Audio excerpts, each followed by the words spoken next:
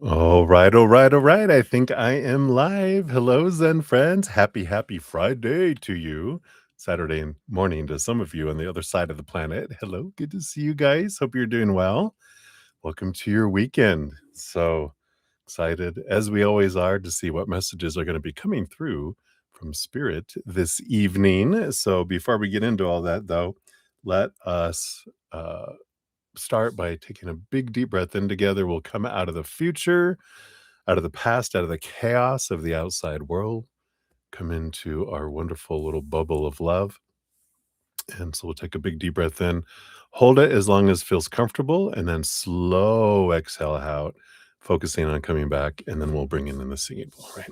So if you want to join me in doing that, let's begin. So big deep breath in. Here we go.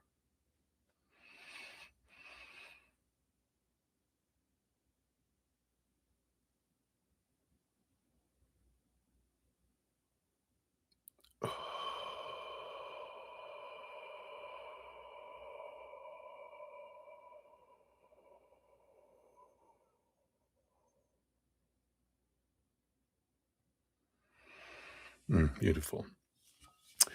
And I will hit the singing bowl 3 times, as I almost knock stuff over here.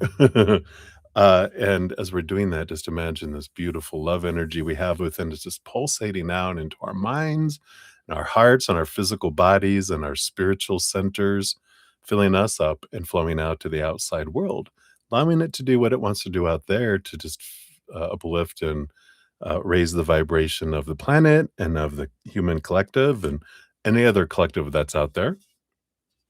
And on the third one, I will bring in a feather here to move energy of the mind, emotion, physical body, and our energy field. So if you want to release anything during that time, you can join in with that energy and we'll just piggyback and amplify that energy together.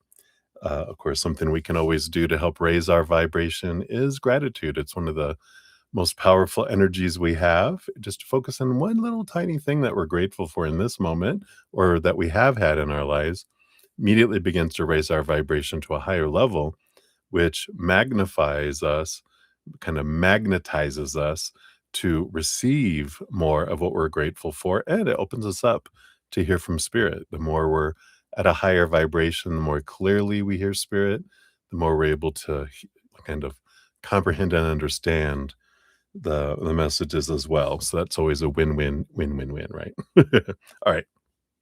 So let us begin and remember gratitude. Here we go.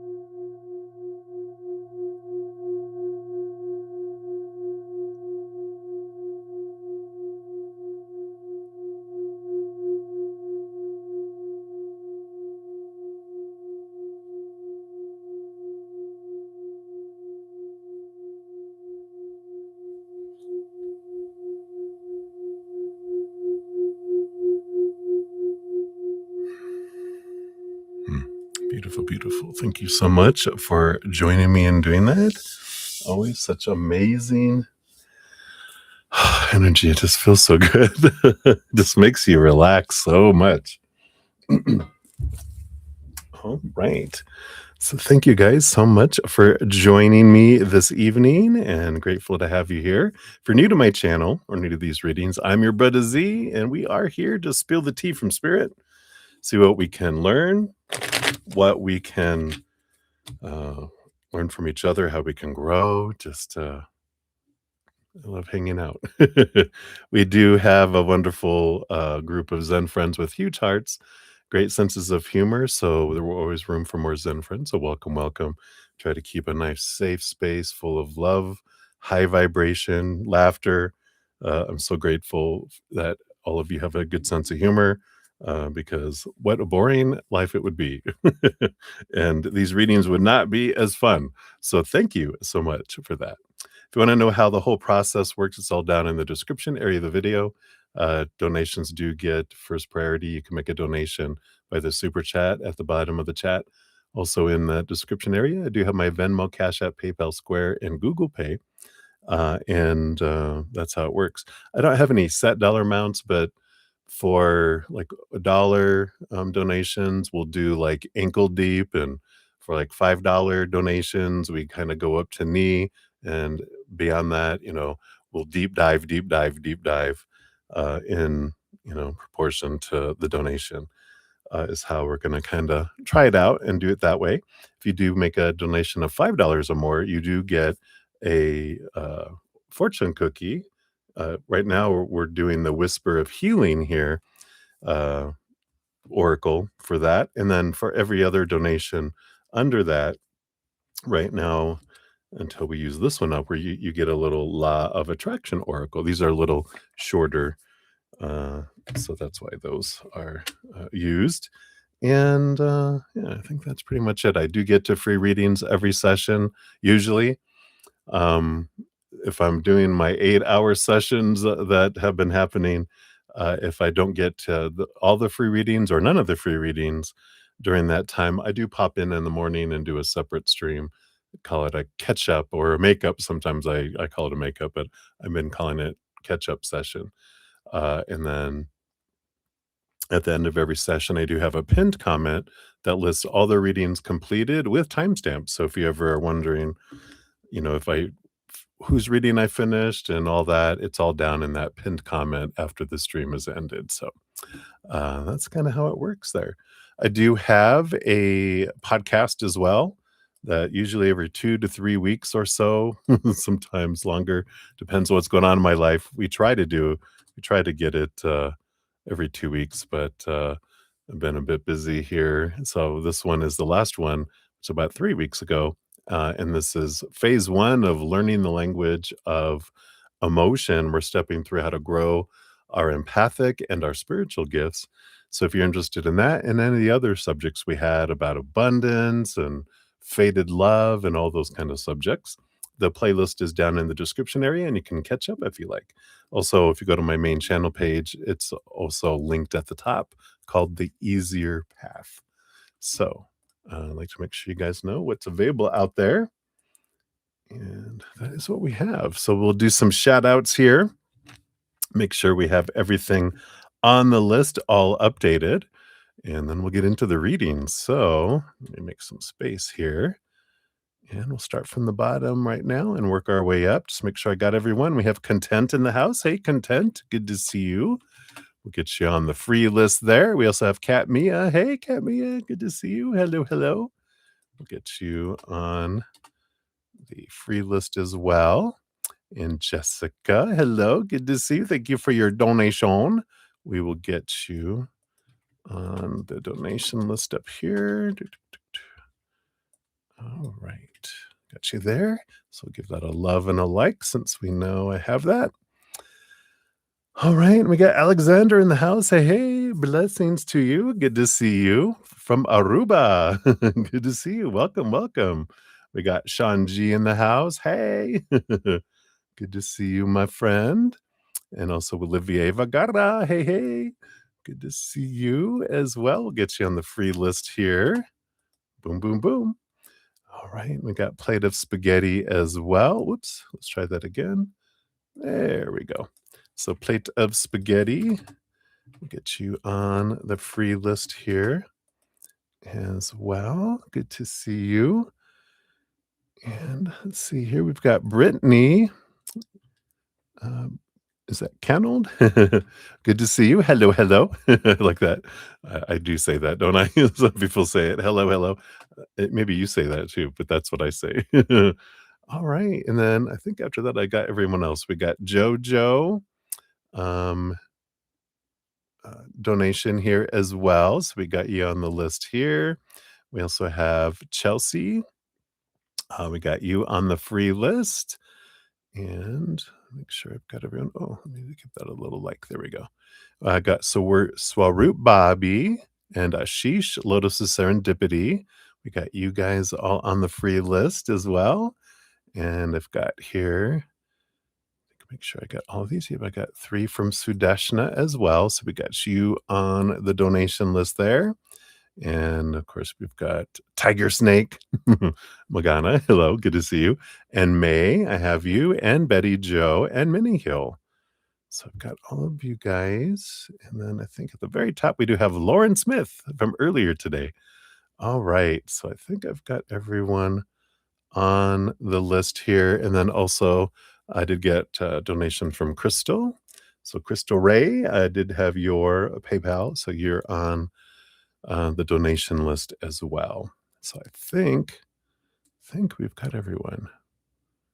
I feel like we do. So for donations starting off, we'll have 3 from Sudeshna, and then 1 from JoJo, and then Crystal, and then Jessica, you'll be up after that. All right.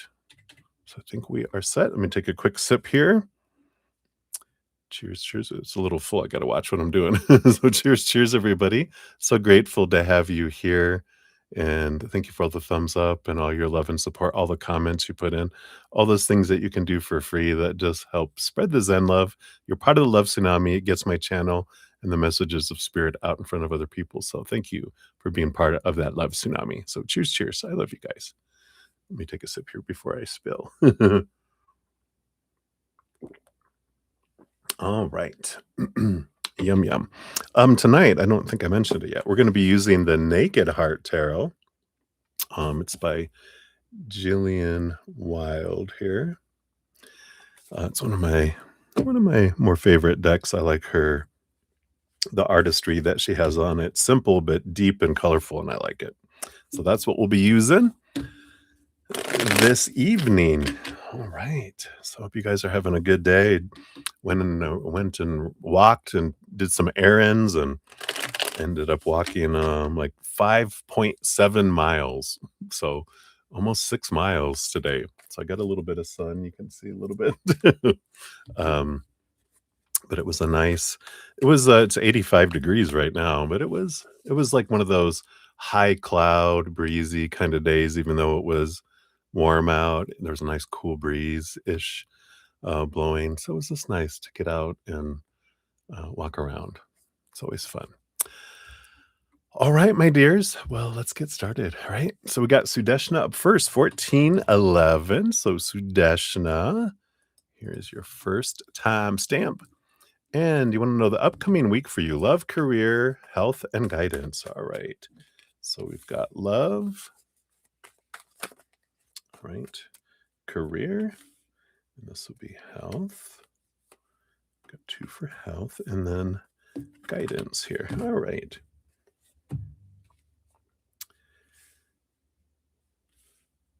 So bottom of the deck, you do have the Hanged Man here. Hanged Man is an energy of seeing things from a different perspective. So I do feel like this week is going to be feeling in just all areas of your life, kind of this seeing it's going to feel like, I want to say odd, but it's going to feel odd in a way. Not bad odd, but just different in a way that it's like, Um, it's almost like if you ever have those days where the sky just looks different and life kind of just looks different, it's almost like dreamy in a way, or like you're visiting a a different, city or something, and you see everything, but things kind of seem more, I wanna say, like, um, distinct and sharp, and you're just like, "Why what's going on?" If you ever have days like that, I kind of feel like this is gonna be that week where things just seem more real. Less like you're living on autopilot, and I feel like you're more present. That's a good way to say it too. It's like you're really noticing things instead of just going along kind of energy. So I like that. For love, you do have the Sky Father, the Emperor. So it's a little bit of energy here of getting everyone out of your head, clearing the throne room, really getting into your heart, a bit of reflection energy where you're trying to determine what is it that my heart really wants in a relationship. Not what my mind and everyone else has told me the opinion of supposed to be, but a really good kind of reflection on what is it that I really want. I feel like that's kind of that energy that we've been in for a while. And I feel like we're still there because you're exploring your heart, you're getting out of your head more and more, and that allows you to, see things more clearly, feel things more clearly with love, right? And then career, you do have the Wheel of Fortune. So there is some wonderful things unfolding. It is the tuna for you. Um, and I feel like with this, you know, sometimes we have things happening and we're like, how is this for me? Right. And I feel like it might take you a little bit to see some of those things this week. But I feel like by the end of the week, you're going to go, "Oh, okay, this is for me. I'm glad that that happened. I'm glad this delay happened. I'm glad this, change was put into place or this thing was held back or whatever."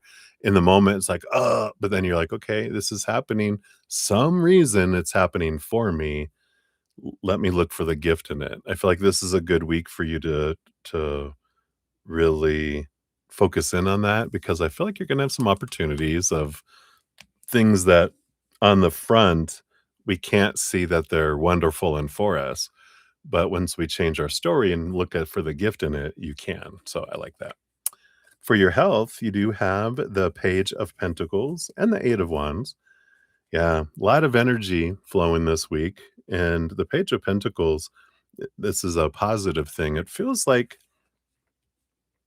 and hopefully you get to go to your little um, event and get away from it all. I feel like that will help here because I feel like it gives you a new spark, new energy instead of feeling like you're exhausted.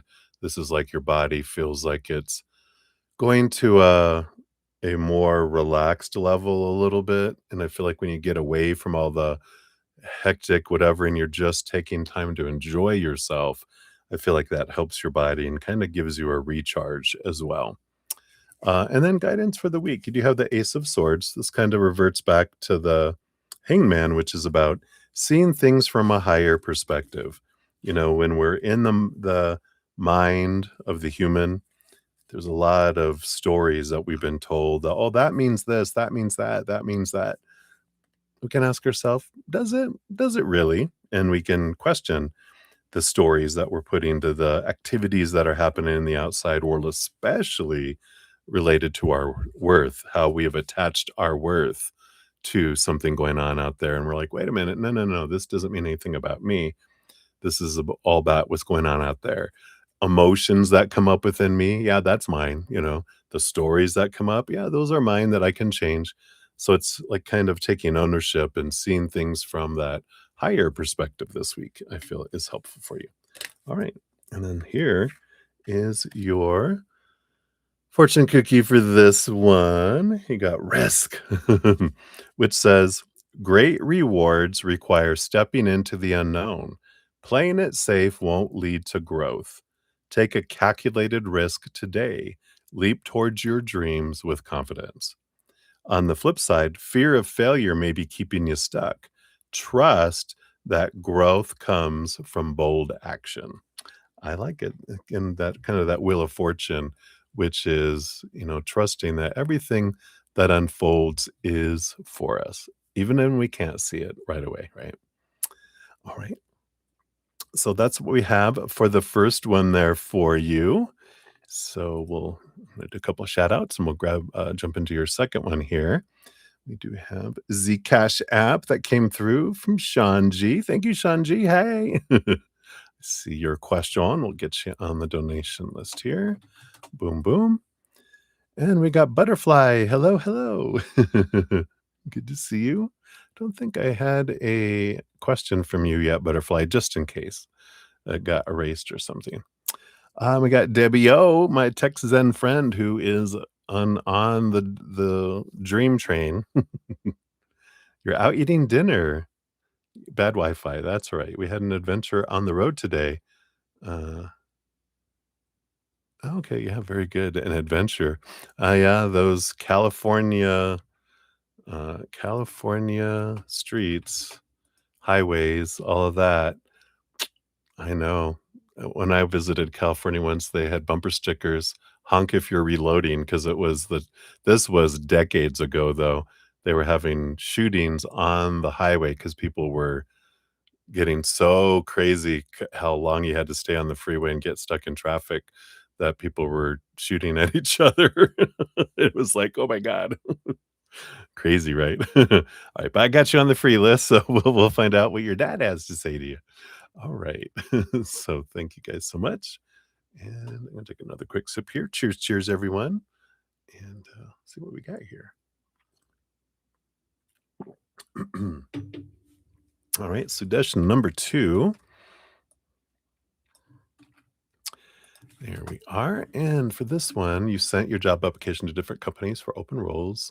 So 1, 2, 3, 4. Will you receive positive responses from any progress on them? Alright. Let's take a look here and see what we got. So, anything for number 1, number 2, number 3, and then number 4. All right. Yeah, bottom of the deck, we do have the Chariot card. So overall energy on the job hunt, right? It is about a choice between higher and lower vibration, right? The mind and the heart. But whatever we're focusing on with energy, of course, it's a great reminder about the intention behind it when we're filling them out and applying. Is it from a place of gratitude and joy, or is it fear and, oh God, I got, right? Because the energy from with we create our applications and we're submitting things and the actions that we're taking, it takes on a life of its own, and so if it's a lower vibration, it'll suck it down into low vibration. For doing it with gratitude, going, all right, I'm releasing it and see what happens here, then that can take a higher one, right? All right, so number 1, which is a censure, if I'm saying that right, we got the Heart of Wands, Queen of Wands. There is possibilities with that one here. Again, this one's energy brings in the power of where you're investing your energy. So that one really depends on if you're in a state of gratitude and higher vibration, or that need, want, fear energy that we can have when we're feeling like I need to escape and get a job somewhere else, and feeling anxiousness, anxiety around it, right? So I feel like number 1 does have possibilities, but very much has to do with your energy. So if you do focus on gratitude and saying, if this is the one for me, I'm so excited, not the, oh God, well, hope I get it, hope I get it. It's different energies. You get it. Number 2 is PWC, which is the sun. So there's a victory energy there as well. The sun card is one of the biggest victories. Um, it is fire energy, which can be, again, great possibilities watching our energy. But this is more, I feel like PWC is more of a like almost more of a sure thing that it would have to take like extreme fear to kind of take it off course. Whereas number 1, I feel like it's kind of in the middle, going back and forth. And the more you focus in on gratitude and the positive, higher vibration energies, that's what kicks it into positives that are there. Concentrics, you have the 9 of Swords, nightmare and insomnia. I think that's a no. And I feel like you're being spared a nightmare in that one. Maybe it's kind of an environment like you're in now, and you're like they're like, "No." Alright. And then number 4, you got, is that Nagaro? Yeah, with the star card, which is like a dream come true energy. So, I feel like number 4, you actually do also get. So it looks like you're gonna have movement, now with these 3, especially when you take into account the Chariot card and the energy that you're putting forward. I feel like these, great possibilities for all those. I would say, of course, PWC and Nagaro with the sun and the star, very, very big possibilities, and number 1 feels like it's, on the fence. It could go either way. And then, of course, number 3 is a hell no. So hopefully that helps. I like that. But remember that energy. Maybe gratitude, a gratitude journal about jobs. Or if you have a gratitude journal, focus on jobs until you get one, right? Gratitude. Yeah, and you got beautiful balance energy here, balancing on the world. It says, true power comes from harmony. Align your mind, body, and spirit for optimal well being. Adjust your energy. There you go. Bring more balance into your daily routine and relationships. On the flip side, imbalance may be causing stress. Prioritize self care and inner harmony. I like it. Right, so that's what they have for number 2 for you there, Sudeshna. Thank you again for all your multiple donations. All right, let me do a couple shout outs. We'll move on to number 3 here for you. We do have Ruby. Hey, Ruby, good to see you. Hello, hello. Get you on the free list here. There we go. And we also have Rose. Hey, Rose, good to see you. And we'll get you on there as well. All right. Whoops. Yep, it's on there. Okay, good. All right. So we'll continue on here. I don't think I got anything on the email. So let me just check real quick. Okay. All right. So Sudeshna number 3 is 2753 here. So here is your third one there. And so this is for Sumita. I love how you are, you watch out for her. So arranged marriage match with Akash. So what does the matching look like there? Okay. And then how does the match unfold there? Will it move forward? Okay. And based on current energies, will it lead to marriage, to mirage? Uh-oh, maybe that's a message in itself. It's a mirage. It disappears. But let's take a look and see what it says here. Under the card on the bottom of the deck, we do have the Judgment card, which is a calling and a pulling energy. We'll see what that is about here, because we want to find out, what does this matching look like? Yeah, we got the 7 of Wands here. I don't know. So they feel a little bit of I want to say a showboat is kind of what we call it here in the United States, which is someone who wants to be seen, someone who wants to stand out, wants to get noticed. It's like lower vibration Leo energy. Me, me, me. Look at me, everybody. Look at me. Um, and I don't know that. Let's see what this other card is here on how's the match. Yeah, I don't know. 9 of Swords, that's a lot of expectations, a lot of, you know, rules and a lot of demands from that side. I don't know. This doesn't feel like it's going in a good place. Let's see what else is here. Will this move forward? I feel like there's movement forward because we've got the 2 of Cups with the King of Pentacles. So it feels like it's moving forward. Does it end in marriage here? No.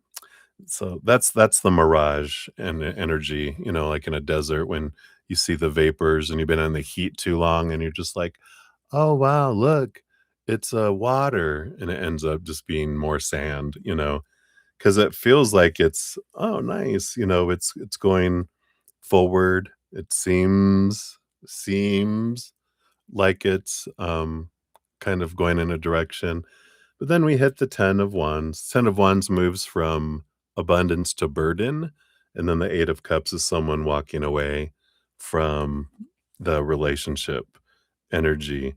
So I feel like it kinda starts to move forward. It seems like, "Alright, this might, end up being something that feels abundant," but then it gets a kibosh on it. And that makes sense with that judgment card, that's the call, the pulling. I feel like there's someone else, um, further down the road. And there actually, underneath the judgment card, we do have the 6 of cups, which is an energy of, like, past life connections, and, um, so it'll be, like, someone that just really connects with, um, even if you don't know them in the physical world as this human character, I feel like they'll be like this, "Wow, I feel like I know them already." Comfort level, familiarity kind of energy that comes in with whoever this is coming down. So, it feels like, the wait, it's worth the wait. And I know it's like, God, but I feel like it is that calling, this pulling toward towards someone else. So I don't feel like this one's gonna go as planned. It's gonna look like it is, like that mirage, but then, the sun sets and the mirage disappears. Yeah. And we got boldness, which says great achievements come from daring to take action, step into your power fearlessly. Make a bold move today. Take the leap you've been hesitating on. And on the flip side, hesitation or fear of failure may be blocking your next step. Trust in your ability. Yeah. And I don't know if you feel comfortable sharing, um, any of my podcast with Samita, because it's her energy. You can't do that for her. But, that abundance where it be that talks about, the energy of, where we're focusing energy on gratitude or on lack, and then our inner child, transforming that, that, inner child rate of exchange, feeling like she has to do so much to get so little, that can help the process too. So if you feel comfortable, with it, it's in my, uh podcast, The Easier Path. It's episode 14, Abundance Where It Be. I know it's abundance can be relationships too. So all that information fits to any area of our life. So, all right. But thank you again for all of your donations. Appreciate you, Sudeshna. All right. And then we got JoJo, 33, 38. So, JoJo, you were really tired. So you're probably sleeping, maybe. So I'm glad you're getting some rest if you are. So you wanna know, did he figure out it was me pranking him? How did he react inside? You yourself thought it was quite genius and amusing, but it's hilarious. What did you do? So did he figure out it was you pranking him? Let's find out first. That. Alright, okay, and what else? Oh, this one here. Alright, and then what was his reaction in those? Alright.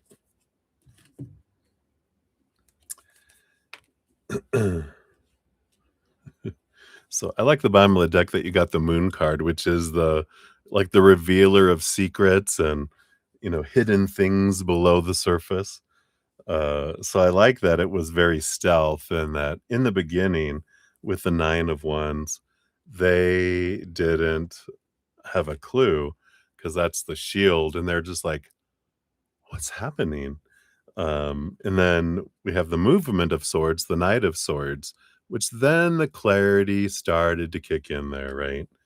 And then they have the 7 of wands, which started to go, oh, wait a minute. The 7 of wands is like, once they started to think about it, it was like you were standing on this bright hill going, "Is it me?" Because 'Cause they're like, "Oh, I know who it is." So I feel like they did figure it out. They have the 6 of cups because there is this kind of whimsical, childlike energy that you have, that they've experienced with you, and they're just like, "Oh, I see." So let's see how their reaction was on the inside when they realized it was you pranking them. We had the 2 of wands. Yeah, it kind of went back and forth a little bit, but we have the wheel of fortune too, which the wheel of fortune is an energy of abundance and that this was happening for me. And if they saw it as actually something abundant here, like they felt like, "Oh, you're picking on me.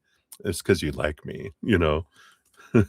We have the 4 of wands, which is joy and celebration, so I feel like it gave him a good laugh or made him smile. We have the Hierophant too, the sage energy, teacher-student energy. Let's see what this is. What did it change? We have the 6 of pentacles. Uh-oh. And the 3 of wands. I feel like um, with these cards coming out together, they're like, "Oh, oh, so you wanna start something with me, do you?" Because I feel like the 6 of Pentacles, tit for tat, Clarice, like from, Silence of the Lambs. "Alright, here we go. You gave that, just be prepared, you've started something." And they're like, "Uh-oh." So but I feel like it did with this 3 of Wands. I feel like they were like, "Alright, I like that side of you." Um, and I feel like it kind of altered the course of where they thought things were heading. They're like, "Oh, this is gonna be fun," because I feel like they are someone that's like, "Oh," and I feel like this is where that, Hierophant comes in, this teacher student energy. They're like, "Oh, you think you can prank me? Well, I'm going to show you what pranking is." And you're like, "Oh no, what have I done? You started a war." Dun dun dun. So it seems fun. It's not in, bad energy. It just feels like, all right, when you least expect it because here it comes. So I like it. I like that kind of energy. So I feel like that's what they have there. See what your fortune cookie brings in here too. That's too funny. And in the beginning, with that, 2 of wands, I kind of feel like at first they were like, and then they were like, "Oh," because I feel like that was the, "Wait, wait, wait," the confusion and everything, the little, you know it's like when someone, you've seen all the pranking shows, right? And YouTube stuff when people realize that they're being pranked, everything. At first, they're a little, "Uh," and then they laugh, right? Yeah, I like it. A little bit of liberation, a little bit of lightening up energy. Freedom comes when you release what no longer serves you, let go, and welcome new possibilities. Identify something that has been weighing you down, release it, and move forward. On the flip side, attachment to the past may be restricting growth. Allow yourself to move on. And I like this, I feel like this is kind of you're helping them with this kind of whimsical, again, they're using the term whimsical energy that helps them kind of move on and move forward from something as well. So I like that. Right. So that's what they have for you, my dear. Thank you again for your donation. I greatly appreciate that.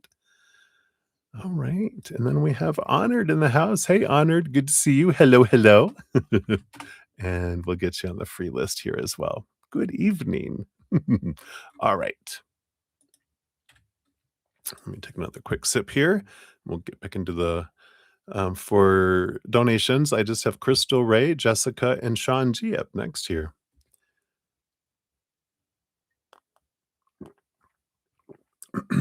All right. So, Crystal Ray, hello, hello. Thank you for your donation via the PayPal. Here is your timestamp. And so you want to know, no, we have 2 questions. Number 1, what are Corey's thoughts about you? You're confused. Some readers told you he hates you, and some say he will contact you soon. And I'm gonna tell you that he's gonna contact you soon with hate mail. No. And first of all, I always have to say this, are you cheating on me with other readers? What? I'm just joking though. I totally am totally okay with everyone having multiple people that they consult spirit with, 'cause, why wouldn't we, right? We have the access points. As we're learning to connect with spirit ourselves, we can look for tarot and other things to validate what messages we feel we're getting, right? So let's see here. What are Corey's thoughts about you here? Let's make the final determination or add to the confusion. Yay. Dun, dun, dun, dun, dun, dun, dun, dun. I'm hearing circus music going on in my head. All right. So that's Corey's thoughts. Let's see what these are here. What's the bottom energy? And we have the moon energy, which, is a bit of it's a lot of emotional energy below the surface. Um, let's see what we got here. These three cards, you got the Empress energy. So, when we're talking about their thoughts, not their emotions, right? Because when we're going into the head, that's different energy than when we go into the heart. They can be opposing sometimes too. So we are talking about thoughts, not how they're feeling. Their thoughts are they're thinking about your sensuality, they're thinking about the nurturingness, and they do see you that they did enjoy that feminine, divine feminine energy. I think we got this before. It feels familiar. And with the Mother Luna card underneath, they love your emotional flow that you can, that just comes through interactions with you, whether it's extreme ups emotions or down emotions or fiery, right? I feel like they appreciate that side of you here. We had the Ace of Cups. I really feel like they're focusing on this new love so much that their thoughts, and I think we got this before too, because it feels like they're not so much, you know, looking and worried about other things because they've got something in front of them. Kind of feel like they've got a bit of ADHD, which out of sight, out of mind kind of energy, which is how ADHD brains are kind of circuited, where if you don't stay in contact with someone, they, the person drifts away and they can forget a friend, a family member, whatever. That not that they stop caring or whatever, their mind just loses connection and is focused on what's this next thing coming up. And then when someone comes back and going, "Hey, long time," you're like, "Oh yeah," kind of energy. So I kind of feel that here, but this Ace of Cups, this new love is like right here. So that's kind of a big piece of their focus of their thoughts right now. And we got the Heart of Wands, Queen of Wands energy. Yeah, here's that passion that they are like, yeah, you were a passionate being for sure, from their standpoint, um, and fiery. And they know that that's the thing with the emotions, right? That's what we were talking about. They like that your depth of your heart, but also that, they understand that with that passion, that is good passion from their standpoint, the intimacy and the hot times, right?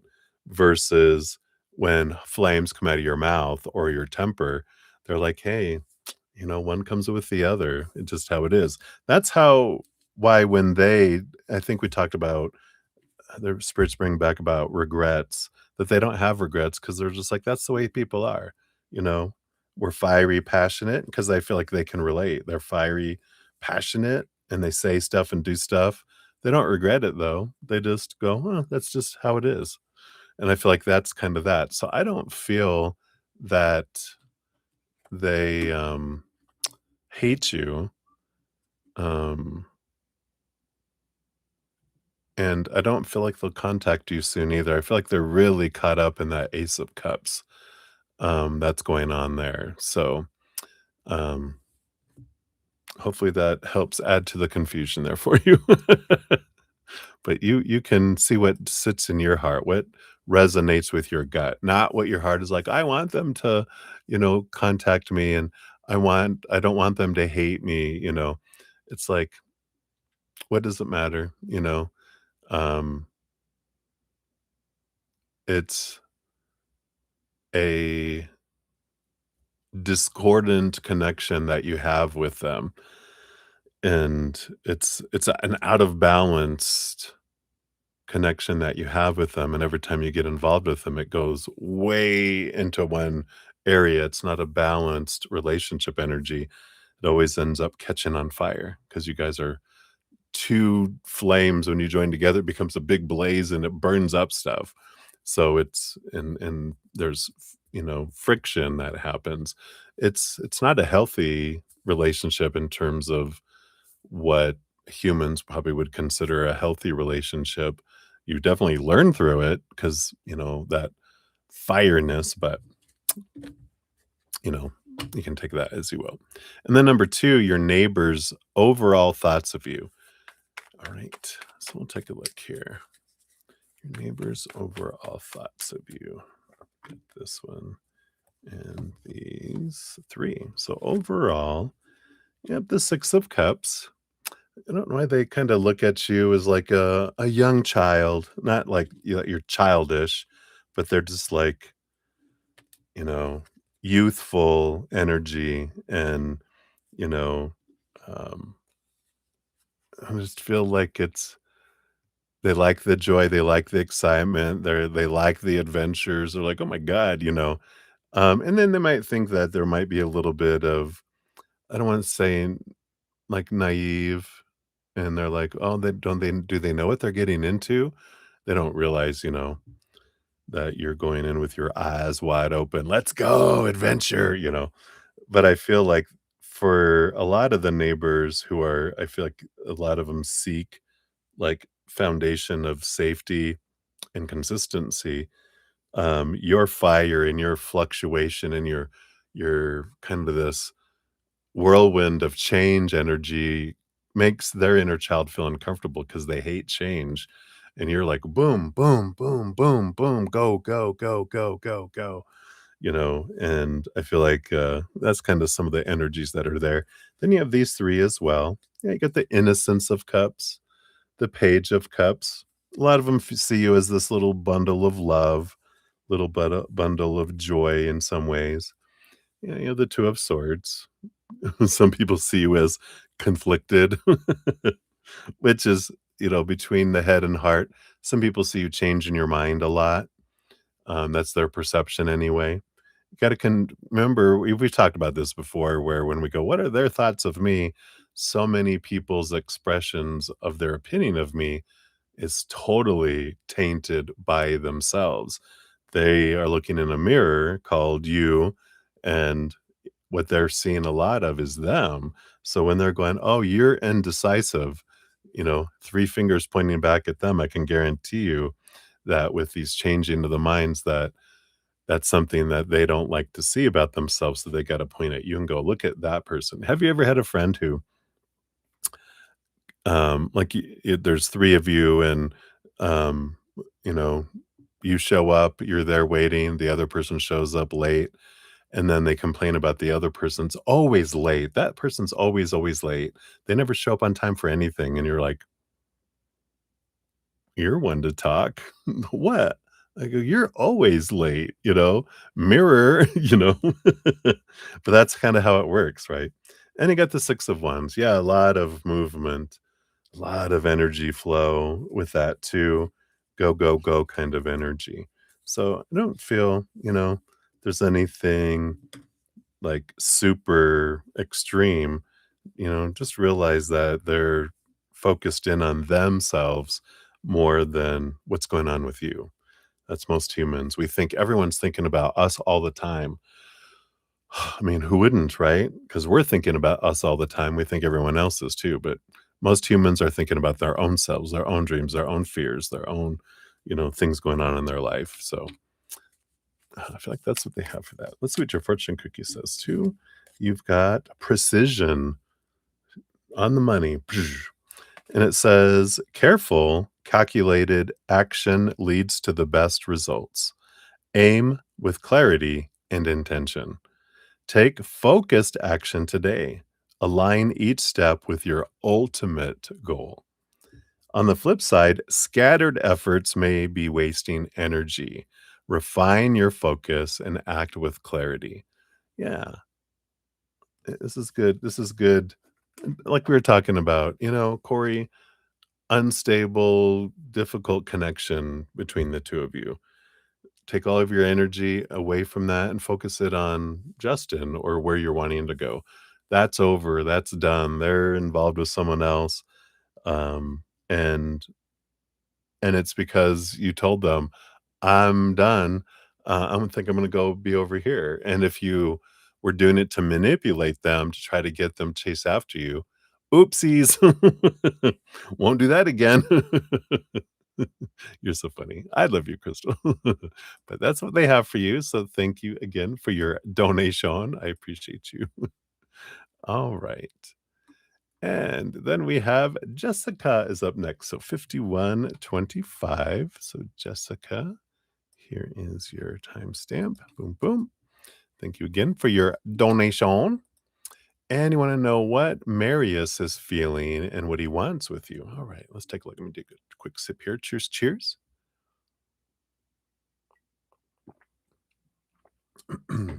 All right. What is Marius feeling? All right. That is, he's feeling a lot, like half the deck. Let's see. Let's try that again. That was a shuffling fail. All right, let's try that again. So what is Marius feeling? Let's start with that. All right. Helps if I watch what I'm doing sometimes. All right. And then what does he want with you? Is the other. Got that and that. And so what's that underneath? All right. All right. Well, you've got this beautiful. This deck has one special card that it only has in this deck, which is the Naked Heart. It's beautiful, beautiful, isn't it? I love that card number master. It's like Major Arcana number 22. I like to read that because it is a special one, and they say it so well. It's called the Tended Heart Warrior, which is about connection, purpose, and our higher self. So this heart has a message for you, and it says, I radiate at a pure vibrational level, calling in all that I need at this time to stay in alignment with my path. The universe is highlighting my gifts and asking me to trust myself and my intuition. As I listen to what my heart needs, my natural essence comes forth to be nurtured, and I innately connect with my calling and purpose. Comparing myself to others does not serve me and will only knock me out of my flow. I was given the exact proportion of amazing, otherwise, I would not exist. My path may not always feel easy, but it will feel right. When I shine bright, I'm the spark to someone else's light, and I inspire others. I like that. And then the little moth, there's a little Luna moth here at the top, up there at the between the moon energy there. And they whisper to you and say, You are brave and beautiful.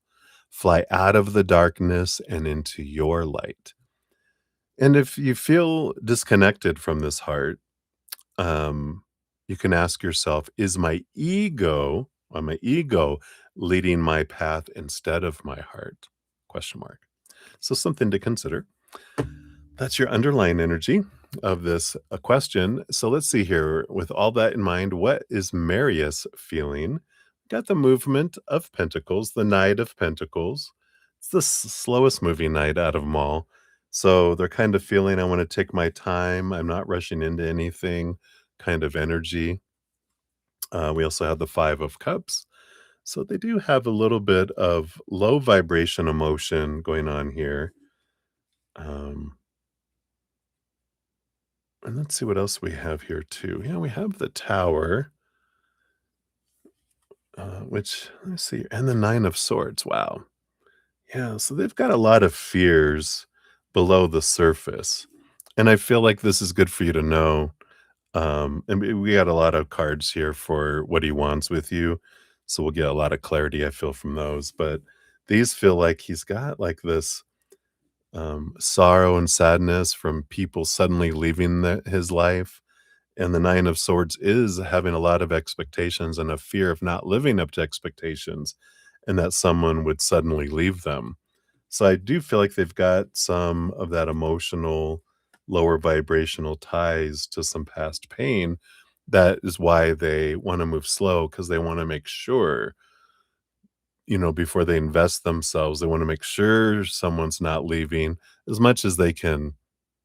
We can never guarantee that, but it's, something that happens when we move really, really slow for that. So I feel like their feelings are, in a way, subdued, and like their mind has it with because all those fears of not living up to expectations. They have their heart away in like a cellar in the basement of their being, and like, you can't act up. I have to be the one. So it could be if you're not feeling a lot of heart energy being expressed, it's because their mind has shut off the connection for the heart of the outside world, which means they would be more acting from like passion, and energetic connection, physical connection, intimacy, that kind of thing. Not sharing a lot of emotion yet. What do they want with you? So you got 3 cards, then 2 cards, and then 3 cards, and then 1 card. So let's see what this is all about. Yeah, I feel like they're trying to decide, and this makes sense here. Let me just do it this way, because you got the 5 of Swords, which is the energy of the battle between the head and the heart, which we were just talking about, right? The heart wants something different than the mind. And it does feel here, we've got the Ace of Cups, so that is like new love energy. And the Chariot is the power of choice. And I kind of feel like that is what's going on is the mind is saying no, the heart's saying yes, the mind's going no, we can't. And the heart's going yes, and there's this inner battle, and their choices kind of seem to be going back and forth right now. Underneath that, we have the Spirit of Pentacles and the Six of Wands. Yeah. So here is when we're talking about they feel like what they can offer now, the biggest benefit they can offer now is that equal feeling of passion and motion, not emotion, but motion and action energy. We can have that passion flow in between, but not the heart yet. So I feel like they're, you know, uh, it's like they want to get to know you, but it takes time to learn to trust to fully open up. So when we wanna know what do they want with you, I don't feel like they know yet, because well, their heart knows and their mind doesn't know, but there's this, battle going on in between the 2. And then, what else do they want from you here? Yeah. So I feel like this is what the heart wants. So the heart, 10 of Pentacles, wants a relationship energy, fullness, Heart of Cups, they want to just have this huge fullness of emotion. The Queen of Cups, which is the Heart of Cups, she not only rules over the emotional heart, but behind the scenes, she's got all the queens have another portion of water emotion, so she's double emotion. And I feel like they want to be able to share emotion, have this relationship, and the universe. They want to end one cycle to begin a new one. And if like this is speaking from their heart, that's trapped, right? It's doing Morse code or blinking. It's held hostage. Help, help! I love you. Yeah, and underneath all that, we have the 4 of Wands, which is marriage energy. So leading to that eventually is kind of the idea of the heart, but this is the troublemaker, the storyteller, the one that has the fears and, that, yeah, and all these expectations that I'm not gonna be able to live up to. I'm gonna end up disappointing you, and so it keeps it, in check. Um, the heart in a cage doesn't allow it to move forward and on its own. So I kind of feel like that's where they're at right now, and we will uh, get you your fortune cookie here too. That was just a lot of cards. Let me put these back in, put them all back in individually in a different place. So it's kind of like a shuffle within a shuffle. All right. And then your fortune cookie here, you have an open path, which says, when you release the need to know every step, the path reveals itself. So let today unfold without expectations. Practice openness by moving forward one moment at a time. On the flip side, it says fear of the unknown may be limiting you. Soften your need for control and let clarity emerge naturally. I like that. Right. So that's what they have for you, Jessica. Hopefully that helps, my dear. Many blessings to you. Thank you again for your donation. All right. We got Lauren of Light in the house. Hey, hey, sister. How are you? Hope you're doing well. Many, many blessings to you. Happy Friday. Happy Friday. And I do see I just got your Cash App came through. So we will get you on the donation list. I only have one person in front of you. So as soon as you put your questions out, we'll be right with you after Sean G, who is up next. So let me just take a quick sip here. Cheers, cheers, everybody.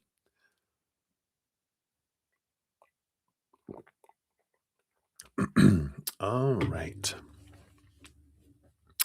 So Sean G, 10210, thank you so much for your donation via the Cash App. Here is your timestamp. So you're going to email the people about the book art with a counter offer. Will they accept your offer? How will they feel about it? All right, let's take a look here. So with this email, will they accept the offer and how will they feel about it? And any other advice we have here. Okay. All right. So, will they accept your offer? Got the Spirit of Swords. Interesting, right? That it's the King of Swords. They will think about it, because it's them, considering it. But I kind of feel like the response is we have to think about it. How will they feel about the counter offer? Yeah, I got the Six of Swords and the Judgment card here too. So Six of Swords is an energy of its movement. It's letting some expectations go and, a movement from choppy waters to calmer waters. And the Judgment card is the pulling, like seeing things from a higher perspective, a different perspective. The bottom of the deck, you do have the Knight of Cups, which they call the movement of cups. And let's see what this other advice here is, because I kind of feel like you could have like higher possibilities of success if you actually talked with them, because with this movement of cups, the Knight of Cups, words and emails are interpreted according to what mood I'm in, and I put a voice, I put a tone, I put the emotion behind your words because I don't know what your emotion and tone behind the words are. And I feel like um, it might do you good to actually, instead of like send an email about, okay, what about this? What about this? What about this? Go and say, hey, thank you for, your response. I was wondering if we could schedule just like 30 minutes to talk about this. I would like to, you know, counter offer some, things or whatever, however you wanna say it, right? And, I just like a moment, just to be able to, you know, hash this out together or something, not so crude. You can put your beautiful wording to it, right? But, I feel like that will speed things up too, and, um and it's something that's important to be done, not in person, like face to face, unless they want to, but I feel like over the phone is good, or even if you can meet with them in face to face, if they're in the, in the city or whatever. Um, but I feel like it's important for you to connect that way. Your other stuff here, we've got the Hermit card and the Three of Cups. So we definitely have this connecting with spirit. Like, take a step back, take a breath. The Three of Cups is your spiritual posse, and the Hermit connects with the spirit world. And I feel like it's in this way we get into a space of, you know, we get out of our head of business and we get into our heart of creating art. And again, this movement of cups, this Knight of Cups is in a quest to express your heart. And I know business and money and everything's important, but it's like remembering our why, coming back to my why. Why do I want to create? And it's not about being a starving artist and, saying, I'll do it for, half price or whatever.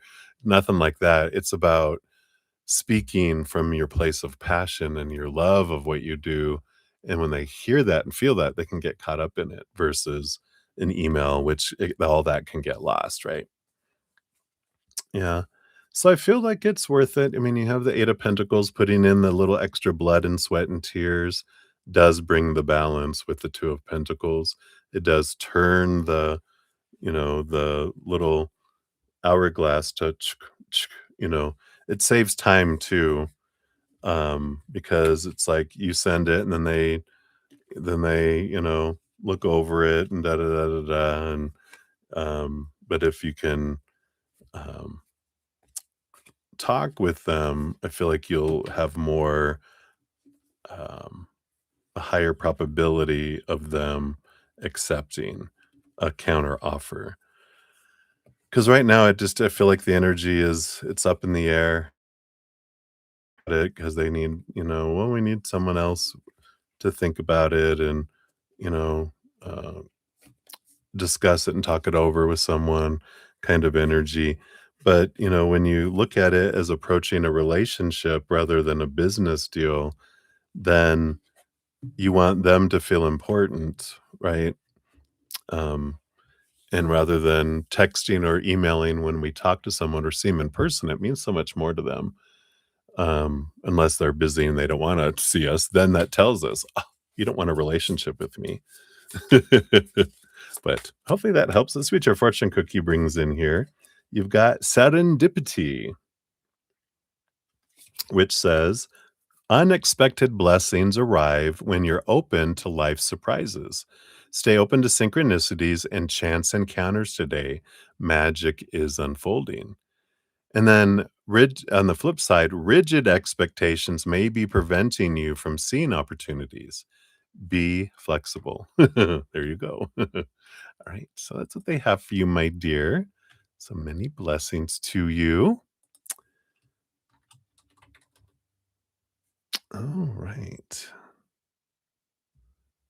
So that is what we have there. You're welcome, Jessica. Thank you so much again for your donation. Hopefully that helped a little there. All right. So up next for donations, we just have Lauren of Light. So Lauren, um, as soon as you put your questions out, we will make you up next. But for the sake of timing, I'm going to jump into some free readings already. I know it's a light night compared to some of the other nights, right? It's all right. It's the ebb and flow of things in the world, right? So up first, we do have Lauren Smith. So 10951. So Lauren Smith, we have Lauren of Light here in a moment. So, Lauren Smith, you go, "Why did posting that photo make PJ angry?" This sounds familiar. I think I did answer this. If you asked this, like, last night or the night before, I did answer it, and I did complete all the readings, either the night of or in the morning. So if you wanna get additional information on it, be sure to check that out as well. And let's see here, we've got these 2. We got the Spirit of Wands and the Eight of Pentacles. So, we got the Spirit of Wands, which is the King of Wands, and the Eight of Pentacles is this it's an interesting energy because the King of Wands is about it's interesting because 'cause I'm not getting the regular energy on it. I'm seeing someone on a throne, and this Eight of Pentacles is like, I work hard on my people's perception of me, and I think with the other one, if this was the one I'm thinking about, what Spirit's bringing back is they're really concerned about what other people think about them, and that they have some not that and I think they were saying not that they outright lie to people, but they leave people with impressions of things. And, um, so if someone is left with an impression, they don't correct them. They don't think that's lying to them.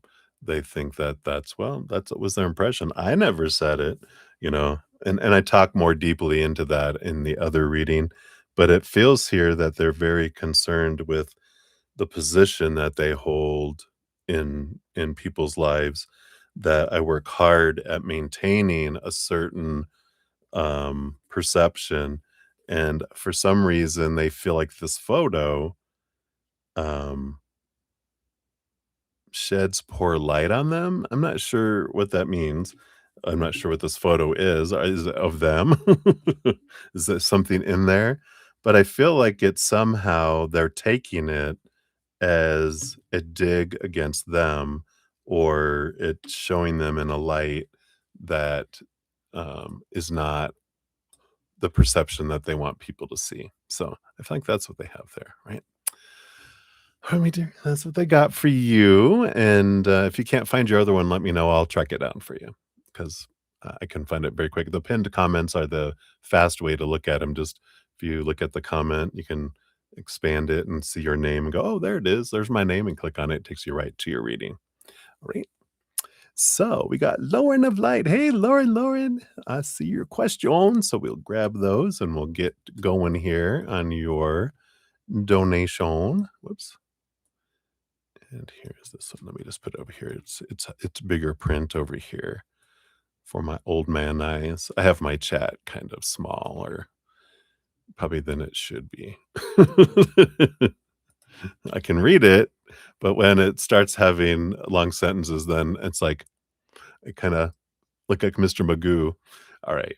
So let's take a look here. Lauren, so what does he face at work with family, friends? Truly is the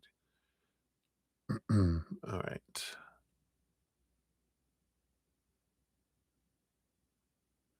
All right. So let's take a look here. Let me split these out. Is he? Uh, okay, I think this is good here. Whoops.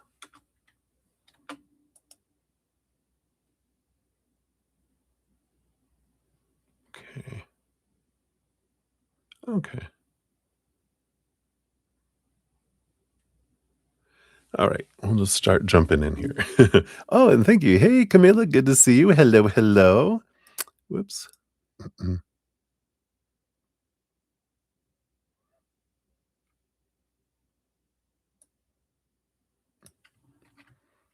Interesting. All right.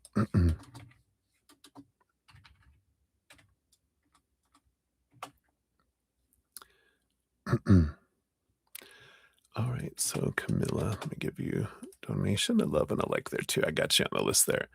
All right. So, Lauren of the Light, 114 57. Didn't grab your timestamp yet. That's good because I was messing around here. All right. Did you follow him? Did you follow him? Are you following him? Do you have a private investigator following him, Lauren? I know, deep inside. I just know, I know. All right, well, let's take a look here and see what we got going on. Let me take a quick sip. Cheers, cheers to you, my friend, and thank you for your donation. I'm so grateful. So let's take a look here.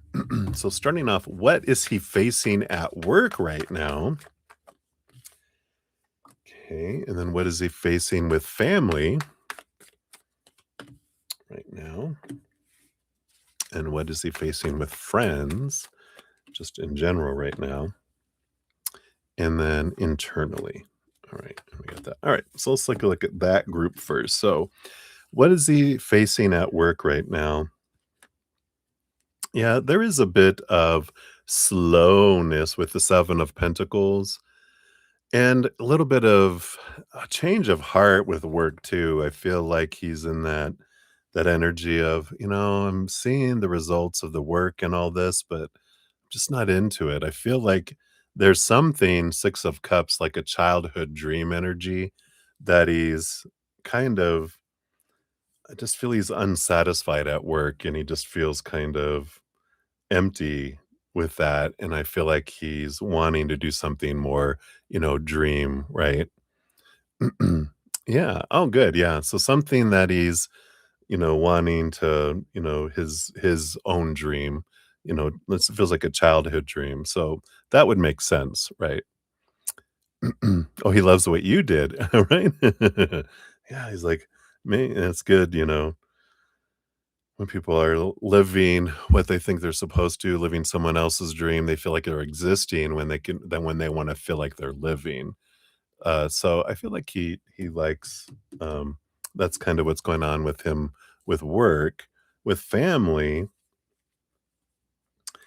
yeah, there's something to do here. I mean, you got the Hermit card and the King of Pentacles, the Spirit of Pentacles. And what is this? It almost feels like he feels trapped because of finances.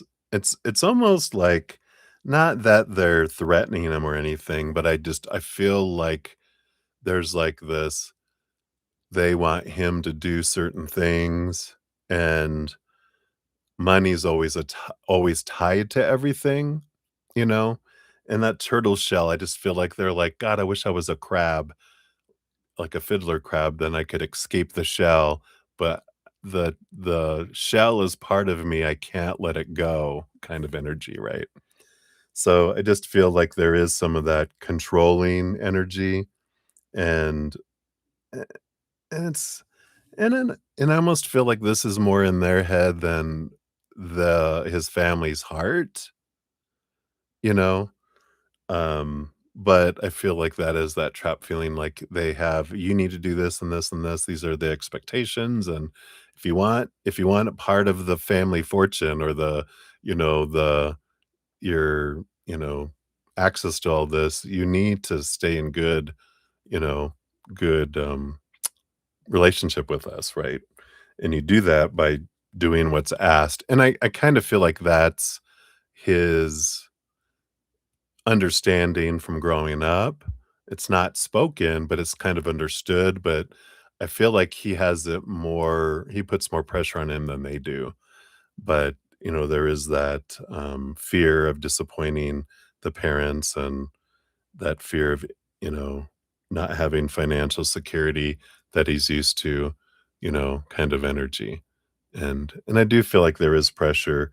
Yeah, we talked about that the other night, right? That there's something that they're wanting him to do that he doesn't wanna do, and that's a big piece of it there. Friends, yeah, we got the Queen of Cups, we've got the 10 of Pentacles. I feel like out of anywhere, that's where he feels the freedom, 'cause 10 of Pentacles feels like abundance, it feels like where he can share his heart because, um not that he can't share it with you, he does, but I'm talking about there's, like, individuals that are in his same situation that he can talk with, and these are lifelong friends, could be in the same kind of club or school. Is it a maybe religion, school, club? Maybe it's all 3, like, they're all part of this same families growing up together kinda thing, and they all get it because they go through the same thing. So, all 3, yeah. So, I feel like that's kinda why with friends, that's actually, well, I feel like there's, not every one of them, but I feel like there's 1 or 2 that really get it. And then but there are expectations of, I need to maintain face with some of the others, kind of too. So there's a little bit of pressure there, but it's also with 1 or 2 that are like, blood oath that we don't share any of this with anyone else. They all know each other's secrets kind of thing, about what they really want, and they don't tell the families, right? That's funny. And then what's going on internally? We've got the 8 of Cups and the Hanged Man. Yeah, we've got this big transformational energies, and of course, under the surface, we got the 9 of Swords. So we've got that, the expectations and the fear of letting down expectations. They're in this transformational energy of the Hanged Man with the 8 of Cups, which is this, fear of walking away from emotions that no longer serve me and even relationships that no longer serve, and or having someone walk away from them if again, kind of that if I don't live up to all these everyone's expectations, right? So I do feel like they have a lot of that, a lot of this pressure of, and it makes sense why they're, such a avoidant because, there's so much that they're surrounded with all the time about telling them who they have to be and are supposed to be and should be and need to be, that it gets overwhelming, and that's why they had to run away. They've been doing it since they were very young, you know, um, being told all the rules, the rules, the rules, in so many different ways. So, I feel like those it's like that I think that's kind of the first group of dealing with these, individuals, just to kinda give you a flavor, right? So let me move those out of the way. And then you wanna know, is he acting from fear, confusion, pride, obligation, or genuine clarity? What is impacting him and making him silent, yet still so supportive? What situation has a grip on him? And what internal conflict is he currently battling most that he's not expressing out loud? Okay. So I feel like a lot of these will deal with each other. So we'll dive into those as a group. So is he acting from fear, confusion, pride, obligation, or genuine clarity? Or E, all of the above. Wait, A, B, C, D, or G, all of the above. Let's see what's going on here. We're gonna get the 7 of Cups.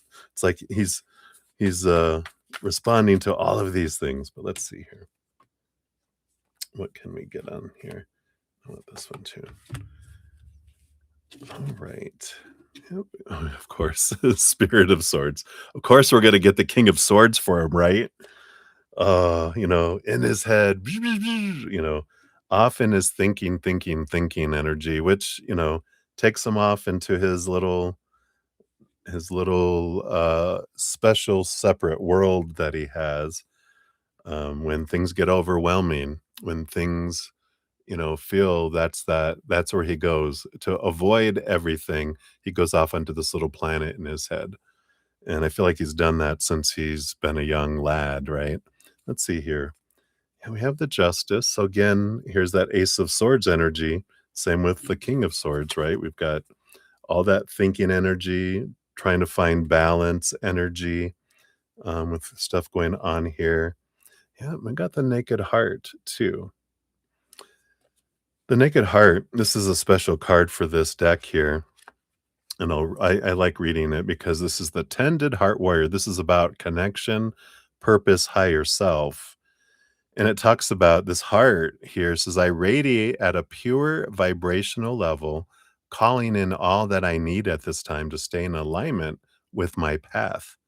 The universe is highlighting my gifts and asking me to trust myself and my intuition. As I listen to what my heart needs, my natural essence comes forth to be nurtured, and I innately connect with my calling and purpose. Comparing myself to others does not serve me and will only knock me out of my flow. I was given the exact proportion of amazing, otherwise, I would not exist. My path may not always feel easy, but it will feel right. And when I shine bright, I am the spark to someone else's light and I inspire others. And the Luna moth at the top whispers, you are brave and beautiful. Fly out of the darkness and into your lorn of light. And the the disconnect of the heart, and this is what I feel because we've got these two powerful cards of huge thinking energy, air energy, and then this heart, which I feel like the heart is off by itself. And when we feel disconnected from our heart, which is why where I feel he disconnects because he has to go off into his planet. He has to leave the heart to go way ahead into his head. It says, if I feel disconnected from my heart, I ask myself, is my ego leading my path instead of my heart? Which would be fear, right? Which brings confusion, pride, obligation, energy. I don't feel like, um, well, I feel like it goes back and forth. When he goes into fear, he gets out of clarity. When he steps back out of fear, he goes into clarity. So he's kind of going back and forth. And I feel like that's what the justice card is doing is he's in, he's in alignment and then he's out of alignment. And then he's in alignment and he's out of alignment. And depending on which one he is, you get a different action, right? Yeah, because you either have death or you have birth. Death or birth, death or birth. This goes back and forth, back and forth, back and forth. Kind of energy that's coming in here. So hopefully that helps a little bit there. Let's see here. What is impacting and making him silent, but still so supportive? Oops. There we go. So let me move on to that one here. So what is impacting and making him silent, but still so supportive? Okay, I want this one and this one. I feel like they just want to get to the skinny here. We got Heart of Wands, the Queen of Wands, and the Five of Cups. So there is this lower vibrational emotional energy here. And I feel here, so something is making him very sad and very low vibration. And I feel like he's still able to be supportive because with this um, Queen of Wands, he wants to be a light for you. And that's where the support comes in. While at the same time, he's got something that's really like, you ask what situation has a grip on him right now. That's the same thing that's impacting him. That's giving him this Five of Cups. Let's dive into that and see what's at the root of that. Uh, all right.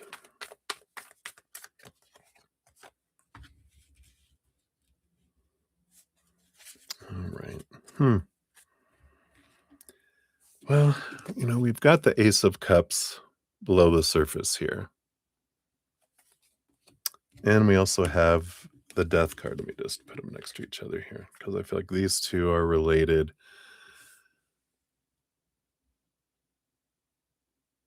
And I think we kind of touched on this the other night, didn't we? Because they're bringing something in about there is this pressure, and I don't know if it's a if they do arranged marriages um, in their religion, because I feel like there's this pressure of, this option, right? And I don't know if there's this, um, ultimatum that they have,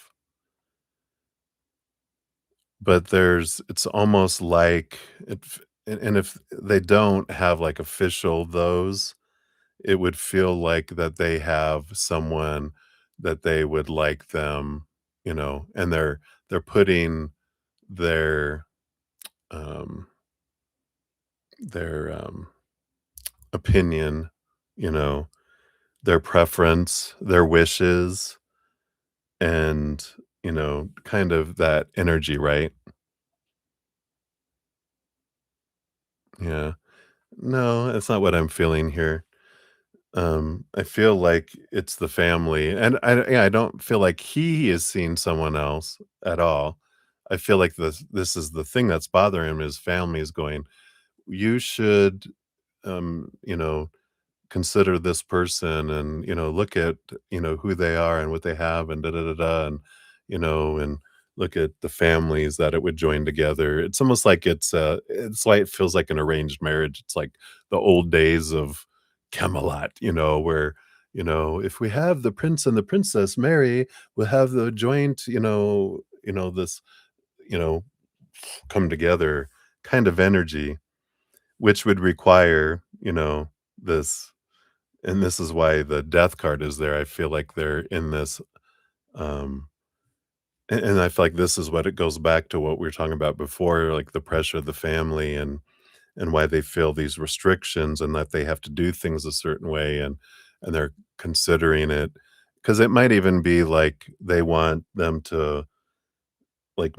marry someone in their church or marry someone in their religion and not outside of it. Not that it's an arranged marriage, but it's like they're wanting someone with the same beliefs, and I don't feel like it's everyone kind of thing, but it feels like there's this energy, that's here.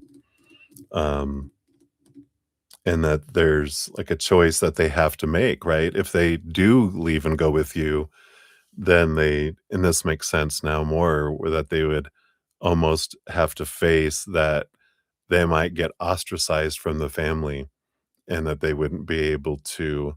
It's like, well, if you want access to the family riches, you have to do the family wishes, right? And if you don't, then, I don't know, and I feel like there's kind of some of this kind of pressure that's here, which I can understand. They're just like, it's a huge, huge decision that we have to make, right? From the heart or from the head, and that's why they go into their head because it's a scary place to be. Interesting. And that's why he can't talk to you about it because it involves you, right? And he doesn't want you to go through all that. Well, you know now. But we've got the Sun card here and the 8 of Pentacles, which this is that thing, that's why I feel like, here's that work they wanna do that they feel might bring them success, and they can be on their own, and I could, you know that's why they're excited about creating their own thing, because then they can be independent and not feel like they're, you know, giving up, their life, giving up I'm giving up my place as prince, to, you know, run off, kind of energy. It's interesting. But let's see, anything else with that one? And then we'll go on to the other ones here.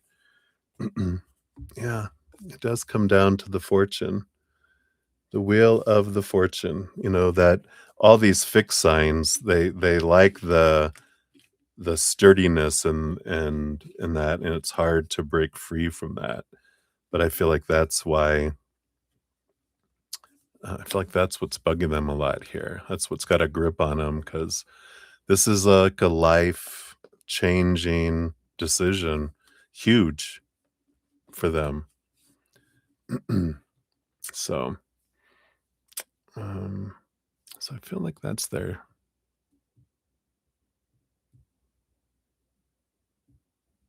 Yeah, yeah. Otherwise, it'd be an easy decision. "Bye," but, that can be a little bit of "Why can't you just hate me? If you would hate me, then then I could let you go then. If you hated me, then I could let you go, right? And then I could do what my family wants, and everyone would be happy except for me."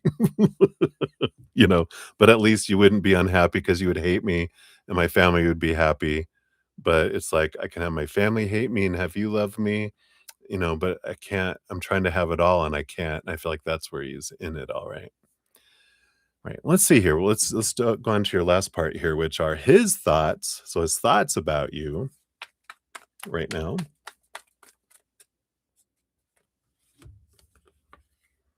Yeah, aw.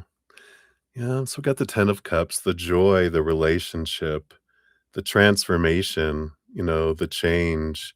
He sees this right here, right? Yeah. So I like this. Oh, what was the hidden card? Oh, and the naked heart again. Underneath the 10 of cups. You are my heart, you know?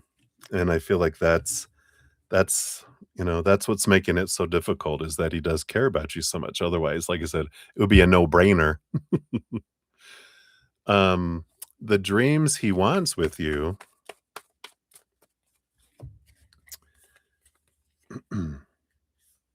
Yeah. So we have the Ace of Wands and the Seven of Swords. And I feel like the first step here is, that I want to be able to not hide things from you, anymore, because there is this, um, he doesn't want to hold things back, but there are some things he has to hold back. So I feel like the first dream he wants with you is, I just want to have total 100% honesty, that I could tell you everything. But he fears hurting you. That's one of his biggest fears. And so that's why he protects you. I think you asked that before. Why does he want to protect me? Because there's things that he can't tell you, that he feels he can't tell you. So I like that. Let's see. What about other dream here? Yeah, Six of Cups, children. Oh, so we have the children. Yeah, we have the relationship with Libra, this balanced relationship. That's a dream. But you guys are getting there, balancing the anxious attachment with the avoidant. That's a dream for sure. Just jokes, mainly. But yeah, I like that. Children, a balanced relationship, truth and honesty in all things. This is what he would like, dream that he would have there. And yeah, even, doing the work, the 8 of Pentacles, doing the transformation together, coming to this wonderful peace of mind energy and resting, doing the work and resting, um, living the life, you know, that the life is that, right? And then what about his heart? How does he feel about you here? Yeah, we got the movement of swords. We got the knight of swords. I got the movement. So I got the knight of swords and the knight of pentacles too, with the six of pentacles.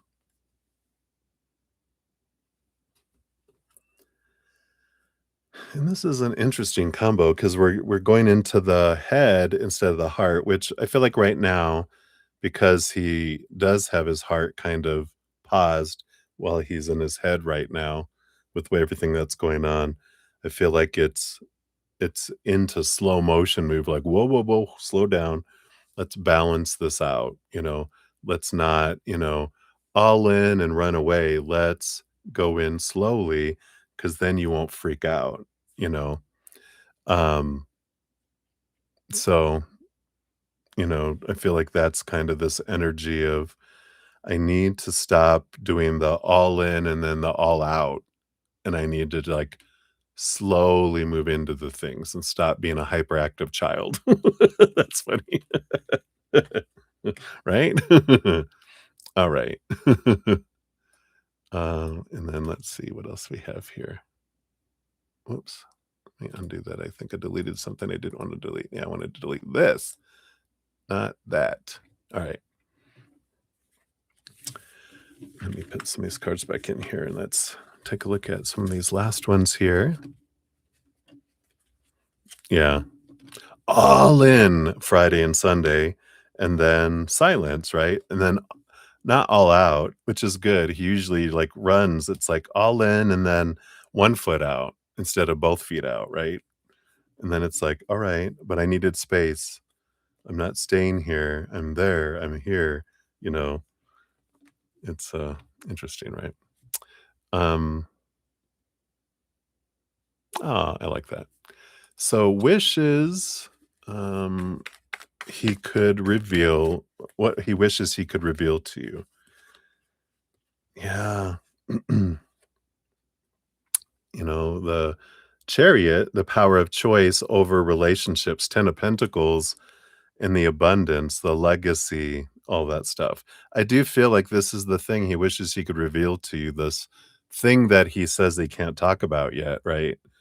Um, yeah, and so I like this, um, he wishes he could just tell you the choices that he's being faced with right now for his abundance and for his life, but, he has to keep that to himself right now.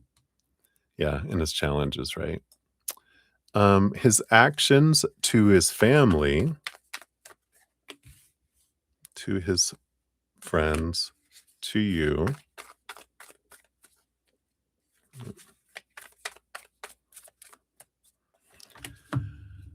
So his actions to his family, yeah, 9 of Cups.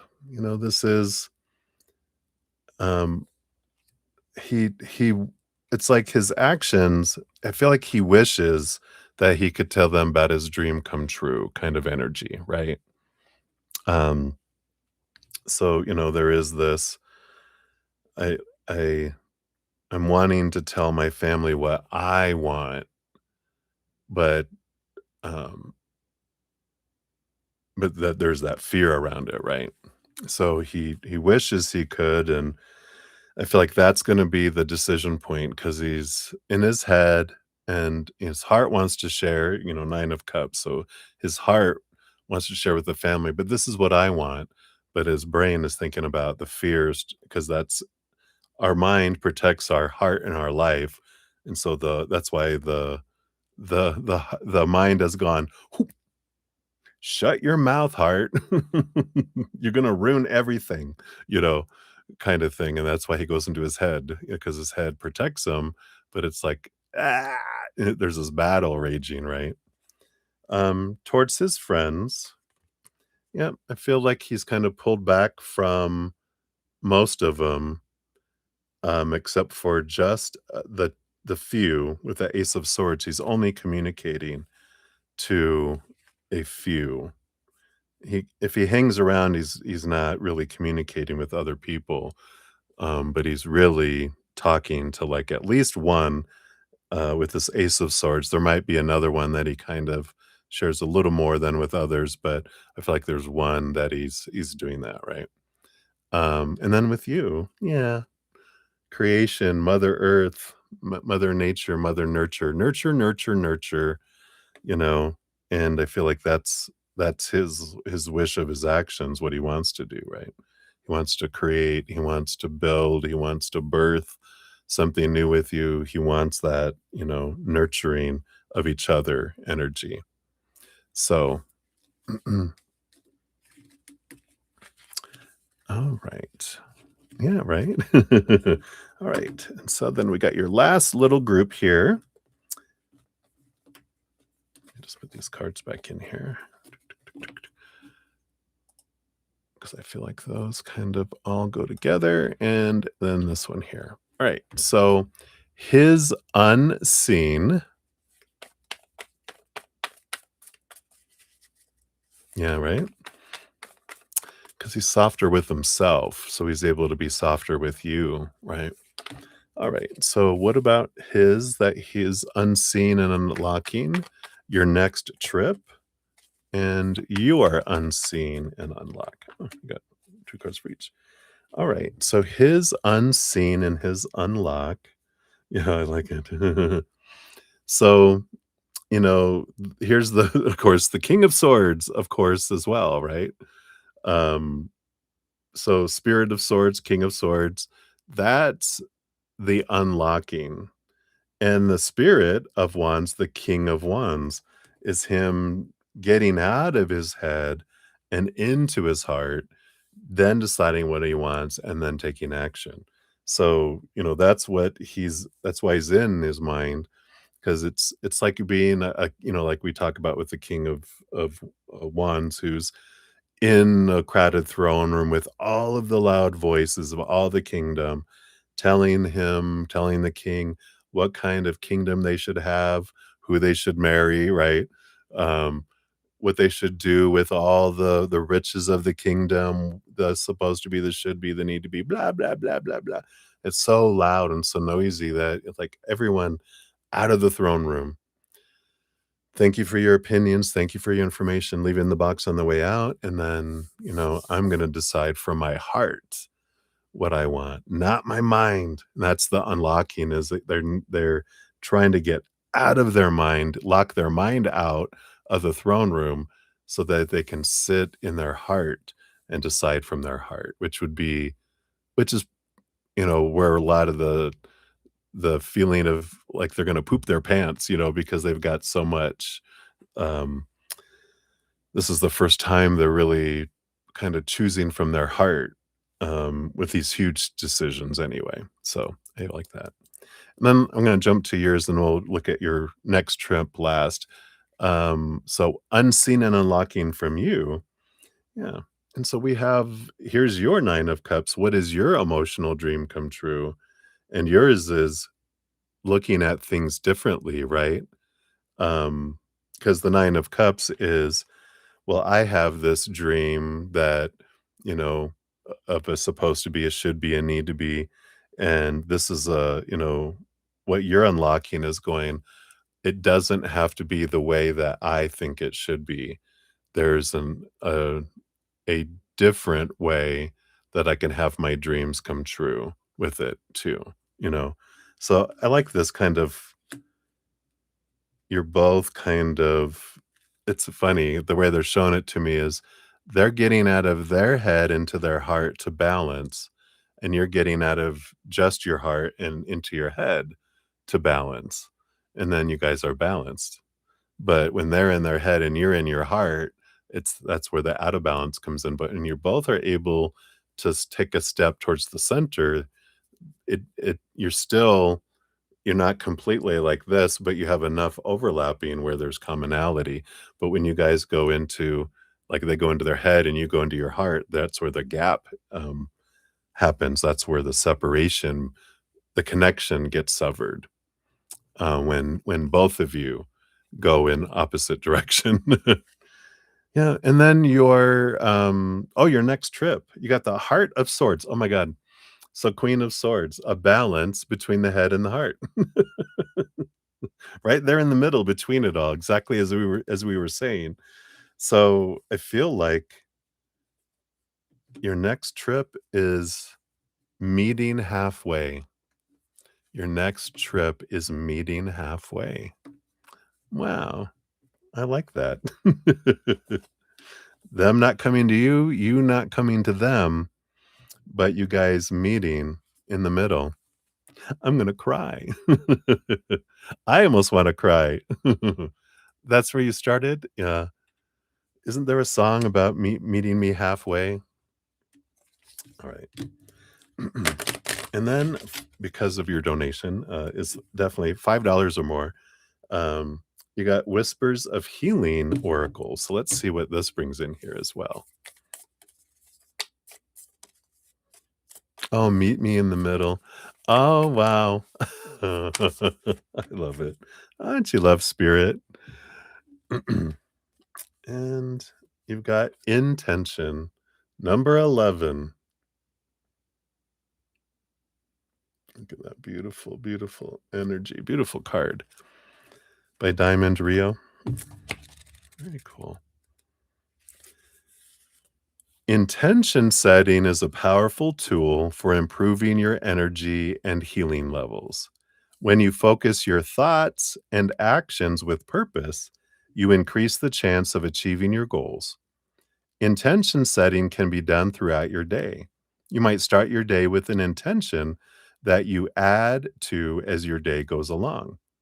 You can set a short term intention, such as for inner calm while facing a tense situation. The stronger your intention, the more focused your actions. Intentions can bring fast results. So, setting strong intentions doesn't mean controlling people or situations. It means focusing on yourself and directing your will. Being clear about your intentions will help you have greater positive control over your life and make it easier to deal with obstacles. Rather than thinking of your goals in broad terms, be specific. Outline a key intention for each day and hold it in your heart until you go to sleep at night.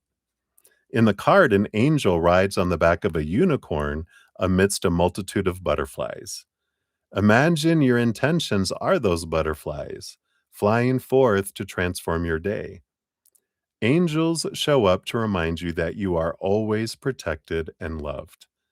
The unicorn represents the magic that is held within your intentions. And the angel wears iris in her hair to symbolize faith and hope. The images adorning the angel's wings speak to your intentions. Remember to create the positive things that you are longing for and not the things you don't want. Of course. I love that. And you're saying Virginia to him was, head and I was serious, then he aligned to this heart. No freaking way.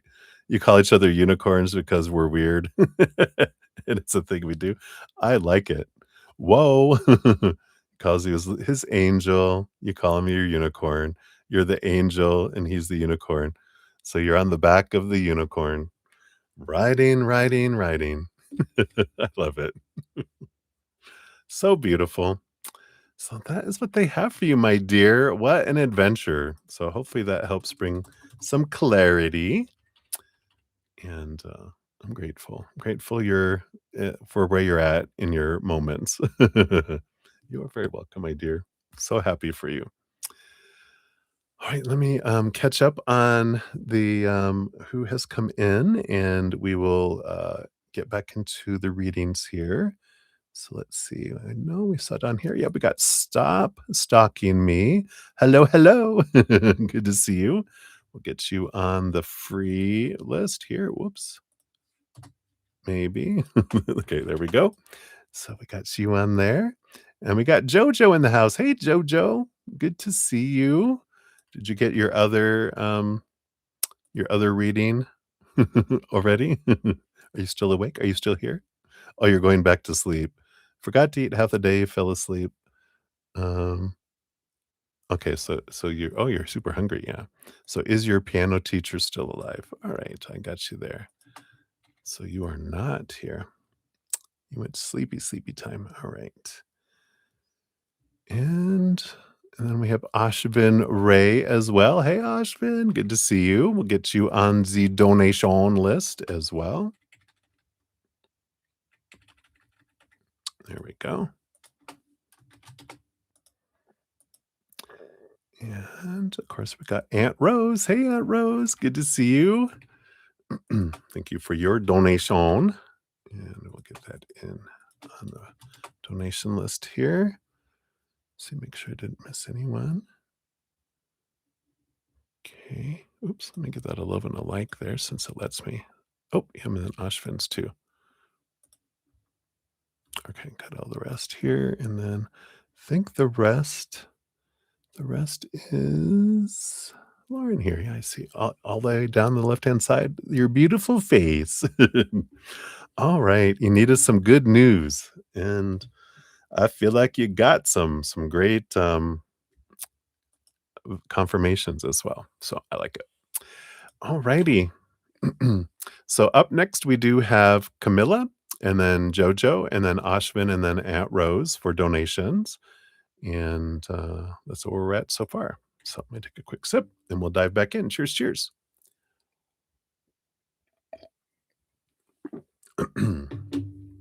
All right. So Camilla, we're at 155.40 for yours. Here you go. Boom, boom, boom.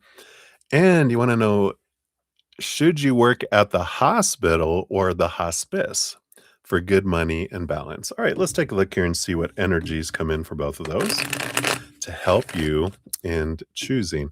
Because with spirit, there's no should, there's just different choices with different experience, different outcomes. Like asking them, one of the favorite things that they like to always use is ice cream. Asking them, what flavor of ice cream should I eat? And they're like, what are you in the mood for? Well, here's a little taste test, right? So I got some in my eye. Um, you know, the little wooden spoons. Here, taste this or taste this. Which one do you like? Which one is your preference? And that's what they'll do is they'll give you the ice cream flavor of hospital, the ice cream flavor of hospice, and see which one regarding money and balance and anything else um, comes in for you. So first of all, the hospital. What kind of energy comes with working in the hospital here? And then what kind of energy comes in working at hospice? Okay, those there. All right. I like that the energy on the bottom of the deck is the magician, which is in a way saying that um there is no exact, like, you don't have a fated uh job in hospital or fated job in hospice. You get to choose the way in which you bring that lovely energy from above through your heart to the world. So, it's kind of saying the choice is yours. There's not a fated one that's gonna say, "Oh god, you have to choose this one." They're saying there's no wrong choice, for you, which is good to start off. Now it's a preference, right? So for the hospital, that one you got the 7 of Wands along with the 2 of Cups and the 9 of Swords. 7 of Wands, I feel like at the hospital, you really shine there. The 7 of Wands is like, you stand bright, you shine, you don't ask permission, you know, to shine, or you don't dim your light. You're this bright, shining person on dark hill there. The 2 of Cups is this relationship energy. I do feel like you build some strong relationships at the hospital. Um, even among patients, and of course that's a lot of the difference between the hospital and hospice is usually hospice isn't long-term kind of connections, and I feel like that's something that's a plus for you in hospital is because of how bright you are, that you do have these strong connections with people, even with patients, that are there.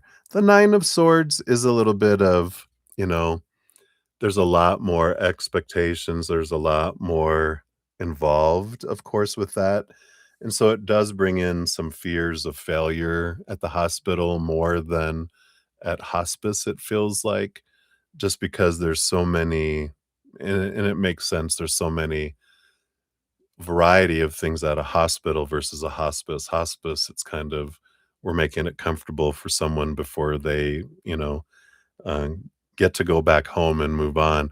Whereas, everyone else, there's so many smaller things and so many varieties, so many different surgeries, all this different stuff. There's a lot going on, right? And so I feel like they gave you a little bit of some things that are great and then something that's the challenge, right? Underneath that, you do have the 8 of Pentacles and the movement of Pentacles. So when you talk about good money, the Eight of Pentacles is about abundance and it is about building, building, building more. And the with the Knight of Pentacles, it does feel like the hospital has more opportunities to move up more and to make more um, make more money um, because of the amount that are needed. And it just feels like it's a solid financial picture here, but it can build and it can build and it can build kind of energy. And then you want to know about balance. Well, yeah, Justice card, balance, the Libra balancing scales. So there is balance that can come in there. And I feel like there is a bit of because there's so many more individuals in a hospital versus like employees and people willing to pick up shifts and different things. And because it takes special people, I feel like, to work in hospice. I feel like at a hospital, there's so many different kinds and so many people wanting to pick up shifts and make more money and do things you know um, that I feel like balance is more easier because there's more people that you can switch shifts with and all that kind of stuff, right? So it feels like that for that. Um, for hospice, the energy that we have coming in here, it does feel a little bit here like the 9 of Wands is a little bit of a block. Like I don't feel like there's as much opportunity to move within hospice, like positions and different things. The 2 of Pentacles, it feels here like um, this is it's like the hourglass gets reset and um and it has to do with this other card here. We're just going to talk about it because we have the 5 of Pentacles, which is the feeling of loss, lack, being abandoned, being left behind kind of energy. And I feel like we deal it's very consistently emotional. That's why it takes special people to work in hospice, right? That especially if you're connected to the spirit world, like it's almost like being a death doula where you help people pass and you're more than just working in the hospital, you're helping people, especially if you're a nurse, um, or a doctor that deals with those individuals in a daily basis. And as you it's kind of a different feel when people are let go and they're going home, or let go and going home energy, right? So let's see here about money and balance, though. So we got the Chariot, which is a victory. It is movement, energy that comes in with here. I feel like this is an energy of because I feel like they pay good, but I feel like a lot of people don't stay working in hospice for a long time because after a while it kind of wears on your soul if you're not connected to the other side, right? If you're not open to spirituality and realizing, oh, they're just going over there. But if you're not really having that spiritual energy, it can be a bit much, right? Is it worth it? It's like the emotional toll. The Chariot card behind the scenes is ruled by Cancer, the moon, and by the moon is big emotional energy, right? Is it worth it? It's almost like the choice between money and emotional toll, right? I know, right? Balance, yeah, again, um we got the High Priestess and the Lovers card, 2 major arcana. Both of them deal with a lot of emotional energy too. So all 3 of the cards that came out for good money and balance are all emotional based energies. 'Cause with it being the moon behind the scenes, Pisces, or water signs for the high priestess, and the Lovers card, even though it's Gemini, it's emotional choice energy, and, I feel like balance might be a little more difficult with hospice, dealing with the emotional drain.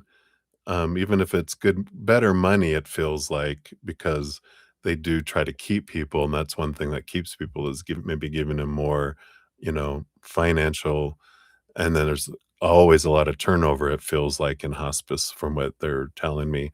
But there's this energy of, you know, that's why they try to keep good people, especially. But I feel like balance might be, um it's almost like you have to have a split personality with the Lovers card, which is the twins, the Gemini energy, that you have to, in order to balance there, the 2 twins goes back to the 2 sons, who are, one was human and one was immortal. And I feel like, again, it's very important that you have that understanding of those 2 different worlds, and, and, that's where balance can come in, is that connection to the spirit world.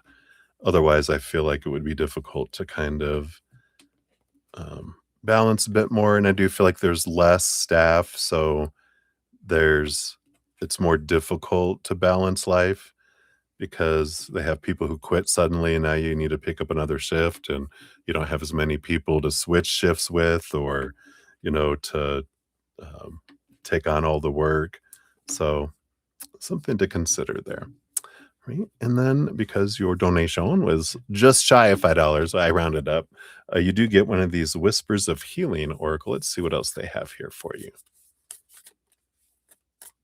Alright. And you have sensitivity. Yeah, right? It's interesting that that is the 12th house of Pisces. Again, that emotional energy. It's like it's Mother Nature, Mother Nurture, right? Let's see what this is here. Being sensitive means you feel energy on a deeper level than most people. I'm sorry, than most of the people around you. So very empathic, are you? I wouldn't be surprised. You may sense or know what other people are feeling or thinking. You may also take on the feelings or moods of those around you. You may find that your fears become amplified when your sensitivity is heightened. To heal this cycle, learn to confront your fears. Work toward getting to know yourself. You need to be aware of your feelings so you can tell when you're being unduly influenced by the energy of others. Developing your intuition will help you manage energy that is not yours. So I do feel like, for the hospice especially, you would need to really bubble up your empathic abilities so you wouldn't take on all of the sadness and depression and of the family that's around waiting for their other one to go to the other side, you know, kind of energies. I am having podcasts that talk about that. If that is something you want to look into, I've got 3 out there already that we're talking about growing our empathic abilities and spiritual abilities. If you're interested, the link's down in the description area. It's called The Easier Path. Sensitivity is depicted in this image as a wood nymph. Her face is half hidden from view. The moss covering her face brings attention to your fears. The darkness around her face suggests a fear held in the mind, and this fear may not be warranted. It is up to you to face your fears. The lightness shown at the nymph's solar plexus represents your personal power. And this is a reminder that you hold the strength to overcome this and any other situation. So you do have the power to. It's just more of a preference at this point, right? So that is what they have for you, my dear. Thank you again so much for your donation. And I know it's a tough call there. All right. And then we have JoJo for number 2. Thank you so much, and hope you're getting some sleep and getting some food. Don't wanna end up eating your pillow. All right. So you wanna know, is your piano teacher still alive? You think you had a special bond. All right, let's take a look here. And what else? Anything else? And we got that in there. All right.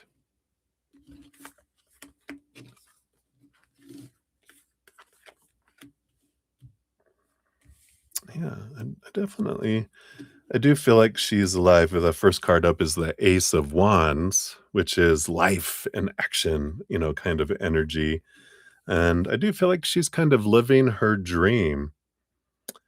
I feel like her dream was to live in the tropics near a beach. I don't know. I just feel like she wanted to live somewhere warm. She wanted to retire somewhere warm near a beach. And I feel like that's what she's doing. She's living her dream. Spirit of Swords, which is big communication. I think she's writing. Maybe she's writing music, but I do feel like she's doing something to do with writing and communicating something. So it's either songs or writing her memoirs, or, but I feel like she's living her dream now, kind of energy. I do feel like you guys did have a special bond. On the bottom of the deck, we have the Chariot, which is the moon energy, and Cancer, nurturing mother. It's almost like she was a surrogate mother for you, you know? Just feels like she kind of felt like, um, well, just like a nurturing grandparent or mother kind of energy. Um, and Yeah, I do feel like you guys had a special bond. Let's see what we have here about the special bond. Yeah, we got the Hermit, because she kinda saw you as someone that was kind of maybe pulled back and alone. Um, and yeah, I love this, and the Leo energy. Maybe there was a Leo connection between you 2 as well, but here's your Leo energy standing out.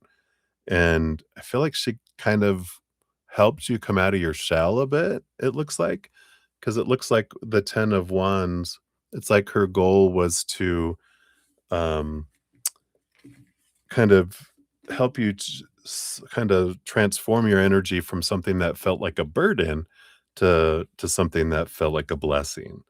And I kind of feel like um she saw a lot of herself in you, and that's why I feel like there was a connection that was there, because I feel like she kind of resonated with your energy and kind of what you were experiencing in your life too. So I like that. And your fortune cookie you have is abundance. Yeah, I like that.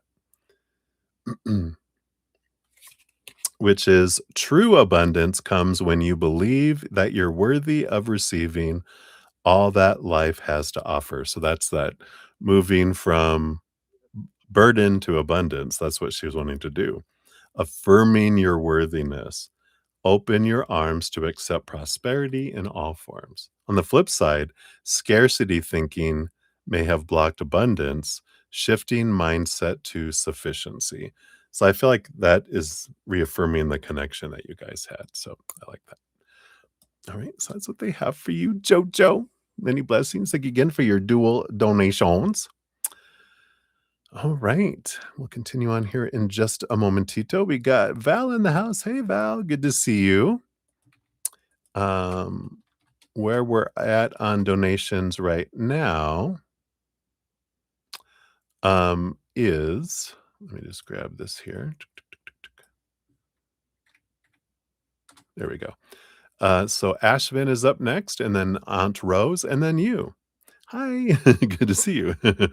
So that is where we are at. Not too far off this time. I know. All right. And then Maria P is in the house. Hey, Maria, good to see you. I'll get you on the free list here. Boom, boom. All right. And then I don't see any. Oh, we just had another one come through here. Oh, thank you, Michelle. And Michelle Smith, thank you so much for your just because donation. I'm just always so blessed. Like I say, every single time, right? I just get giddy, and I get a little grin that I can't do it. I'm just so grateful because it's unexpected always, and, so when you receive those, it's just like a, "Uh, what? For me? Thank you so much." So many blessings to you, Michelle. I'm so grateful. I wish you tons of blessings. Have it multiplied back. All right. So I think that's where we're at right now. So we will dive back in here. Let me take a quick sip here. And cheers, cheers.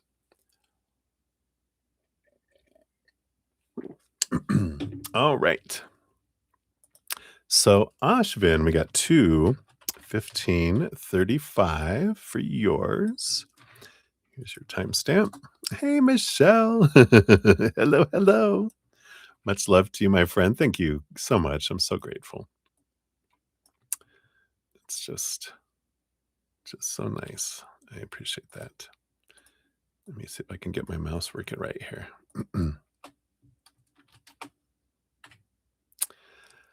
All right. Where did I go? There I am. So sorry. All right. So Ashvin, you want to know Anu's current feelings and next actions towards you. All right, let's take a look here. So Anu's current feelings. I got that and that and that. And then their next actions towards you. We got those two. All right. What do we got going on here? Yeah, we got here the Spirit of Wands on the bottom, which is the King of Wands, which is an energy of kind of I'm getting indecision. Like I'm trying to figure out what I want. I'm getting trying to get everyone out of the space, get out of my head. I'm trying to get into my heart to figure out what I want. And then once I figure out what I want, then I'll make a plan and put action behind it. But I feel kind of an indecisiveness kind of flowing below the surface here. Their current feelings towards you, we got the Six of Pentacles. So there's a bit of giving and receiving energy that's coming in there. We got the Chariot card too, which is a movement energy, it's a power of choice, but behind the scenes is the moon. And so I do feel like, with the moon energy, again, here's that power of choice. Like I'm trying to get into my heart to see what my choices are, but I feel like their mind is that wants to go this way, their heart wants to go this way. That's coming in here. Yeah, because and I, you know, excuse me, speaking of the mind, we got the Three of Swords, which this is the fear of dis disappointing, the fear of heartbreak, and that's, when we're talking about the battle between the head and the heart. The heart is like, "Ah, love, I want to love," and it wants to leap forward, and the mind's like, "Oh no, that's gonna get us hurt. Get back here." So it yanks back the heart and go, "No, no, no, we can't do that." And the heart goes, "But I want that." So there is that struggle going inside, and that's what, we talked about in the beginning with that King of Wands. Their head and heart are battling, trying to figure out, they're trying to get their mind, their brain, these fears to step out of the room so they can hear the heart whisper to us what it wants instead of, letting the mind to be all loud and yelling in our ear where we can't hear our heart, right? So I feel like that's kind of where they're feeling right now. Definitely this wanting this giving and receiving energy. Um, and their next actions here, yeah, if they can get past this 10 of swords, which is all the expectations, the fear of disappointment, and just getting to that place where they're like, "I'm sick and tired of trying to live up to all these expectations," then they will move forward with that Ace of Wands and express themselves, have movement, and, announce the plan or at least stage 1 of their plan, and let's move forward with that and take it a step out of a time. But I feel like there is going to be a little bit of time before they get to that point of saying, screw all these expectations and everyone trying to me living up to what everyone else wants. It's time for me to let my heart reign for a little bit and have my mind support it instead of suppress it. So I kind of feel like that's what's going on.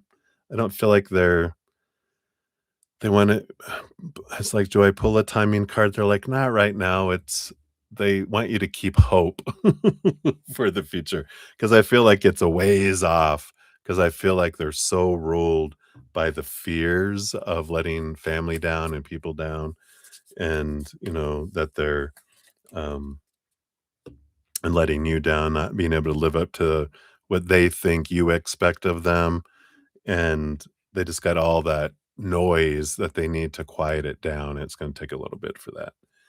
Yeah, we do have illumination for your fortune cookie, which says, "Truth and clarity are being revealed. You are seeing things as they truly are. Seek deeper understanding, so journal, meditate, or ask for signs to guide your path." On the flip side, confusion or denial may be clouding your judgment. Open yourself to clarity. There is something here about the um, seeing things as they truly are. And so, like when we're interested in someone, right? I used to always, I would end up falling for the potential of who someone could be, and getting really excited about what, the future could hold, not seeing them for who they were right now. And there's no guarantee that people will change. That was the whole thing, is that they couldn't, you know, they, I was more in love with the potential, not the person that was really there. Some of it, but what I was really searching for was that, that potential. So I feel like that's something to be aware of, and kind of look for clarity on what that is. Okay. All right. So that's what they got for you, Ashwin. So many blessings to you. There we go. All right. And then Aunt Rose, you're up to 2152. Thank you again for your donation. There is your timestamp. And you reached out again. Oh, JP, the Taurus, reached out again. What are his intentions? All right, let's see here, JP. What are your intentions? And that too. Okay. And then underneath. All right, let's see what we got here. Oh, well, well, well. Well, Taurus is ruled by uh, sensual Venus, right? They're all about, Taurus is all about the senses. And we got the movement of wands, the Knight of Wands. Hey, Aunt Rose. Wah, bonjour. So this energy is more about, the underlying energy is expressing themselves through actions and motion, not emotion, but motion. And it's energetic and physical attraction. It's more fire, passion energy than water, emotion energy. So that's underlying. Let's see, you got three little cards of two here. Yeah, their intentions, they are battling between their head and their heart. The ego leads them in one way, and the heart wants to do something else. But I feel here, there is this energy with, when we get someone that has so much passion energy, sometimes it can be so much that, and it's because we are, um, they're not able to express themselves through their heart, because they never had self love, a whole lot of self-love, and so they can't give you something that they don't have for themselves. And when we don't have a whole lot of, like, pathways for our emotional energy to get out, it can be converted into passion and expressed through the fire center that's wide open, but the emotional center is kind of closed off. So they're like, "I can push a ton out this way, but not a whole lot through the heart." And that's what I feel like the battle and this conflict, it's like their heart is, has blocks. Their emotional heart has blocks where they can't do that, and that's why they express it through the fire instead. Yeah. And we got the 6 of Wands and the 10 of Wands, so more fire energy coming in here. And I feel like this is basically what I was saying here, because the 10 of Wands is, they wish they could because we can change it from something that feels like a burden to something that we're grateful for, and that can help, we can allow the flow of that. But if we're wanting more than that, um, you know, it's determining if they have the capacity and willingness to want to expand and open up their heart. Because the more they work on their self-love, that opens up the conduit to give and receive emotional love to those they care about in the outside world. If they don't expand it, it doesn't expand on its own. It correlates directly with our self-love, our ability to give and receive love to the outside world. Because we can't love someone more than we love ourselves, nor receive love from others more than we love ourselves. That's why if I love myself this much, all that's gonna and even though I wanna have an ocean of emotion go out, it's drip. And someone that wants to give me an ocean of emotion, all I can receive is drip. So I go through passion instead. So it's something to consider. Yeah, and we have, here's the Ace of Wands, so here's more of that passion energy, and they have a ton. It's almost like this. This is almost kind of represent what I'm talking about. Here's all this emotion they want to express that's at their back here, but they can only express it through the magic wand.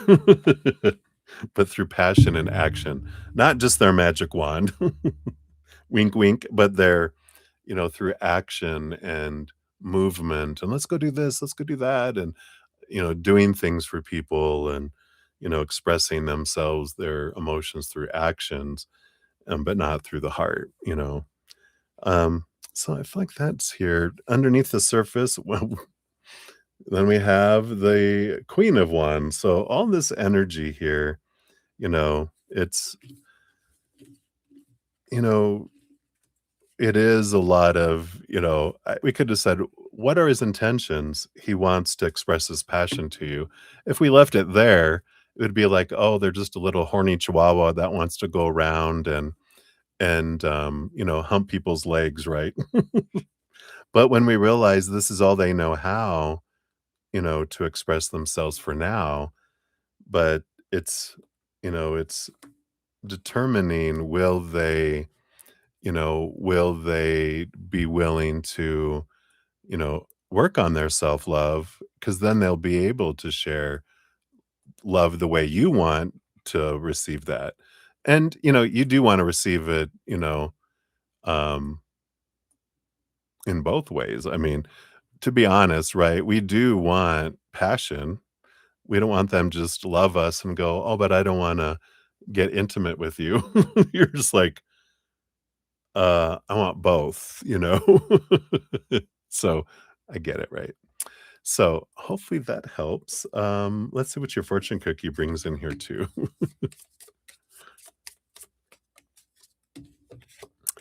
We got allowance. Let's see what this says. When you let go of resistance, abundance flows freely into your life. Release the need for control. Trust that blah blah blah yada yada. Trust that what is meant for you is already on its way. The flip side of that is holding on to expectations may be blocking blessings. Relax and allow things to unfold. Interesting. Right. So that's what they have for you, Aunt Rose. So many blessings to you. Thank you again for your donation and your sense of humor. I appreciate that. So many, many blessings. All right. All right. Yeah, absolutely. Hey, Crystal, you can absolutely donate on PayPal. I did get your one before. I don't know if you got your other reading yet, just in case. We've already completed that. Here's your one from earlier. All right. So, Val, you'll be up next here. Let me just, I think we've got a few donations that came in here. Let me just grab these real quick. I think these are all three. Maria. Yeah, they are. So, Maria, thank you. Get your donations via the PayPal, Maria. So, I'll add you after Val here.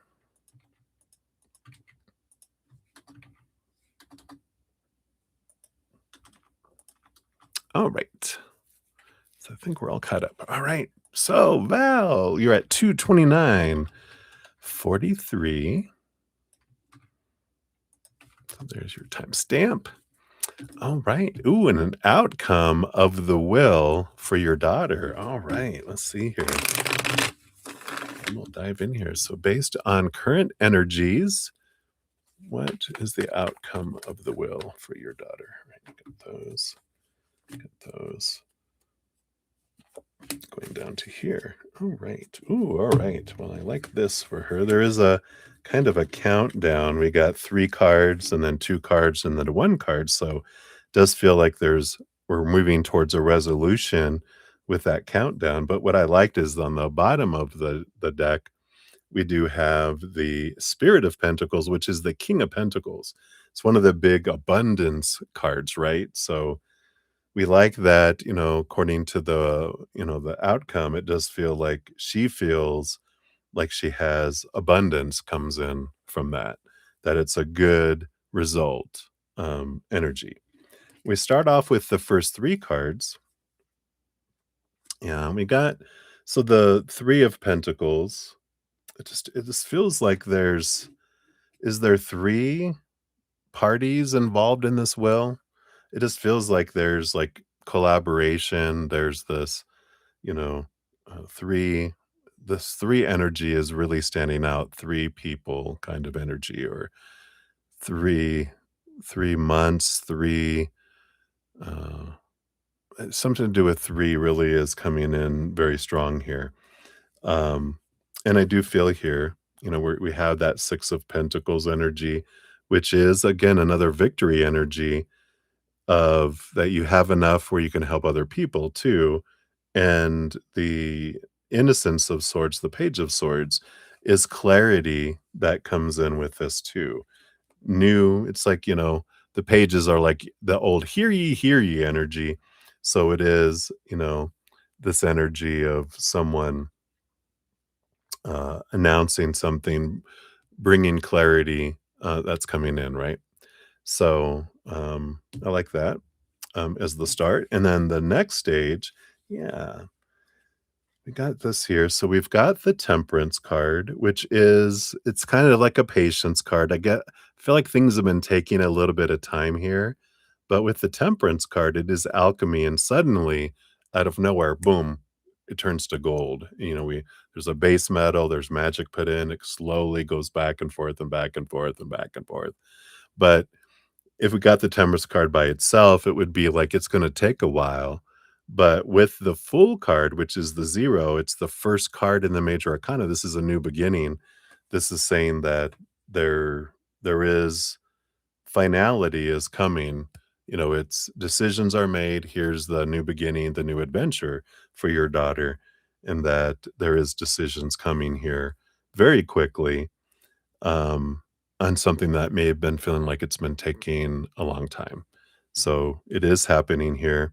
Bringing to the Ace of Swords. So we have the Page of Swords, so we have the Ace of Swords, which is new communication, new clarity that comes in. It's like getting a phone call, getting a letter, getting communication is coming in here. So it feels like a positive outcome that is coming here.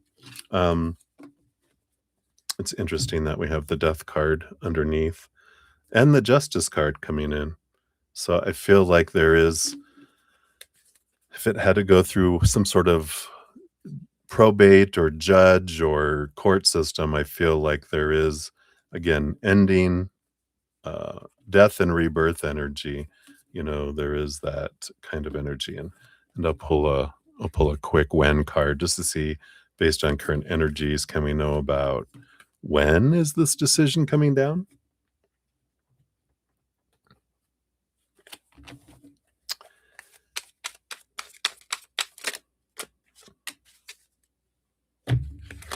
And what do we have here? Yeah, I got the Ace of Cups.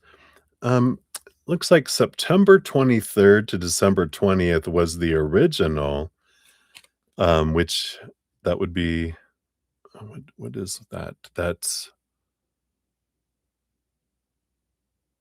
Is that Scorpio? I think that's Scorpio. That's Scorpio season. But we've got here it's Pisces, Cancer. Yeah, I think Scorpio is the next one because we've already been through Cancer season and Pisces season, right? No. Cancer season is coming up, isn't it? Because we're in what? Taurus, right? Yeah, so actually Cancer comes up, uh, in a couple months, right? When is Cancer season? I gotta think in my head now because we have Aries it's Aries, Taurus, Gemini, Cancer. Gemini is May 20th to June 20th, so Cancer season oh, that's summer. Hello, yeah, so June 20th to July 20th-ish is Cancer season, and that's why I feel like it was supposed to take longer, or it could have taken longer, but it's gonna come in sooner, and I feel like it's around June 20th to July 20th is when that it feels like that, based on current energy, when it'll come in. So, hopefully that helps. That's what they got for you, Val. Oh, let's get to your fortune cookie. Can't forget that. I got all thrown off with the when card there. Yeah, we got radiance. Boom, boom, boom. Which says, your energy is magnetic. Shine your light fearlessly and attract your desires. Step into your power, speak, create, and move with confidence in your radiance. On the flip side, self doubt may be dimming your light. Reignite your confidence and authenticity. That's beautiful. All right. So that is what we have for you, my dear. Thank you again for your donation. Appreciate that. All right.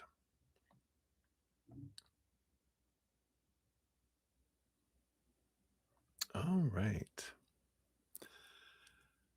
So, Crystal, I did get your additional donation. So we'll add you on here.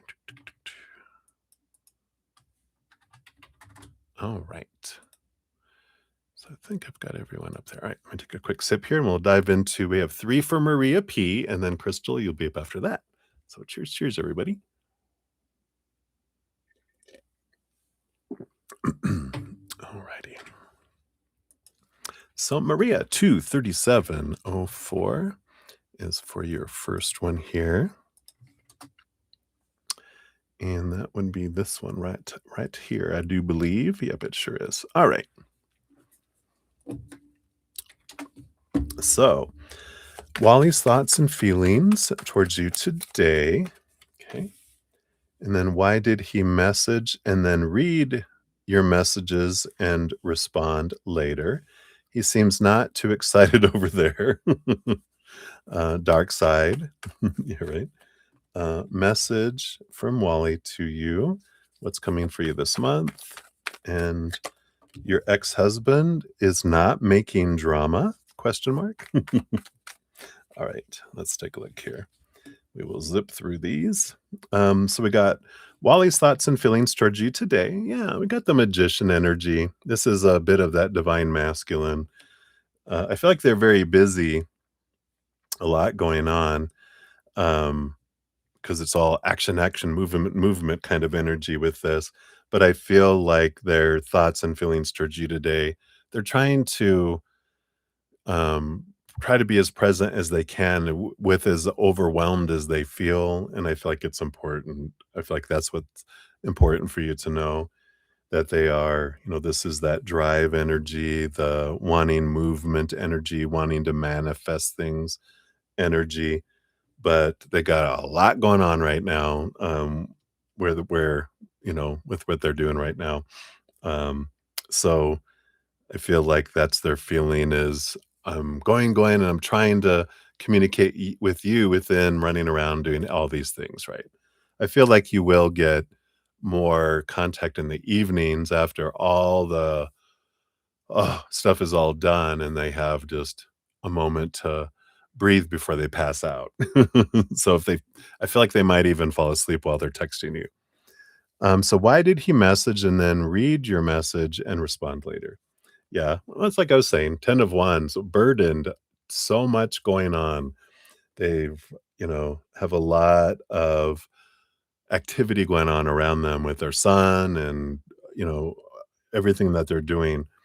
Um, So that's why they messaged you, and then they read it, and then they had to get to something else, and then they messaged you later. They couldn't message right away because they had to like, "Oh, I gotta watch where I'm driving," or "I've got to," we've gotta go into this office now to talk and, with someone or whatever, So it's like that's why, they had to do that. He seemed not too excited over there. Yeah, there's a lot of movement energy with the Chariot card. There's a lot of emotional energy behind all that too with the Cancer Moon energy. So, I just feel like there's a lot of choices that have to be made, and when there's choices that have to be made, you know, we'll look at the dark side here, the dragon has their opinion on what needs to happen with their son, and the son has their opinion, and they're looking, to Wally to make the decision, especially if they're in opposing positions between mom and son, and then sometimes it's the son and mom ganging up against him because they want something, and he's the one that's gonna have to pay for it, and it's like so I just feel like a lot of that is going on there. The dark side, we got the 6 of Wands. Overall, it feels like a victory energy going on in the dark side right now. I feel like he's keeping things, smooth going in between and no conflict because we're all hanging out together, we're all trapped, in the car together or whatever, so there's this energy of, it just needs to, you know, it just needs to, uh, be smooth right now, right? And then a message from Wally to you. Yeah, he has the hermit card. He goes, "Yeah, I feel alone. I know you might feel alone as well, but, know you're in my heart even though I'm not there physically," right? What's coming up for you guys this month? Yeah, I imagine. You got the Heart of Wands, the Queen of Wands. You know, there is a lot of passion, energy here. Absence does make the heart grow fonder and makes you miss the physical connection. Wink, wink. But this also has to do with your energy. It depends on what you are focusing on, right? So the what's coming up for you, there's so much that has to do with your am I focusing on gratitude or am I focusing on expectations not being met? And I feel like that it's so much in your hands of how things unfold. And then is your husband not making drama? No, I don't think so. 3 of Wands is a change of direction. It feels like that they were maybe heading to make drama, but they got distracted. Some bright, shiny thing took them off in a different direction. So interesting. All right. And then your fortune cookie for this one is adaptability, which says flexibility is key to success. Adjust your approach without losing sight of your goal. Stay open to change today. Shift your method if needed, but stay committed to the vision. On the flip side, resistance to change may be creating roadblocks. Embrace fluidity and pivot when necessary. All right. So that is what they have for the first one there, Maria. So we'll circle back around for number 2 here in a quick second. We do have Ateshi Singh. Hello, hello, Ateshi. Good to see you. We'll get you on the free list here. All right. All right, that was it. So we'll move on to Maria. Number 2. We got 24340. And let me get into that email here. I think this is number 2. Yes. All right. So we got diving in for you for love. All right. So let's see what Spirit has here for you. So for love, we got this and this and this and this. All right. Yeah. Underlying energy, you do have the Temperance card, which is an interesting energy. Here's all about balance, but there is this, it's like, you know, this is a different energy than I normally get for Temperance, which is patience and blah, blah, blah, energy. But this, it feels more like for love, you have to like determine, that there are these energies here. Um, uh, And so there is this going back and forth of determining what it is you want. I almost get like justice card energy here, which is, understanding what is it that I want from a relationship. And, you know, on one side, what does my mind want? And on the other side, what does my heart want?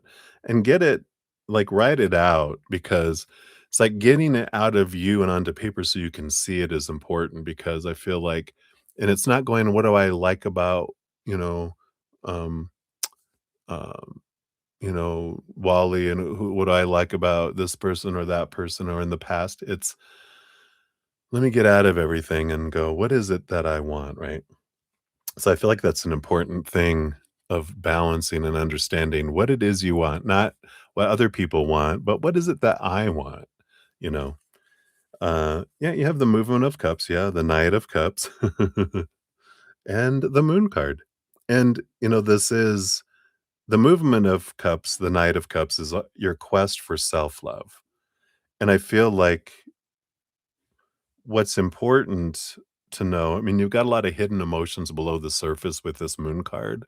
You've got stuff that's goes back all the way from when you were 7 years old and younger that is running on autopilot that's impacting your reactions and, determining where you're going, and the Knight of Cups is this quest of turning inward to find your self-love, because that's the love you're looking for, and the more you look for it in the outside world, the less fulfilling you feel because that they no one can come anywhere close to filling up your heart.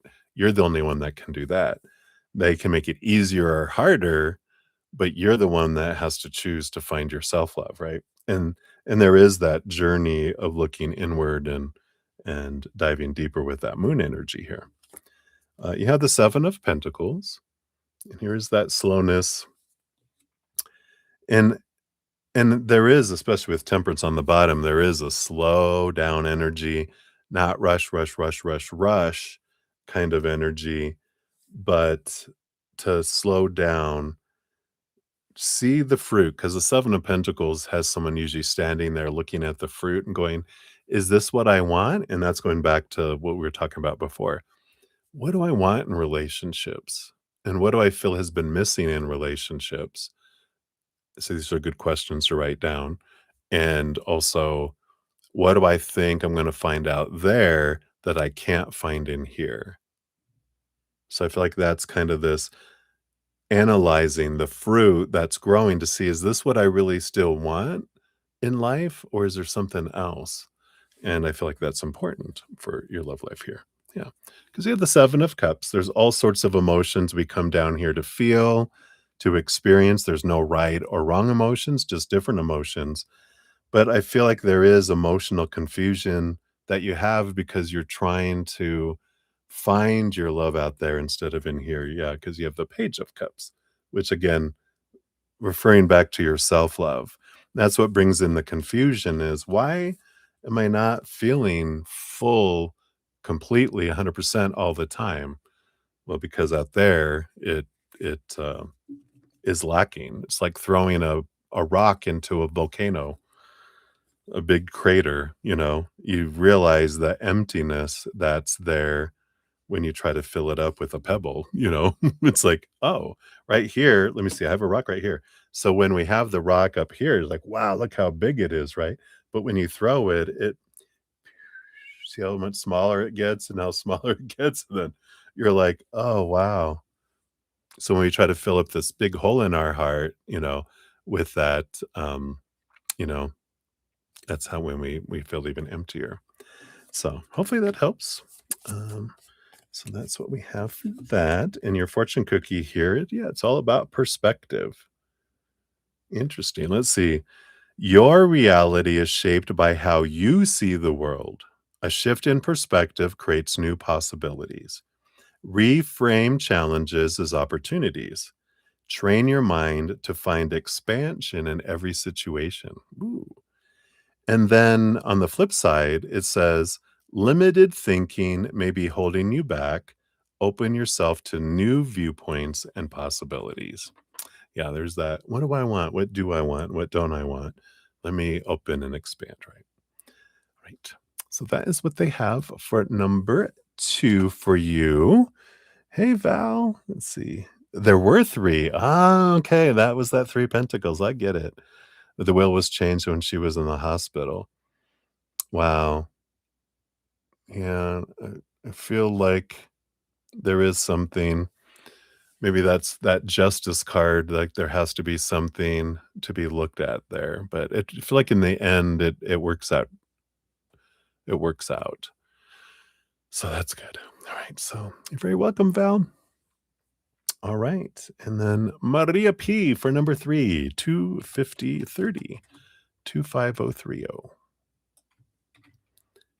There is number 3, and that one is this one here, right? Alright, so work for you next week. What is that announcement? Can we know? Dr. Bob, Dr. Laura's thoughts. Ooh, got them both right there. Dr. Bob, Dr. Laura. And then Jeff's thoughts and feelings towards you today. What's coming towards you and Jeff? Oops. Oh, those two. All right. And then a message from Jeff.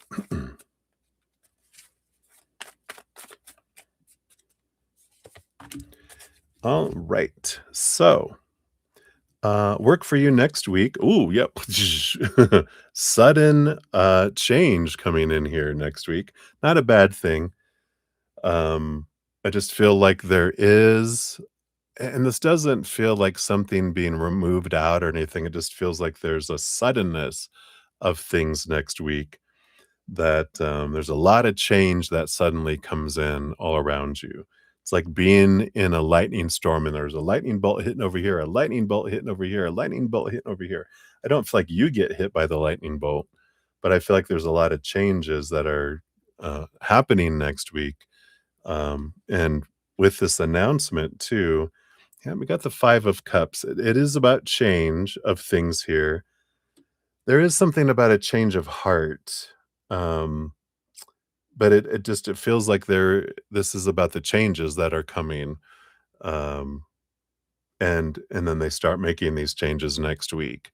So I feel like at least some of the changes start to happen, or at least they get announced.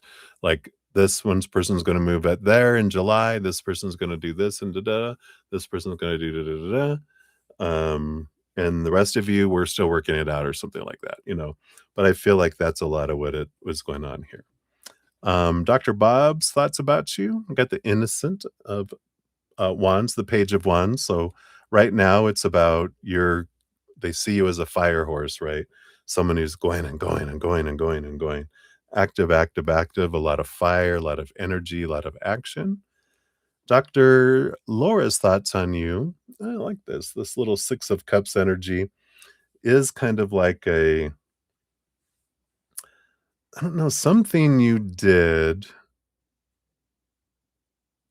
recently, like this week, made them think of their daughter.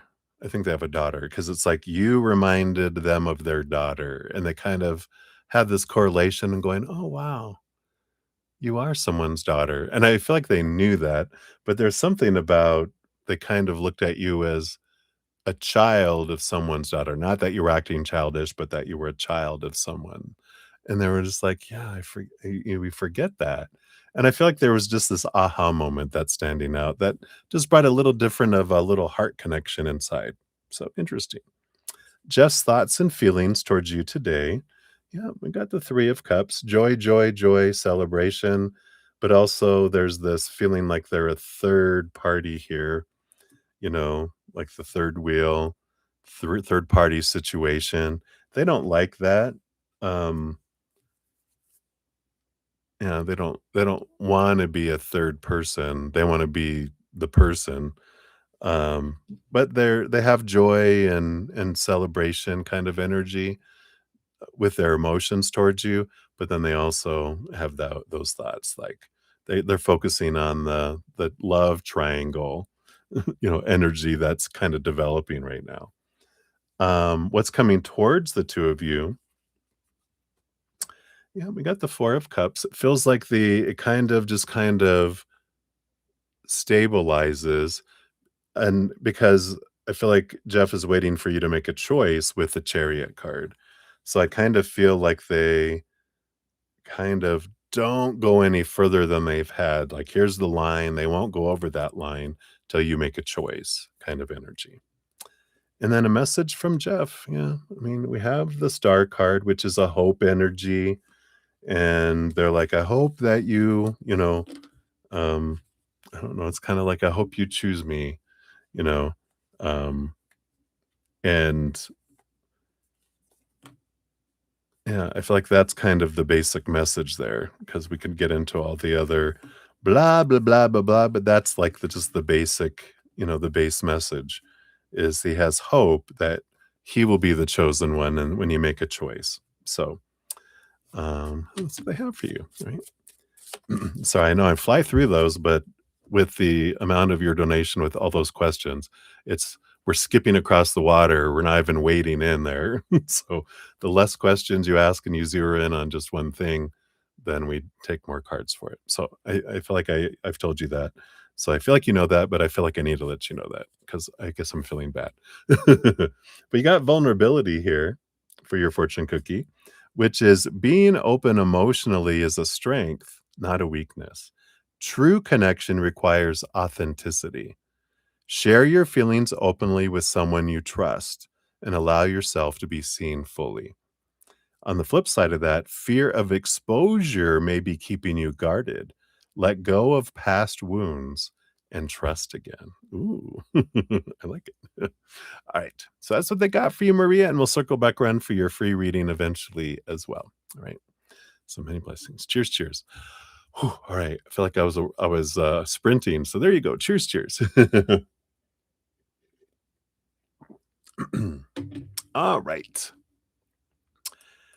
And then we've got Crystal Ray. Hey, hey. Thank you so much for your additional donation. So here is your timestamp. Stamps. All right. And then here is your questions. Let's get into your PayPal here. All right. All right. Oh, no. Now Justin is mad at you and told you not to call. All right. Let's see here. So, what are Justin's thoughts? And let's see what is coming in there.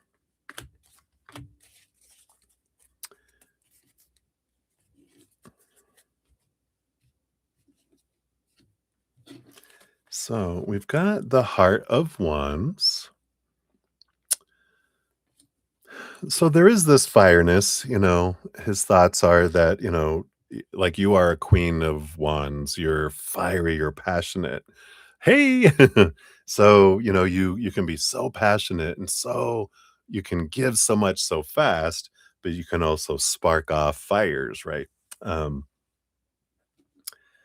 so there's something here. Well, let's see what these other cards are here because he sees that fire. Um, and again, I feel like Corey said that too, right? So we have that. Yeah, and the 10 of Wands, there is this great amount of um, fire energy.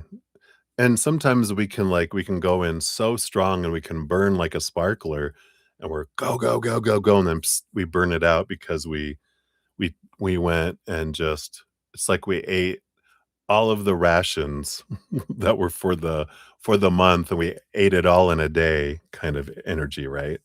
And it's like there's this um consumption, like I have to have it all now because I'm afraid I'm going to lose it or someone else is going to eat it, right? So I have to consume it all right now. That's funny. Um so let's see what this is about underneath the surface here. What other his thoughts? So we got the 7 of Pentacles, and we also have the Heart of Swords, the Queen of Swords. And this is an energy of wanting to take things like slower was their intention. And the Heart of Swords is a balance between the head and the heart. but it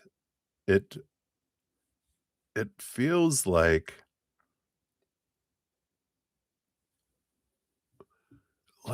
I'm trying to I feel the feeling, I'm trying to put it into human words. 'Cause I'm like, I enjoy the passion, I enjoy the energy, but there's somewhere where it switches into feeling like, from their perspective, from Justin's perspective, that you're trying to control them and that the relationship starts going out of balance and getting out of control. And then why they're mad, energy coming in here. Yeah, they're even looking at this Four of Pentacles, this balanced energy that's coming in here. Um, it's like, I don't know, in a way it feels like, I don't know, and from their standpoint, and then I'm just sitting in their energy, that at first I felt, wow, you're attracted to me and you're drawn to me, and then there's all this passion and there's all this stuff, and I wanted to take things slow, but then things happened, and then it was just like, wow, and then it's going so fast that it's like they almost felt like they were being used in a way. And and then I don't know what was said. There was things that were said that gave them the impression that, you know, um,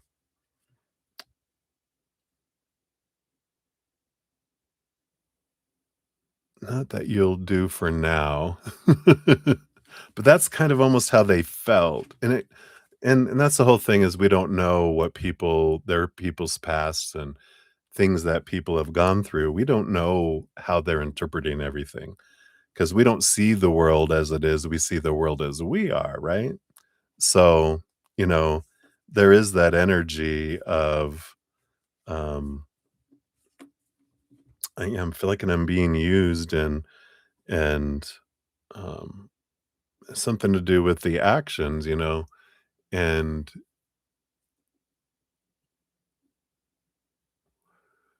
I don't know, you didn't share anything about Corey, right? Because I feel like there's something about how they feel like they're a rebound, or that I'm just being used, and you're really concerned about what's going on over there, and I thought, well, I thought you were choosing to go with me, but now you're wanting to go over there, or you're it's like you're, um oh, yeah. There's this,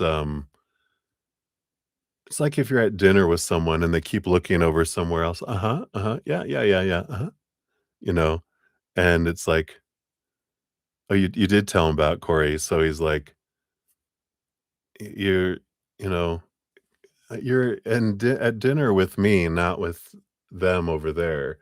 It's like seeing your ex at a table and you're spending time looking over there instead of paying attention to who's in front of you. That's the kind of energy I kind of feel, is coming from too, and then it's like, it's funny because it almost sounds like, um, you're a man in a woman's body and he's a woman in a man's body, because he's like, "The sex and everything is great, but where's the emotion? I don't feel appreciated." And that's kind of like a role reversal based on stereotypes, right? Yeah, there you go. That's so funny. That's what he said.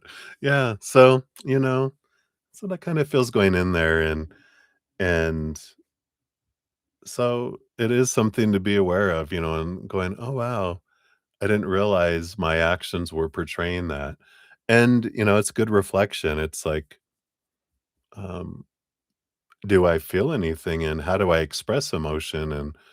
And yeah, I like the little flipping of roles, right? I have a friend who she always I always told her, I go, "You're a man, you're a man," is what I told her. She was like, "What?" I go, "Yeah, you act like a man, you do all this, and you always end up choosing, um, men who are women," because they're more emotional and not matching, and so it's like this role reversal, and it's funny, not to stereotype men and women, but historically, that's kind of the different roles, but it's funny.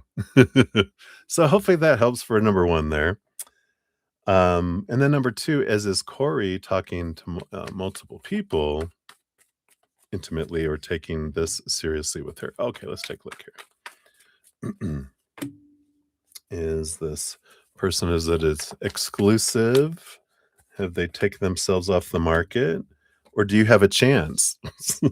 Stop it. Stop it. So we got the Chariot card here. We got the Sky Father as well, which is the Emperor. Let's see what this other energy is here. Got the Two of Wands, the Innocence of Cups. Okay. So this is this love here, and they have the Nine of Wands. So I feel like right now with this energy, I don't feel like they've like made a conscious choice not to talk to other people, sexually or whatever. Because the Nine of Wands is like a block that's up. Um, and it's like they're really enamored with this one right now where they're not interested in anyone else right now. But both the Chariot and the um, Emperor, along with the Two of Wands, is about the power of choice. And I don't feel like they've made a choice, but it's just kind of like they're really enamored with them where they're really just super focused on them. Now, I feel like you said, he seems to like, and we talked about it in your previous readings, that he's not looking for like this committed kind of relationship, but he's really enamored with them where there's kind of like this, um, I haven't officially taken myself off the market, but I'm just so into this person right now that I'm not interested, at least for right now, kind of energy. So I don't feel like they're actively looking anywhere because they're just so busy and in a lot of activity with them, right? Um, doing things besides just, like what Jeff said, not Jeff, Justin, what Justin said. It's like, oh, so yeah, but so let's look here. You've lost Corey and Justin so quickly, and there's mirrors to be looked at there, right? Because that's really the going, what is happening? How did I lose those?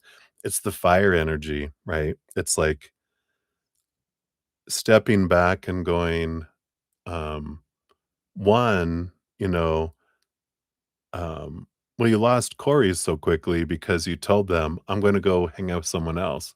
So you're the one that threw Corey away because you were done with them for now. And then you got upset when they found someone else, right? So, um, and then with Justin, you were like all about the physical and passion, the fire, but they were like, I want something more than just that. Um, and it's that feeling used energy. And so it's like stepping back and really looking at how am I approaching these, and how does that correspond to how I feel about myself, right? Because like one of my relationships, I felt at the time that the other person was trying to fit me in between the important things. And upon reflection, I discovered that I was trying to fit myself in between what I thought the important things in life were, instead of putting myself, my true self first. And we can learn things in our relationships through this mirroring, energies, and find out, like I was being cheated on by basically 3 out of 5 of them. I felt cheated on me in a way, and, but I was cheating on myself with them because I was looking for my self-worth out there instead of from myself. So there's always this reflection back as we're going through the relationships and going, they were being disrespectful to me, and I'm like, I was being disrespectful to myself. So they were mirroring back to me. How can anyone treat me any differently than I treat myself? And so there's some good, you know, how do I feel I'm treating others and how am I treating myself that way? So I feel like that's where some questions can be. Your fortune cookie is reliance, which says believing before seeing is the key to manifestation. Trust the process fully. Release control and allow your manifestation to unfold in perfect timing. On the flip side, impatience may be blocking the flow. Cultivate deeper trust in the unseen. Interesting. All right. So that's what they have for you, Crystal. So many blessings to you. Appreciate your dual donations and what an adventure, right? Yeehaw. All right. Oh, and hey, Ruby, I totally didn't say hello to you. You are very welcome. Hopefully that helps a little. All right. So, Ruby, hello, hello. Good to see you. Let's get you. I say I got you on the free reading here for the financial read. And then this one for your donation. So let me get you on here.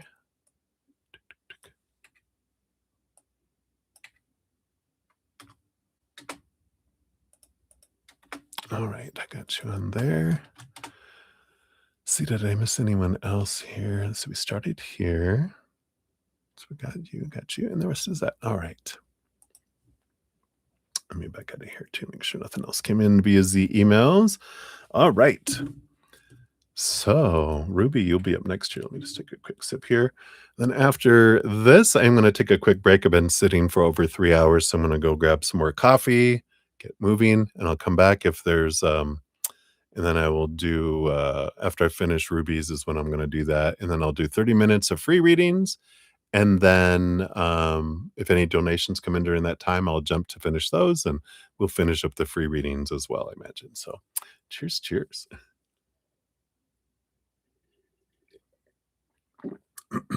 Yum, yum. All right. So, Ruby, we're at 3:12:22 for yours here. Here's your timestamp. So, you want to know what's in the future for your health? You're chronically ill, disabled. You went from using a wheelchair to using a walker. Wow, to using canes everywhere. And you've finally been walking independently. I'm so glad. You're just getting better and better. So, are you going to be dancing again? I used to be so active, always moving. All right, we'll take a look, of course. Disclaimer down in the description area. I am, of course, not a licensed medical professional. Tarot's for fun and for entertainment purposes.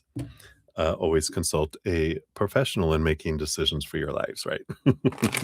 Disclaimer made. Check, check. All right, so let's take a look here. Based on your current energies, what is in store for your future health?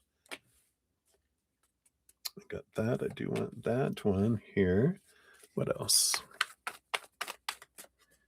All right, and then will you be dancing again? And how active? Look at those. All right. I like this here. At the bottom of the deck, you do have the 10 of swords. And the 10 of swords here, this energy it's about letting go the supposed to be, the should be, the need to be, the have to be, the must be.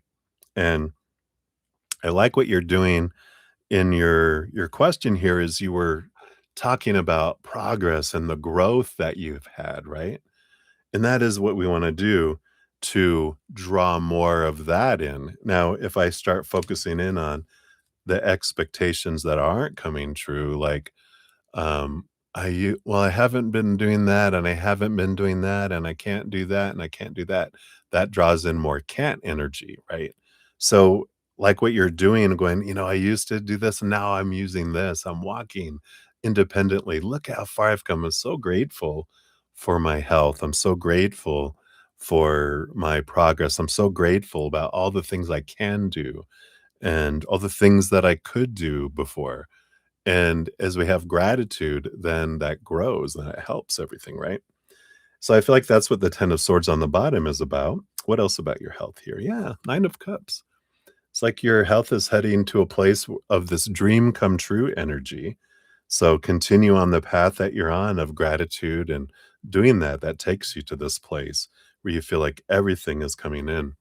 You got the 4 of wands energy coming in, joy, celebration. It's party time, right? You even said like dancing again, even maybe dancing at some sort of celebration, dancing at a wedding, kind of energy. I feel like there's movement up to that. Start with baby steps at home, working your way up. You know, go, I can walk and all this, and I'm independent.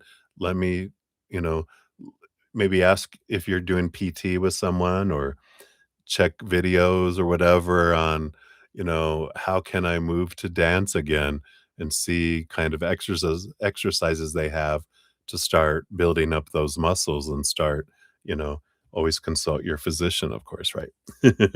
Yeah, and you have the innocence of cups, page of cups, happy, happy energy. So all of these dream come true, celebration, joy, happy, happy energy. It just feels like your health is just going to continue the more you appreciate and are grateful for what has happened already in your growth, the more that you have. Um, how active will you be here? Yeah, we've got here. I do feel like it's important with the sage, that's the Hierophant, to consult a teacher. This would be a teacher student energy to learn to dance again, because that's what we were asking, right? And the Three of Pentacles is collaboration and creativity too, maybe interpretive dance.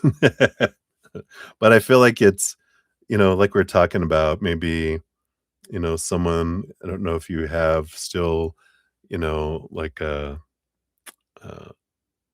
you know, PT where they, can give you exercises, help you, know what to do and how fast, and to kind of make sure there's someone guiding you through the process so you don't injure yourself.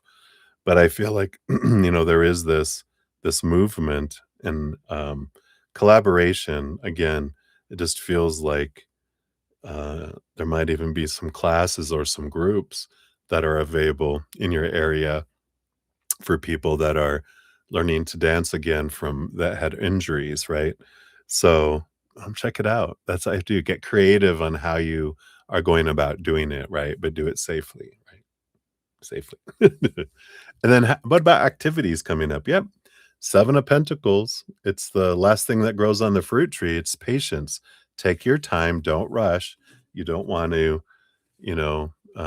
push yourself too hard and end up, you know, um, taking 5 steps backwards. So patience is key and slow progress. Continue it. Take your time. I know it's hard when you're like, "Oh my god, I'm so ready just to overdo it," right? Then you have forced R&R. I know. All right.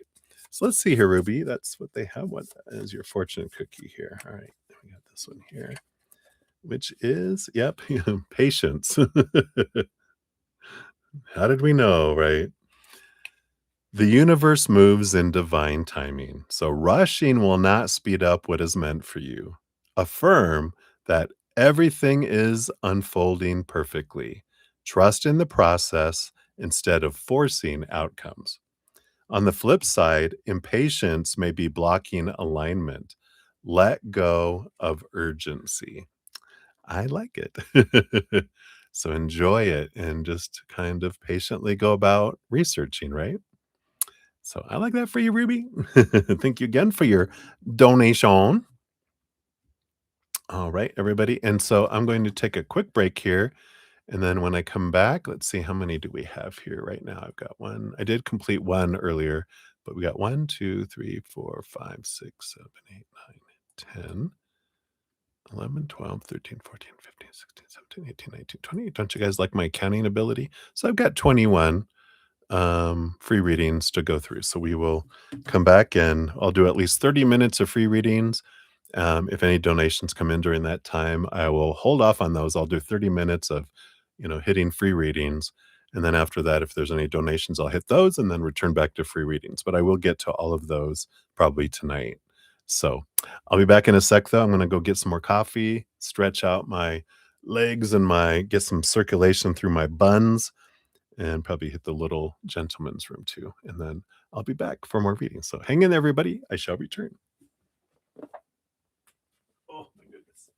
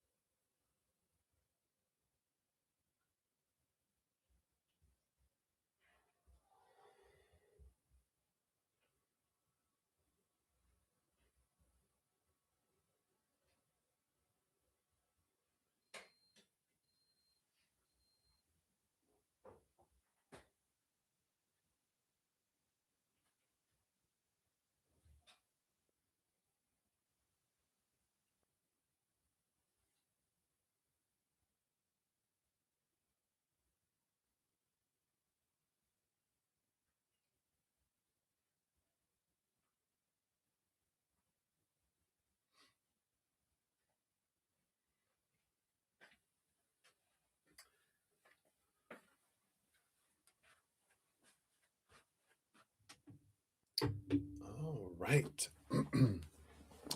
Thank you guys so much.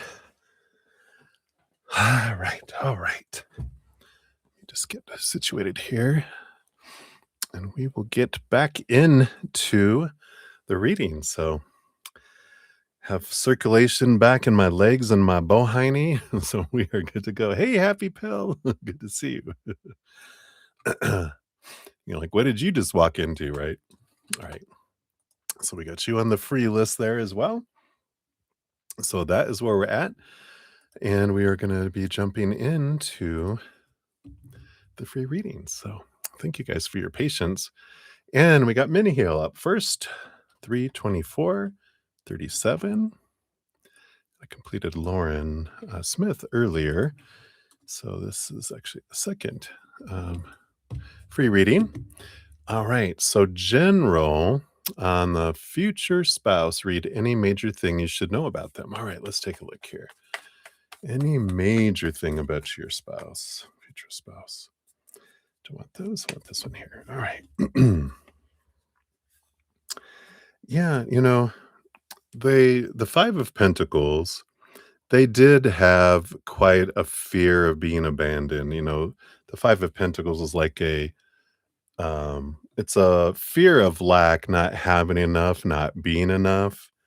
And they had a lot of that when they were younger, where I kind of feel like they came from poverty or from very little. And then also they, in addition to not having a whole lot like financially and all that, they also didn't feel very needed or wanted as a child.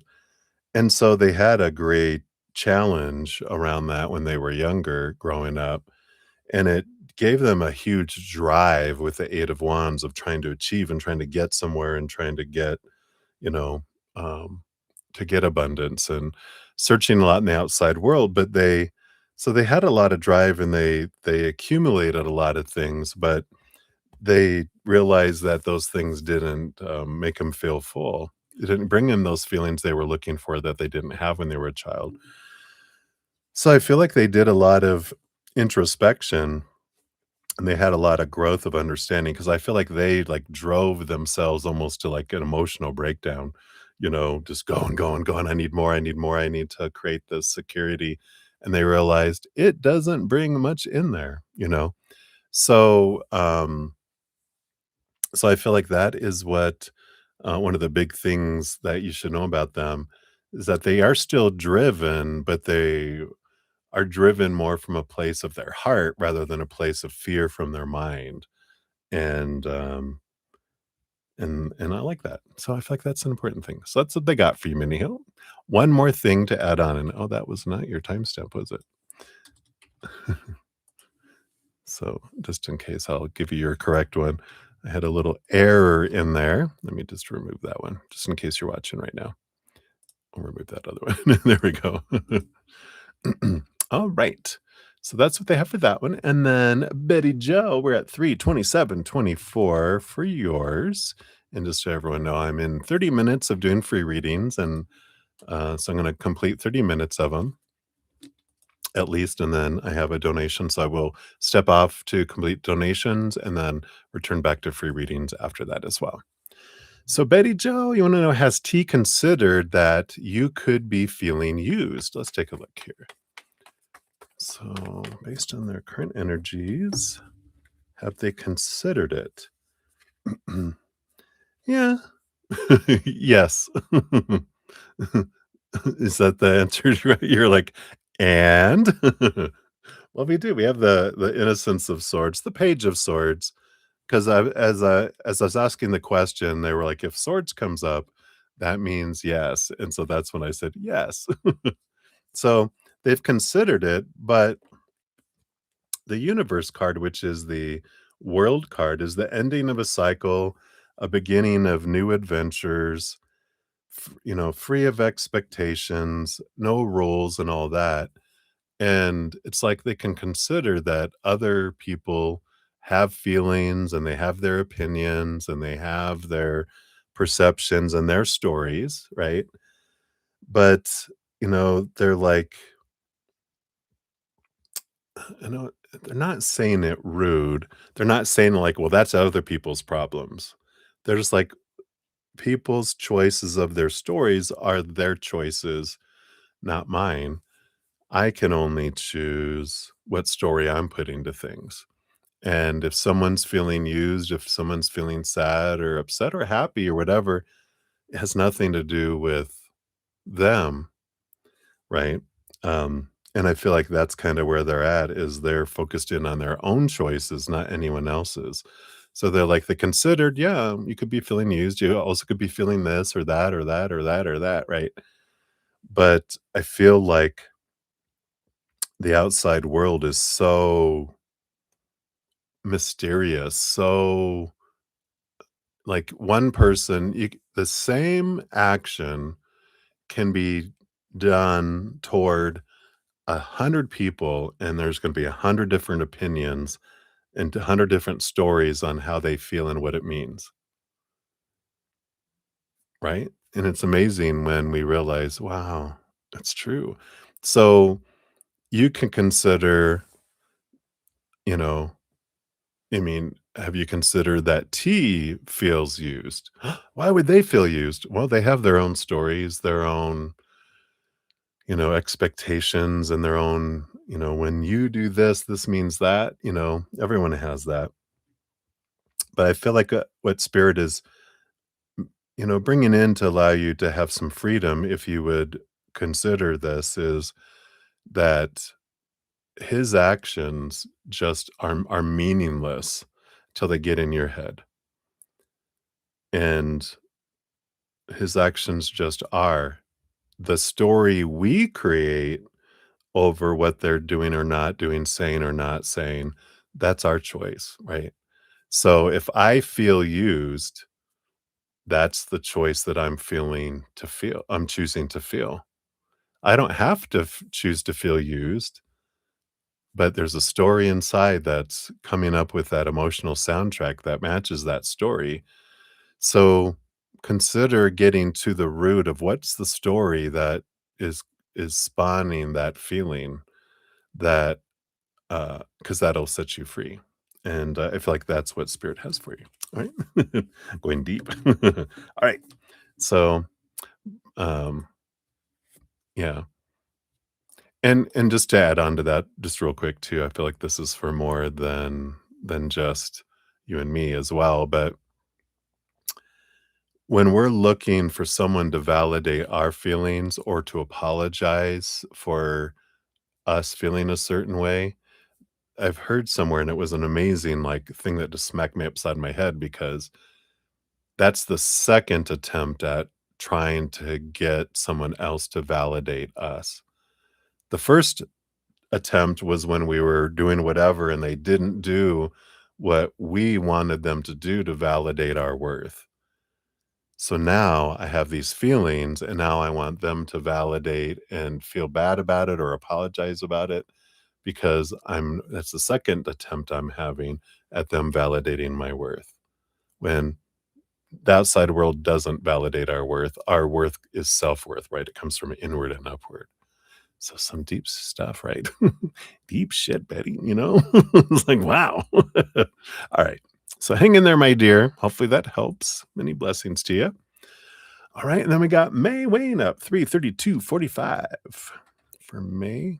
I keep on hitting that button. Maybe I need to move my computer uh, keyboard over one space because I keep hitting the same wrong letter. All right. So there you go, May. So did the story make him realize that I could be feeling overlooked or undervalued, or did he try rationalizing it because he's uncomfortable? All right, let's take a look here. Yeah, and you might even listen to Betty's reading right before yours here. So if you look at the timestamps, because she had a similar question, and there's some deep. I feel like I even said, I feel like this is for more than just you and me. I feel like that's for you too. So really listen to Betty's reading right before yours. All right. So did the story make him realize that you could be feeling overlooked or undervalued? Let's see here. That one or the other. So we've got the Six of Wands, and you also got the Movement of Wands, the Knight of Wands. It's an interesting energy that comes in here that there's like movement energy because Six of Wands is like a flow of energy, and Movement of Wands is the Knight of Wands. It's action, action, go, go, move, move. Um, And so I don't feel it's almost like it's a horse on fire. It's like you're standing there going, "All right, I hope like I'm gonna hold this up, and I hope this horse on fire, I hope they see this story and realize something. Oh, Hey, because they came by so fast that they're not paying attention. I don't feel like they are, looking to your stories for their, uh, you know, big ahas and transformation of their perceptions of things. I don't feel like they're in that zone right now. I feel like they're go, go, go, go, go, go, go, run, run, run, run, run, run, run, running all over the place, and they're not going. Let me read over your story and um and go. Oh, okay. Now I understand where you're coming from, and blah blah blah. But we were talking about in the previous reading with Betty had to do with how we when we're concerned about what other people are feeling or doing based on their actions or whatever, that's our attempt at having them validate our worth. And when we're realizing, oh wow, and then I want them to change, I want them to feel bad, I want them to recognize that they're making, not that, because they're not making us feel anything. We talk about that. I really encourage you to listen to that other one. I'm not going to repeat it all again because I just said it all a minute ago, but it is that energy. So, um, because we're the ones that choose our emotion. We're the ones that, their actions are meaningless until they get in here. We create a story that has an emotion attached to it. So when you sit with what emotions we're feeling, thinking that other people are making me feel a certain way, no, I'm the one that chooses my emotions. And when we're able to kind of sit in and take responsibility for our emotional choices, that's where we find our freedom. Then we're not at the whim of everyone else's actions and needing everyone to act a certain way because you can't make anyone act any certain way. You can try.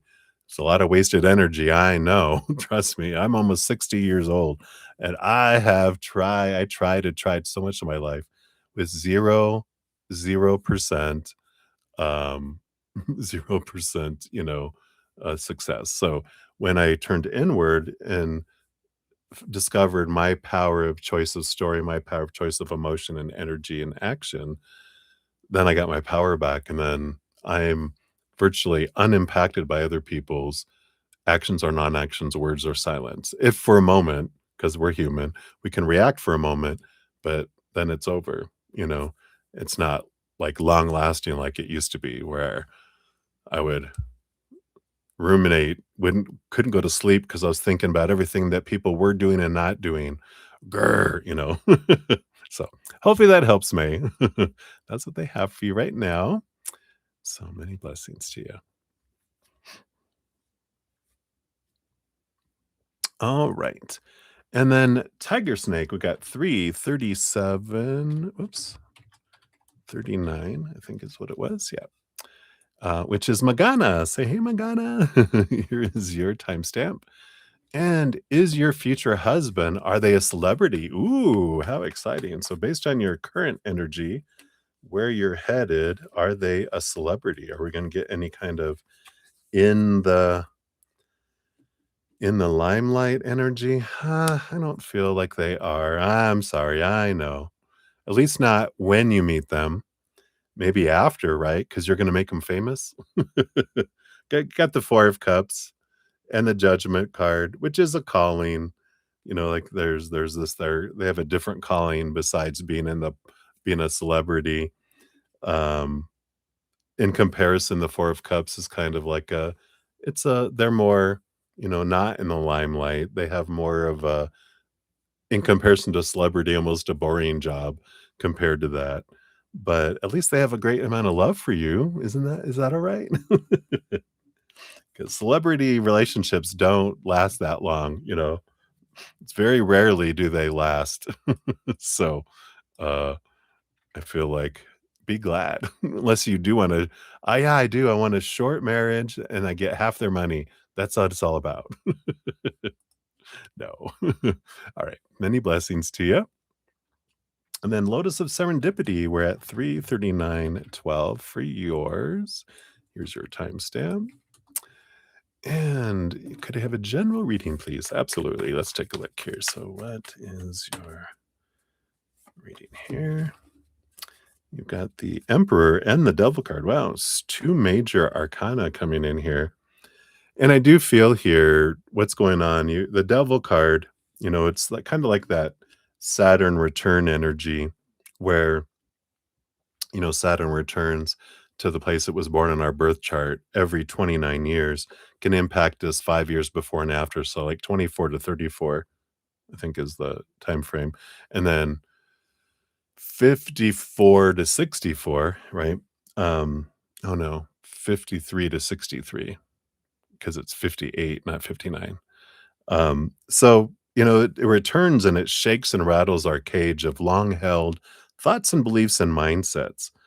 And so I feel like you're kind of entering this period or in the middle of it, of this shaking and rattling. And it's for you, though. It's to set you free from the cage that you don't know that you're in until it's rattling, right? Because we get so used to being in it, we didn't even, oh, yeah, there are cages here. It is a cage. Wonder why I couldn't like wander around in my heart somewhere.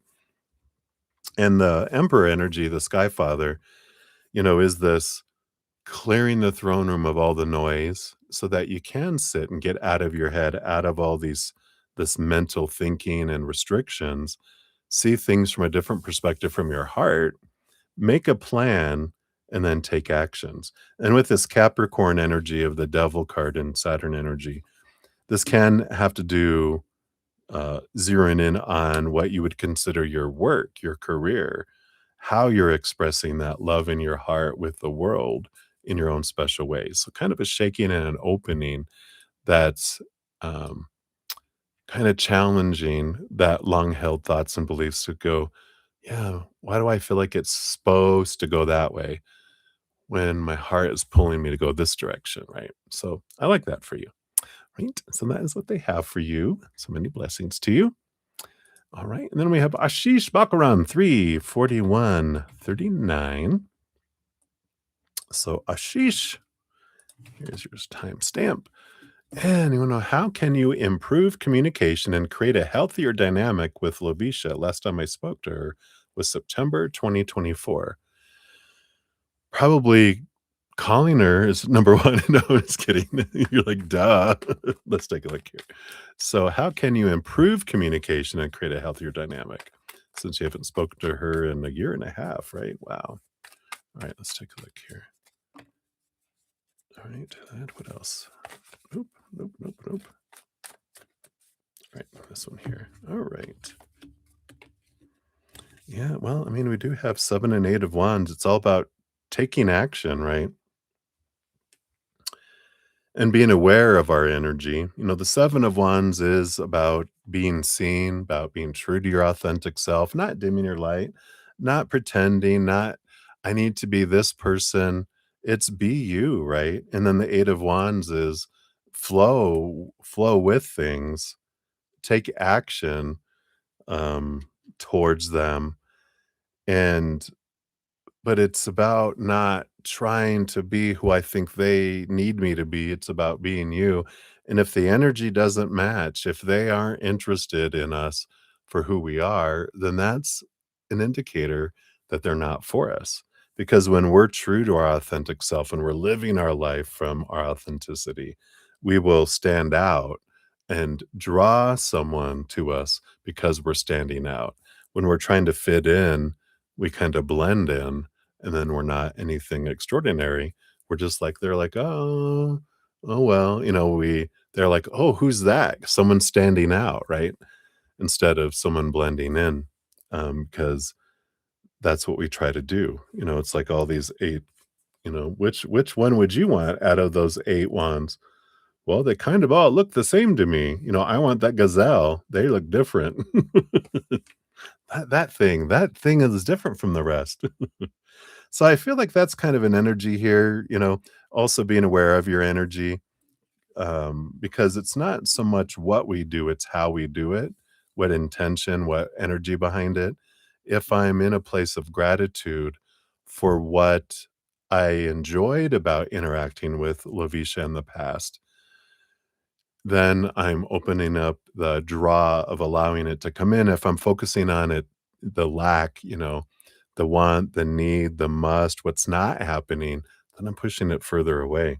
So it starts with our change of energy. It starts with our authenticity.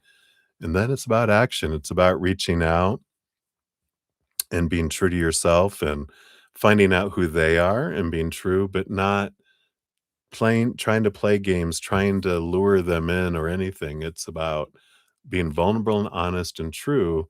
And if they are like, that's not for me, I'm not interested in that, then that's, yeah, it sucks and it might hurt our feelings, but it's the truth we need to be able to move on to someone that is matching our energy, that is like whoosh, instead of us chasing after someone, right?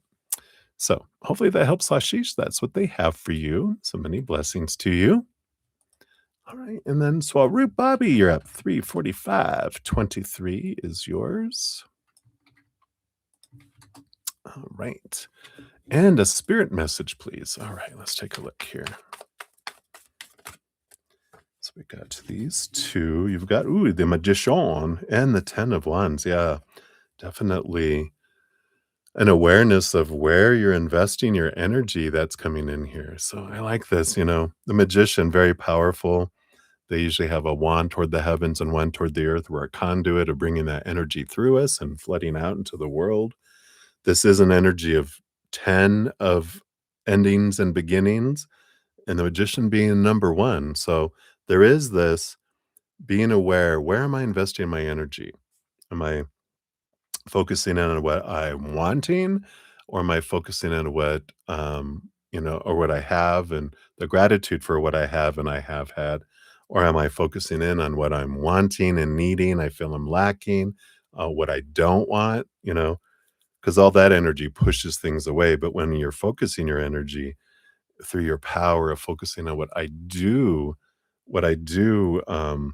have and what I have had, and not feeling like I'm missing anything, then more comes in, more comes in, more comes in. But if I feel like I'm lacking somewhere, then my energy is focusing on lack. And that beautiful Magician, I create more of that, because that's what my energy does, is whatever you're focusing on, I'll bring you more of that. It's like you go into a bakery, right? A pastry shop, and you point at all the pastries you hate, you're gonna get a box of pastries you hate. If you point at everything you love, you get, a bunch of, those pastries that you love. So I feel like the energy for right now is beware of where you're focusing your energy, because 'cause you're the creator of your life and you're drawing those things towards you. So where's your energy, right? I like that. Right? So that's what they have for you, my dear. Many blessings to you. And then we got Chels. Hey, Chels, good to see you. Hope you're doing well, getting some rest today. So here is your timestamp here. And will you move into your dream place that you're thinking of before October? Or if the cards say, you're moving before October, but maybe not to that place. All right, let's take a look here. So will you move into your dream place before October? Let's take a look here. All right. Yeah, we have the Seven of Swords coming in here. It doesn't feel like you're moving into that place. Is it some other place? We got two cards. Wow. It is some other place, because you got the Death card and the Tower. Zap. Endings, beginnings. So there's something else that comes in, and I feel like you're being, um with that Seven of Swords, I feel like you're being spared something, because I feel like that's the card of deception and loss and, lies, deceit, you know? So I feel like you're being saved going into this dream place you're thinking of, because it's not the dream that you think it is. There's something more in alignment with your dream somewhere else. So keep your eyes wide open. If it opens up and you're like, "Oh, I can move," make sure that there's, looking over the contract, looking over the thing, because there's some kind of deceptive energy around it. So hopefully that helps. I know that was my dream place, but maybe there's something even more of a dream for you, right? So that's what they have for you, my dear. So many blessings to you. All right. And then we've got Brittany. You're up 349.33. And Brittany, you would like a love reading. All right. Let's take a look here and see what they have for you about love here. And you've got the Six of Wands and the Ace of Wands. Yeah, you've got so you do have someone heading towards you here. The Ace of Wands is, of course, more in the Wands energy of the Six of Wands. It is a mutual physical and energetic draw to each other. And it is someone new that's headed your way here. This is not emotion. This is fire, passion energy, that comes in. So, there is this being aware that this individual that's coming next that you're drawn to, that I get this sense with this that they're not able to share emotion. They're more of a fire, passionate person that they didn't have a whole lot of self love. They don't, so they can't give a whole lot of love and they can't receive a whole lot of love. So they've rerouted their emotional energy through fire, through passion, through their magic wand, is what we'll call it. And it's like, okay, well, that's good to know because, if you're not interested in just that experience for a while, you know, going with your eyes open, going, oh, maybe they'll learn to love later. Well, maybe a lot later, but you might not want to um, engage in that if you're going to get caught up in thinking that they're going to be able to give emotion later, and because you'll end up kind of, of course, feeling that disappointment, which, it's part of our journey. There's nothing wrong with it. There's no right or wrong emotions, just different emotions. But I feel like if you go in with your eyes open, knowing, well, this will be fun, but it's going to be like a sparkler at the 4th of July. It's going to, and then at some point, because it won't be enough at some point, you'll get bored with just passion because you want emotion too. And with them not able to give it, you're going to be like, oh, that's right. This was just a sparkler. This wasn't something else. So hopefully that helps, Brittany. That's what they got there for you. All right. All right. I think I have time for one more. So plate of spaghetti. And I think you changed your question in the chat. Let me just uh, check that out real quick here. So I will do this one more, and then I have a donation, and then I will return back to um, free readings as well. So let me just get caught up here. I'm just going to catch up on the chat. And so let me got Ruby. I see your additional donation there. So I'll get you on the donation list. I just don't want to miss anyone here. And Ruby said, thank you. And yes, you never thought that you'd be walking independently again. I love it.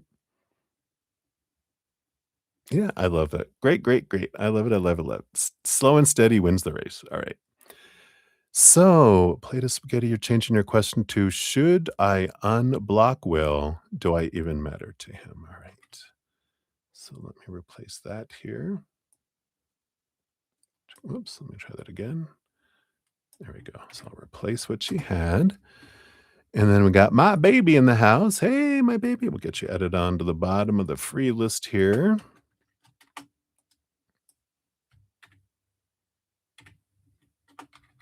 All right. We got you there.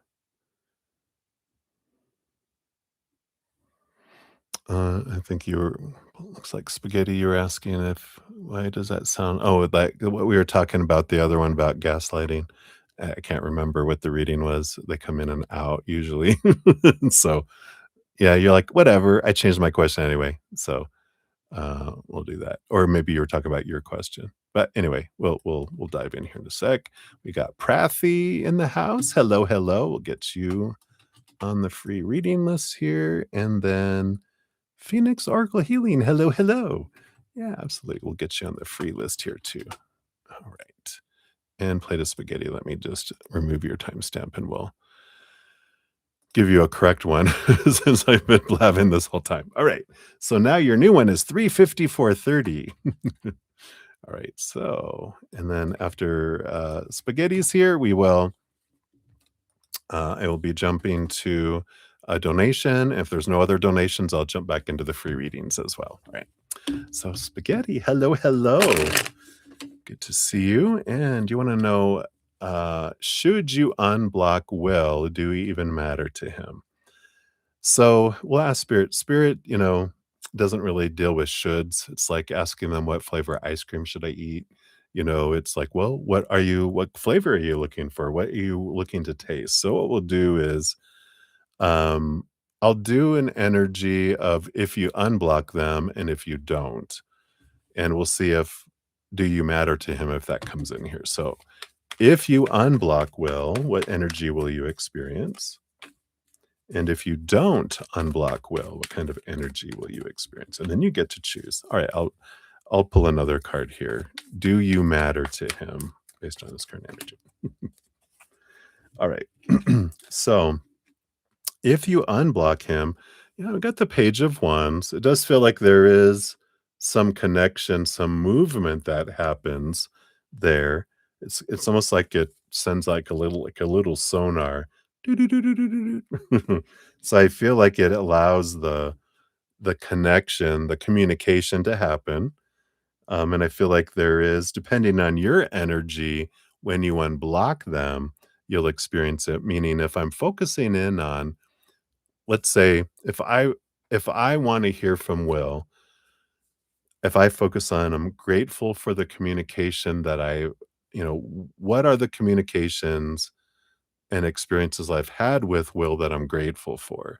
I focus in on that, right? That energy is what draws communication toward me. If I'm focusing in on the things I hate about their actions or what they're not doing, what that does is push them further away. It blocks communication. It's almost like blocking them with our energy, um, works almost the same as blocking someone on some sort of phone or platform or something, right? And so it depends on what you do when you unblock them with your energy. Because if you unblock and then go, why aren't they doing this? Why aren't they doing that? Why are they such a jerk? Why are they doing this? Why are they doing that? That just, they're still blocked energetically, even though in the physical world we've unblocked them on a platform, right? If you don't unblock them, yep, I do feel like you will end up meeting someone else with the Lover's card here. Um, so I know, right? You're like, "Well, who?" But you have the Lover's card, so if you continue to have them blocked, I don't feel like that's Will. I feel like that's someone else that you meet that's so much like you, that's, more matches your energy. Look at the little heart in between their beaks, isn't that cute? But it's see how they're so much alike, and it means that, very compatible person, right?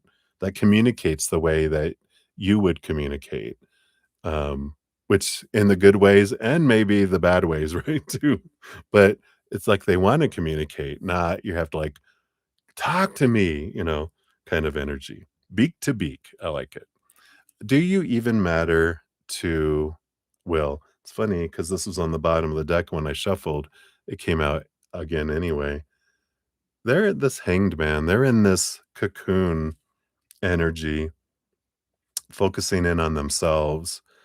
So, I feel like they care, but they are caring more for themselves in this time, and that's why they're cocooning and they're away transforming. They're all focusing on them. Um, so I don't know, kinda get this energy here is unblock them, but, you know, um, don't don't chase, you know, but you get to do what you want, right? Alright, so that's what they have for you, spaghetti. Thank you again for hanging in there, your patience. Alright, and then we got Kay Linda in here as well. Hello, hello, good to see you. We'll get you added on to the free list here, and we'll be returning back to the free readings here momentarily. I do have a donation that came in, so we're gonna jump to that and then back to the free readings. So we've got a Ruby Grimm, 359.34. Thank you for your additional donation. Here is your timestamp. And who's your guardian angel that wears a hat? Oh, how fun. Were they a leprechaun in a past life? Let's see. Got those. What about this one too? What else? Who is it? Who is it? Knock, knock. All right, got that and those. All right, let's see what we got here. Yeah, we have on the bottom of the deck, we have this King of Wands. So it is I feel like this is someone you knew either in this lifetime or past. We'll find out here more. This is the on the bottom of the deck, right? So this is someone who um it's divine masculine energy with the King of Wands, fiery king energy here. So let's see what we got here. We have the Six of Cups. Okay, yep. So it is a past lifetime with the Six of Cups. So right away, that's confirming it for me. That's one of my indicator cards from Spirit. And the Four of Pentacles is a card of home. So it was someone in your household. Let's see if they'll tell us here. Yeah, we had the Three of Swords. So there was a heartbreak energy that was there. It's someone that I feel here. We'll find the circumstances with these other cards, but I do feel like it I feel like they had to go away either militarily, like they were drafted. This would have been like it almost feels like maybe World War One. Um, or before, they're saying before, maybe even in the was there Prussian a Prussian war? I don't my brother was the military person. He would be able to be all, "Oh, yeah, it was from this and this and this and da da." He loved all studying all the military stuff. But I feel like that was, like, around that time, and then everyone, there was everyone had to go to war. All the men had to leave, to go that were of a certain age and etcetera, and, there is this energy that, that they had to go and they left and then they passed away. So it's interesting that this guardian angel that wears a hat, it almost feels like it's a military hat.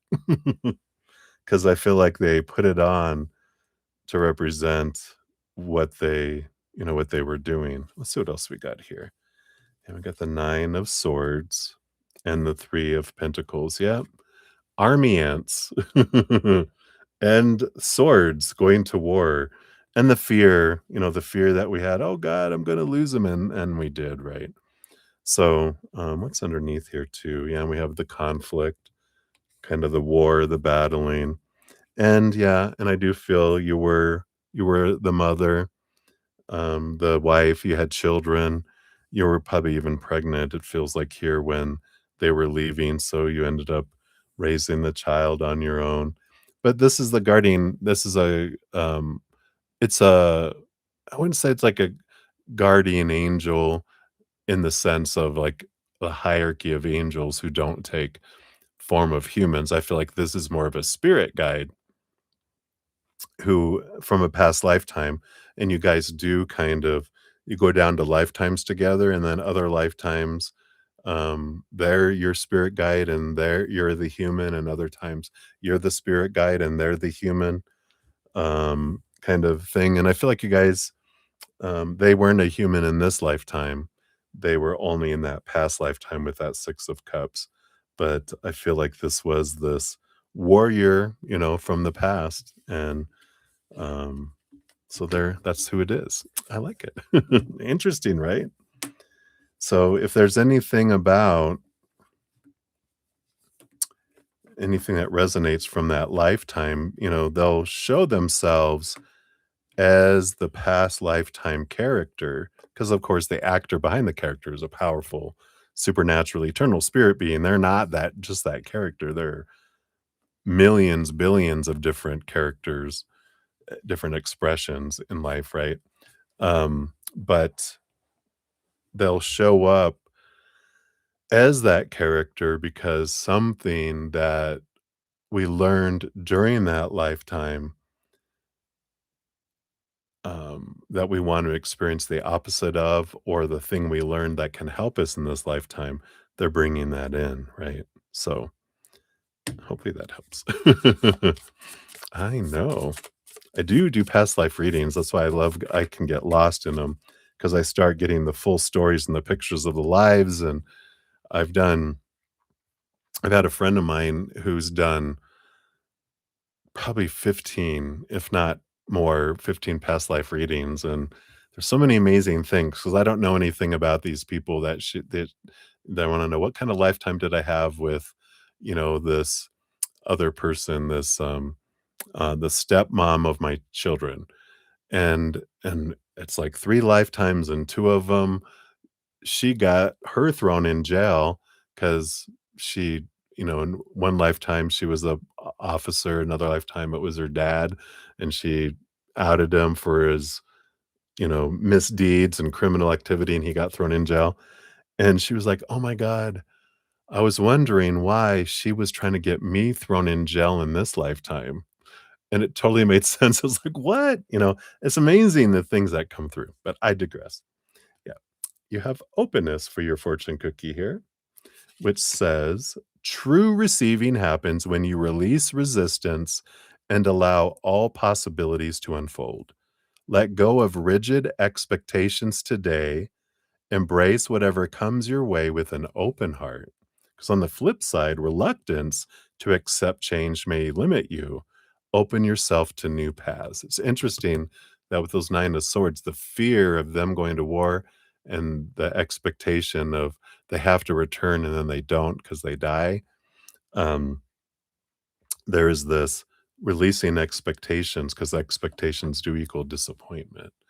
So maybe there's something to do with that, with the past lifetime of the heartbreak of something not unfolding the way we feel it should be, right? So I like it. That's what they got for you, my dear. So many blessings to you. All right. Hey, Phoenix Oracle Healing. Thank you for your donation. Let's grab your donation. We'll get it up here.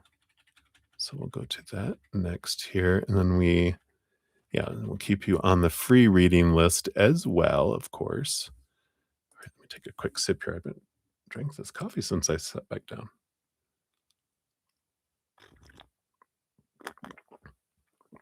Oh, I gotta have another drink. Cheers, cheers. Blueberry flavored coffee with coconut cream, zero sugar creamer. Yum, yum, right? Sorry, slurp, slurp. It's like ASMR, right? All right. So let us jump in here. So we got Phoenix Oracle Healing at 408 even is where we'll put you here. So thank you so much for your donation. We'll give that a love and a like here. And you want to know, how does your ex CT feel about you and what will be the outcome of your house and paperwork? All right. So let's take a look here. What are CT's current feelings?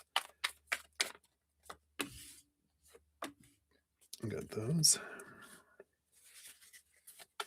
Anything else around feelings here? I feel like there's more. All right. Thank you. And then what is based on current energies, what's the current outcome of the house and the paperwork? All right.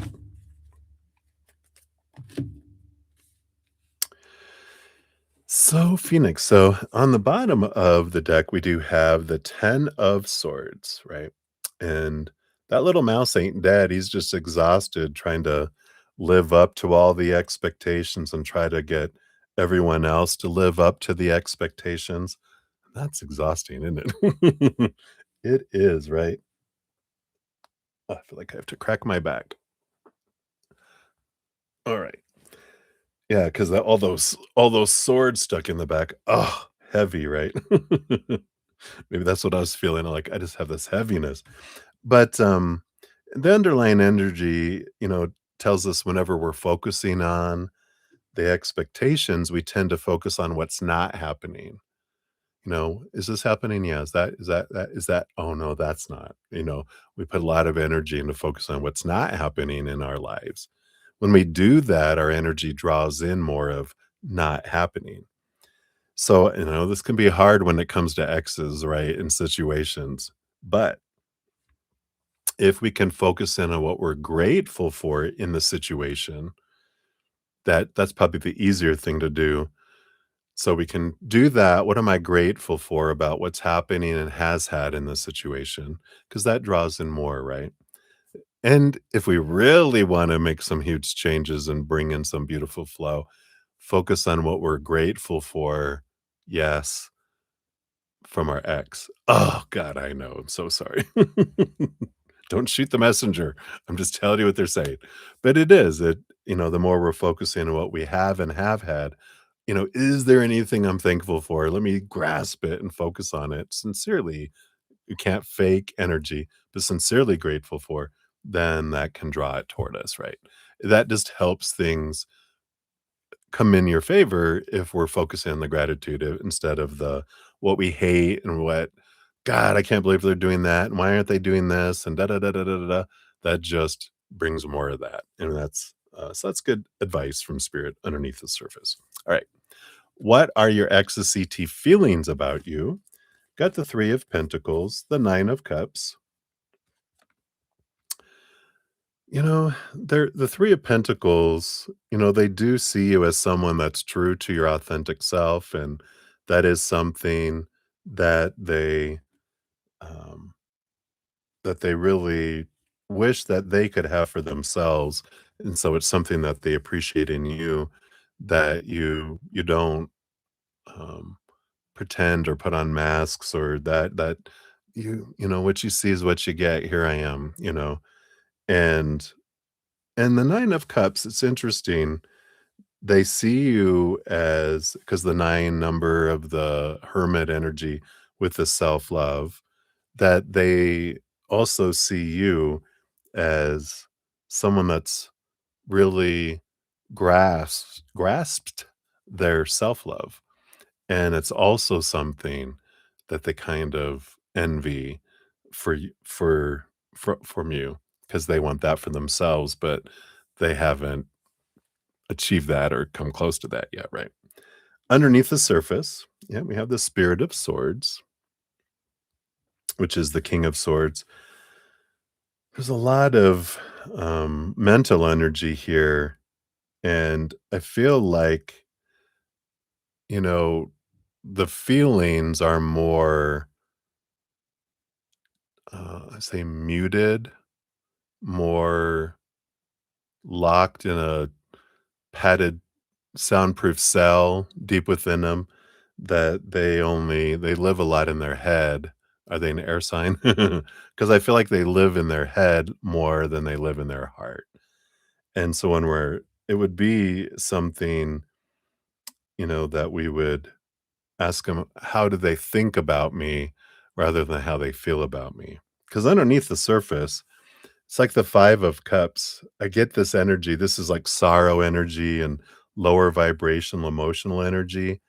They lock it down there because they don't wanna feel it, express it, experience it, and I feel like that's what they did. They locked it down there a long time ago, and they've been living from their head more than their heart for a very long time, maybe even back into their, um, I don't know, their earlier, definitely their teenage years, if not before.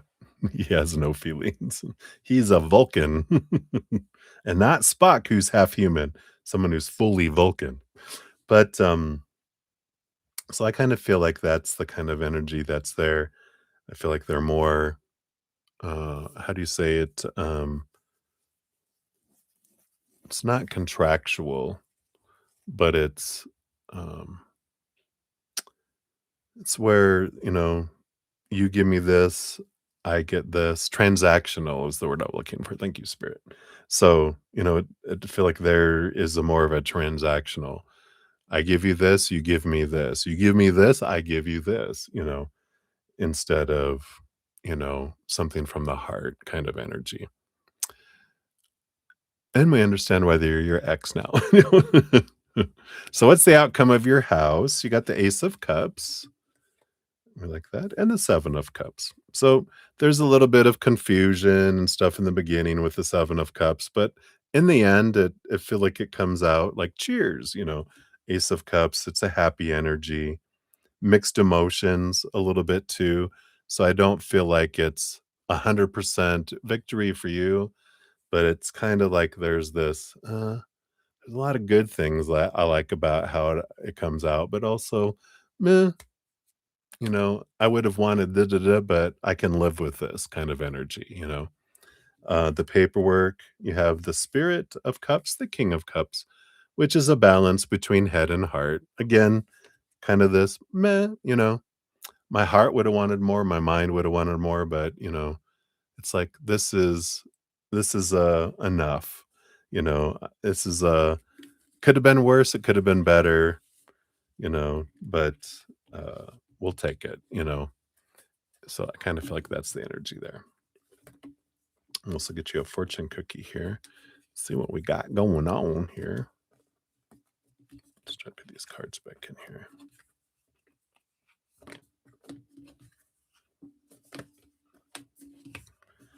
All right. So for your fortune cookie, let's see what we've got here. This one, right?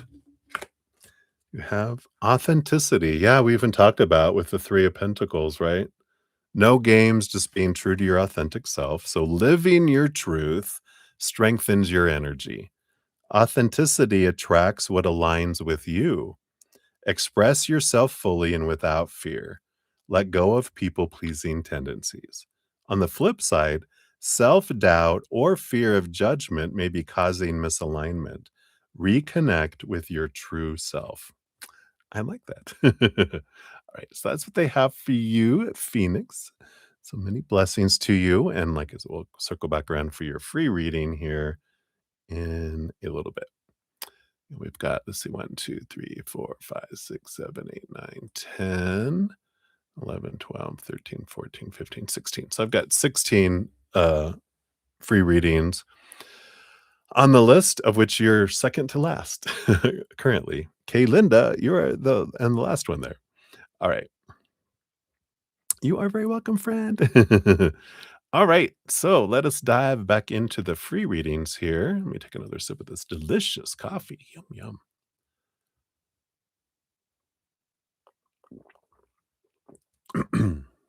All right. So, Livy Vagara, hello, my friend. Yay, yay, yay. Here's your timestamp, Livy A. And a general reading for this coming week. All right, let's take a look here. What does Spirit want you to know about this coming week here? Got this one, and we've got these two. All right. Yeah, we got a little bit of high priestess action going on here, which is kind of this drawing back, seeing things from a higher perspective. What's going on behind the scenes? Under kind of a big picture view of whatever this is that's happening this week. You're like, let me step back. Let me see a different way of looking at this. What is my emotional state below the surface, too? She is a revealer of secrets as well, and you do have a death and rebirth energy with the move my finger Heart of Swords, which is the Queen of Swords. So there is clarity that comes in with the Queen of Swords and a balancing energy that comes in. This death card, endings and beginnings energy, this renewal energy that's coming in here. Um yeah, what is this about? Will you tell me? Because whatever this was, it just feels like there's a situation that's unfolding that just feels like it's a good match, like either job or well, you talked about that, right? That this job and then it doesn't work out, right? And it's like, what happened? You know? And I kind of feel like there is this, something that felt like compatible. It does feel job related more than like a relationship energy, but it's like something ended in this high priestess is you get more clarity around things and you get to the bottom of it. I know we talked about, I think in one of your readings, that it's important to get down to that, what's below the surface with your inner child that needs to be released because that high priestess will get you there, help you get there anyway. And so that you can be freed from that because it feels like that's why it got to your city gate and died, you know, or it's sitting out there. It's like, well, I saw it arriving, but where did it go? If you ever have like a Amazon truck or someone making a delivery and you see the truck drive by and you're like, well, wasn't it gonna deliver something? What happened? And we have tracking, you can see them driving around the neighborhood and off they go, and then suddenly it's like, "It's gonna be delivered tomorrow instead," and they're like, "They were just right there. What happened?" Then we get the understanding going, "Oh, they had an emergency. They had to leave, and, they had a family emergency, so the delivery driver couldn't deliver it." 'Cause they had to go, because their wife was having a baby or something. It's like, "Oh, okay. Well, that's alright then." And once I understand why, then it, like, sets me free, right? Yeah, right? Freaking truck. Have you experienced that? I've had it. I was like, "Oh my god." But then it gets delivered by someone else. Like, that one's the next day air truck, so they're rushing around trying to meet their next day air quota. Mine's just a UPS ground or whatever, right? Anyway, but that's what they have for you, Olivier. Hopefully that helps a little bit, my dear. Many blessings to you. Then we have content for 2115. So content. You are very welcome, my dear. Thanks for hanging out. Content is the business that Gemini is building on related to his career, or is it in a completely different field or hobby? Ooh, okay. Let's take a look here. So, is this related to their work or some sort of hobby or dream come true that's outside? Oh, they want this one here. All right. What do we have here? Got the Spirit of Cups. This is a balance between their head and their heart. And the Sun card. There's child energy in the Sun card, the Leo energy. Usually there's a little baby on a horse. That's really coming into my head. And with the Spirit of Cups, the King of Cups, there is this energy, but this is something that their mind wanted, but also their heart wants. So this feels like it's not related to their career. This is related to the other twin in their head, being a Gemini, right? This is the something that's more from their heart, something that, um, yeah, comes from something. It's almost like a childhood dream energy, kind of energy. Doesn't have to do with what they're doing now, I feel like, at all. I feel like it's something, um, that's like their childhood joy, you know, making hand gliders or, the little planes, I don't know what it is, but it is definitely different from what, their career is. It's in a different field and a different, kinda like more of a childhood hobby, childhood dream energy. So, that's what they got for you. Hopefully that helps. Right. And then Cat Mia, you're up. 4:23:25 is your timestamp here. Boom, boom. And guidance for HP. All right, let's take a look here. What kind of guidance here? It's funny because in the IT world, HP is Hewlett Packard. And I'm like, for your computer? Or what is this? I know it's a person's initials, but we have the Queen of Pentacles, the Heart of Pentacles, and the Eight of Wands energy. Now, this Queen of Pentacles energy, I feel like this is Mother Nature, Mother Nurture. And this so it's pointing you back to your own nurturing, your own self, and, um, nurturing yourself. And if you're asking guidance on behalf of HP, then you'd be telling them that too, But because the 8 of Wands is a lot of energy, a lot of movement, a lot of flow, and it's like there's a lot of go, go, go, action, action, and a lot of energy in being invested towards HP or in this situation. And the Heart of Pentacles is calm down, rest, relax, focus in on yourself, have all that energy that you're investing out there, bring it all in here because they're a mirror reflecting back to you what you want to see about yourself. And if you're trying to change things or make things happen or control things outside of you, it ain't going to be productive. It's only going to push people away, right? The more we pull them, the more they resist. The more we push them, the more they push back. And it's like, all right, well, let me turn in here, see what I'm doing with my energy, raise my self love, focus on my own mindsets that don't serve me anymore, my emotions that don't serve me, my energy that don't serve me no more. And even things in the physical world, purge, purge, making space for something that's in alignment with my higher vibration. And as we do that, and as we raise our vibration, then we draw in things that match that. If the situation, if it's HP you're trying to draw towards you, you can't, period. So like, what are you going to say? You can't, period.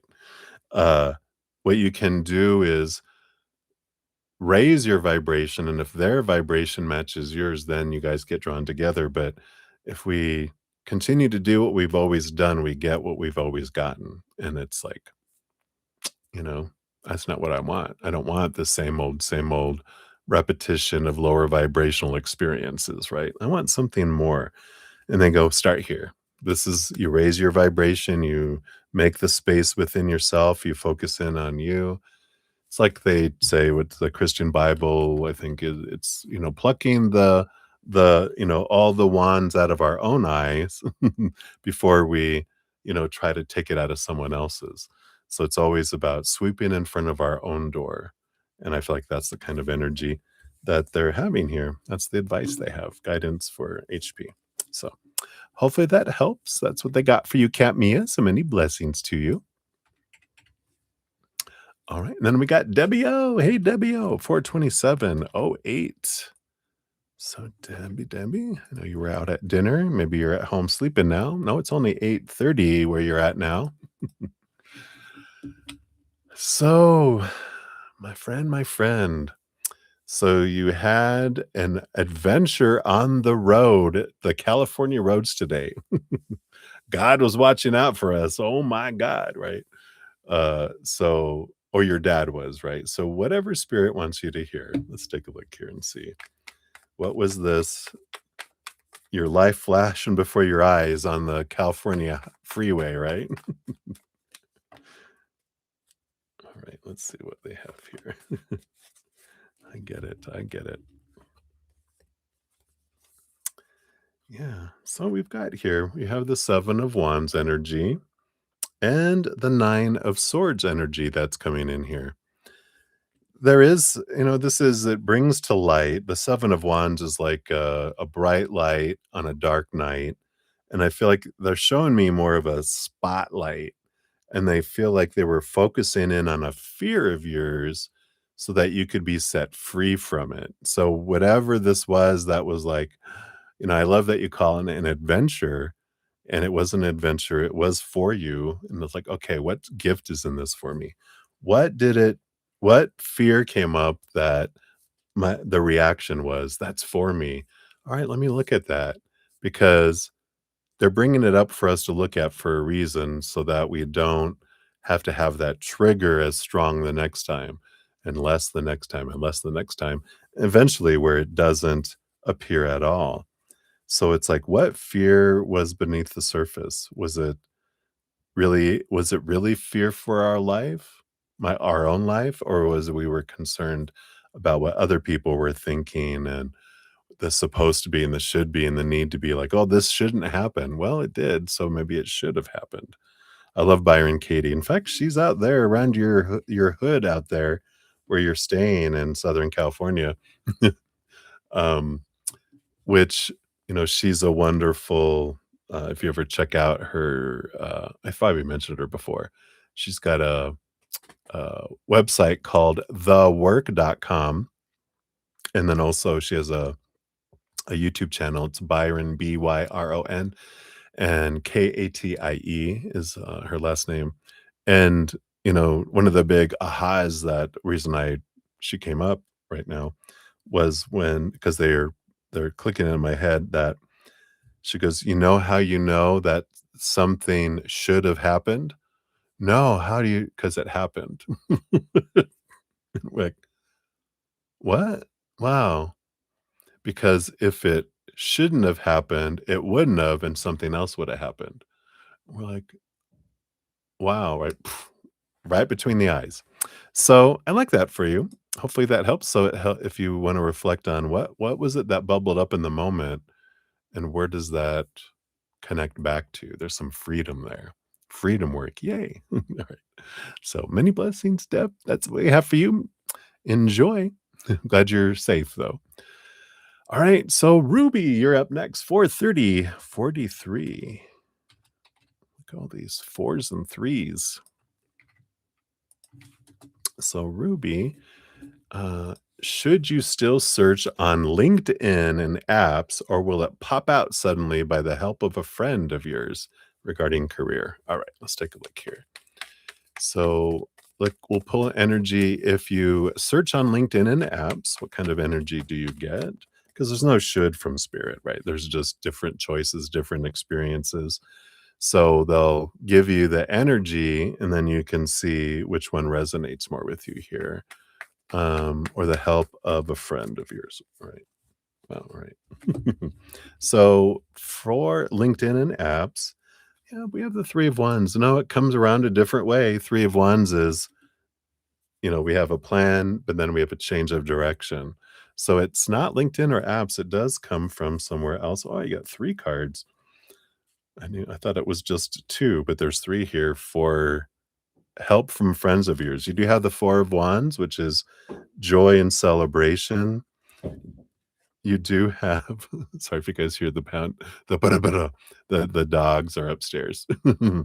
You've got the universe, which is the ending of an old cycle, a beginning of a new adventure, and the 7 of Pentacles is an energy of the last thing that grows on a fruit tree is the fruit.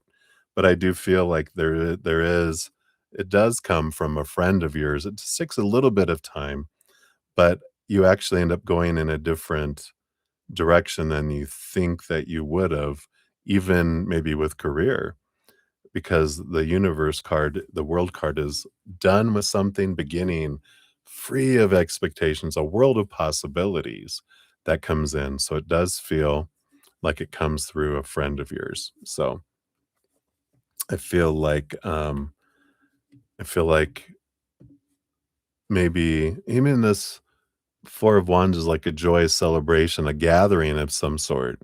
You might even be going to a party or a celebration of some kind, and it comes up there, and someone's like, "What do you do? What do you do for work?" And you're like, "Oh, I'm currently unemployed. I'm trying to like, what kind of work are you looking for?" "Well, they're hiring at where I'm at." Like, "Well, what do you do?" And they're like, "Oh, I do," and like, "Shut up." And they're like, "Yeah. If you want, I can put in a word for you." "Really?" I feel like that's kinda how it might unfold. So I like that for you. Right, that's what they got for you, Ruby. So many blessings to you. Then we got Rose Crump. You're up 4:33:29. So Rose, there we are.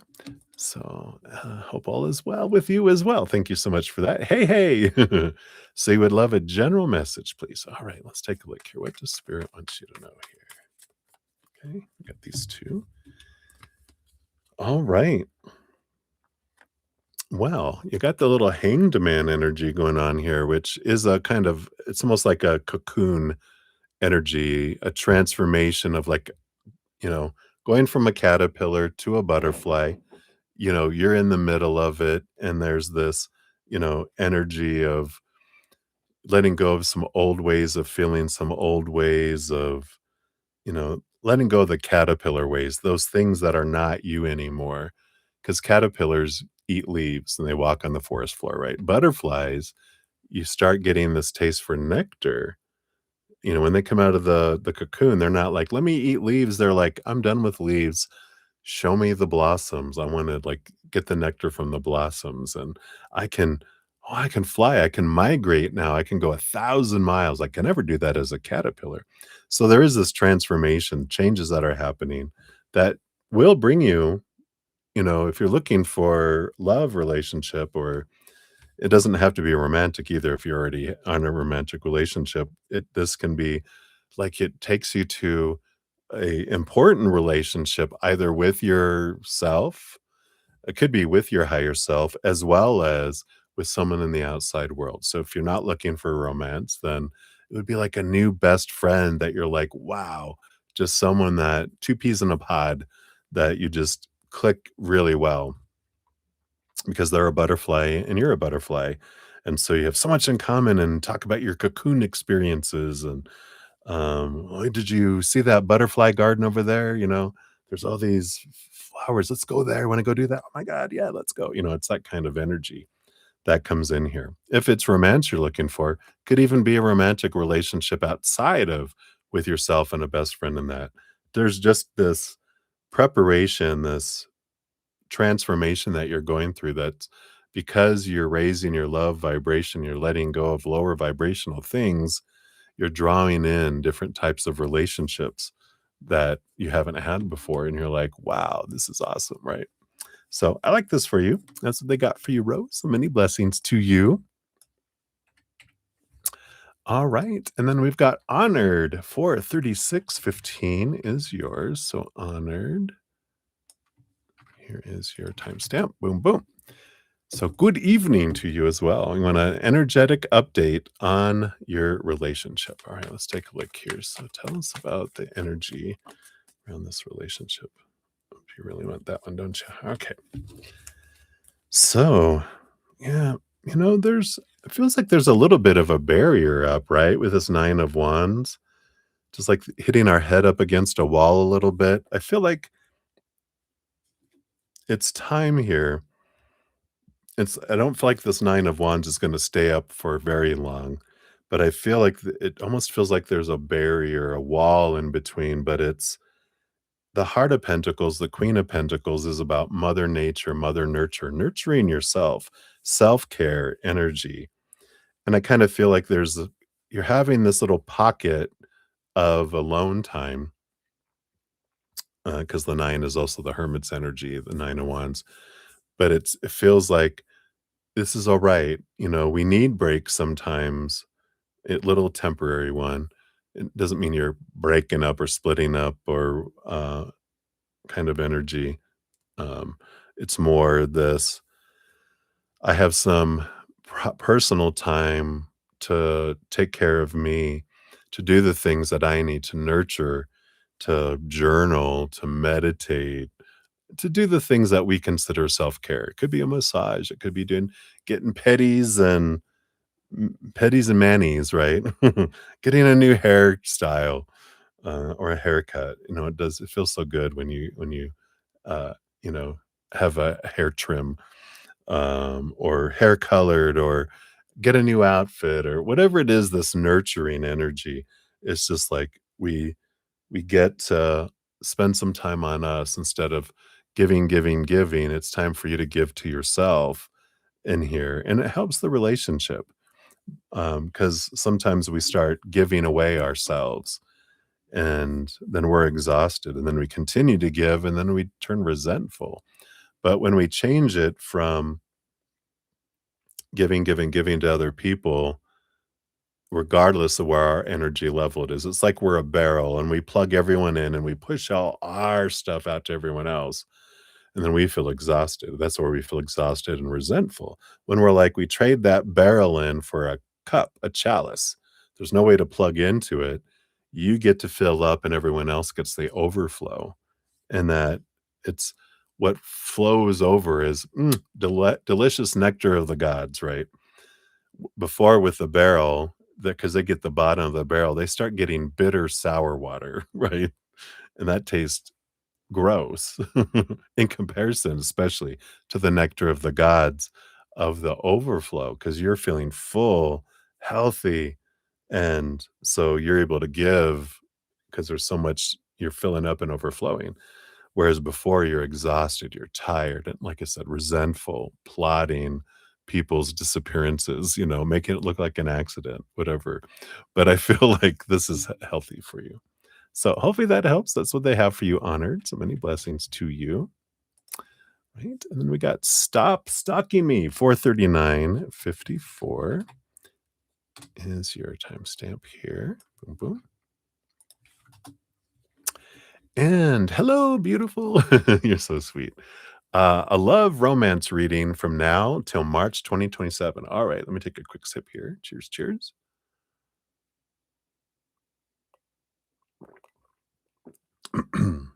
All right. So between now and March of next year, what can we know here? All right. Wow. Power of choice of energy. I feel like you're learning a lot here around love with the 10 of Wands being, we can look at that energy as, you know, that poor camel, what a burden it's carrying. Or, wow, look at the harvest that this camel is carrying. And that's what the Two of Wands brings in is our power of choice of our energy. And it's like a preparation here for love because the more that we focus on the gratitude of the love we have in our lives, it doesn't have to be romantic love, just love from the creator, love from friends, family, all the love. I'm just grateful for this love that we have. And then what am I grateful for the loves that I've had in my life? So it could be the romantic love because we're looking for a romantic love, which this is a romance reading, right? So if I look back now, we're not gonna go, "I loved everything about this person," right? Because we know, we'll be honest, no human is going to give us everything that we're wanting and act exactly the way we want them to. It would be a miracle. We'd be suspicious if they did. But we can focus in on special moments that we were so grateful for with this one, and, "Oh, that moment with them, so grateful for that." And this, "Oh, great, so grateful for that with that one." And basically, we're putting out this energy of going, "This is what I love in relationships and romantic relationships. This is what I love about love. This is what I'm grateful for about love." That draws things toward us that match that. Versus if I'm focusing on what I hate, and I definitely don't want that, and I don't want that, and I don't want that, guess what our energy is doing? You want what? You want what? You want what? Because whatever we're pointing at, they're thinking we're asking for, and we're like, "Oh, nope. I want this and this and this, not that and that and that," right? And also, if we have an energy of, "I want a romantic relationship. I need one," right? And I don't have one. I'm lacking one. All that is lacking energy. And what does that do? Gives us more lack. So when we avoid that, it's not about not doing that. It's about focusing on doing this. Because if I'm like, "Oh yeah, I don't want to do this. I don't want to do that. I don't want to do that," our energy is doing it, right? We wanna focus in on the things that we love and the gratitude and unconditional love, and that draws things in, and this is like the foundation of a beautiful relationship because we can apply that to a relationship too. When I'm focusing on what someone's not doing, who they're not being, what they're not saying, what they are saying that they shouldn't be saying, what do we get? We get more of that. If I focus on what I'm grateful for when I meet someone, and we communicate that even too. Can you imagine a relationship where you just don't talk about what they're not doing and how they're disappointing us, but all we're talking about is the things we love about who they are? Because if I tell you what I love how you do that, I'm so grateful. Is that gonna make you wanna do that more? Hell yeah. If I tell you, "You're not doing this and doing that and doing that," is that gonna encourage you to do those things?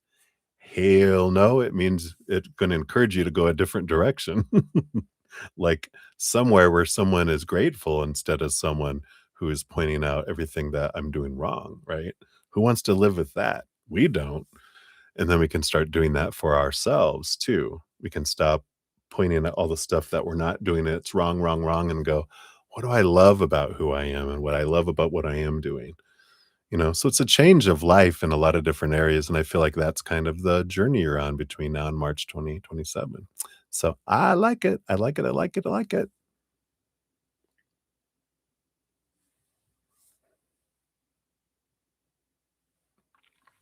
All right. Ruby, as much as your readings are so on point, you always feel you have the right to think in your questions. However, it seems random. Any other reader may feel it is repeated, but it is not. And you ensure that. Oh, thank you so much, Ruby. You're so sweet. I appreciate that. So many, many blessings. All right. So we'll continue here. I see I've got 1, 2, 3, 4, 5, 6, 7, 8 more to go here so far. So hang in there, everybody. We're not far away. So Maria P, 44526 is here. Thank you for your donations earlier. Boom, boom, boom. And you'd like a general for you for love and for work. All right. Let's take a look here. All right. So for love, yeah, we got the Fool card here. So an energy of new beginnings, letting expectations go, you know, the supposed to be, the should be, the need to be. We talk about this all the time, right? I know. But the Fool card is like looking at life with the world of possibilities instead of, because our life becomes very limited with the supposed to be, should be, need to be, have to be, must be. Our view becomes very, and we cut out all these possibilities when we try to control it and we tell the creator it has to be like this. And they're like, that's going to take a while because if you open it up, it could come in sooner. But if we are, we have this strict way of thinking, then that's what limits it. And that's what makes it take so long for things to happen. When we're like, you know what? I trust you that you're going to bring the perfect situation, the perfect timing, the perfect way. And I'm just gonna focus on being grateful for what is happening and then just enjoy the journey, right? Feels great, right? So I feel like that's for love. For work, you have the 7 of Wands, which this is about being true to your authentic self. Shine bright, be true to yourself, don't dim your light, but I do feel like you're spotlighted a little bit here with work because it is like someone standing on a hill during a darkness, and I feel like they're encouraging you, you're gonna have a great opportunity to stand out here very soon, maybe next week with all these changes, because we can either get on the bandwagon of everyone complaining, because when we're in fear, we act stupid, right? We act like children. Why is that happening? Why are you doing this? Why are you doing that? Right? Because we're reacting. We're going to go back to that age of where the trauma happened, where we're freaking out and we're full of fear, right? And so, with everyone doing that, everyone freaking out, if we're calm and we're like, hey, everybody, I get it, scary, but I'm kind of looking at it as this is an opportunity to grow and that we're going to get to learn new things. And I'm just grateful that I have a job, in the environment of the world. And, people that are listening that you don't even know are listening are going, wow, look at you, because that'll have you're this bright light in a dark time and that changes things. So I feel like that they're just kind of telling you that as a opportunity. You don't have to. You can just complain with everyone else if you want. There's no judgment from spirit. But since you asked, they're telling you there's an opportunity coming up if you want to shine, shine, kind of shine and stand on a big, hill and shine. So hopefully that makes sense. All right. That's what they got for you, my dear. Many blessings to you. All right, and then Ateshi Singh, 44853. Yeah, 53. So Ateshi, hello, hello. Let's see here. There's your timestamp. And did the things that happened today bug H? I left early and G kissed me on the cheek. You little floozy. I was kidding. Cheers, cheers. All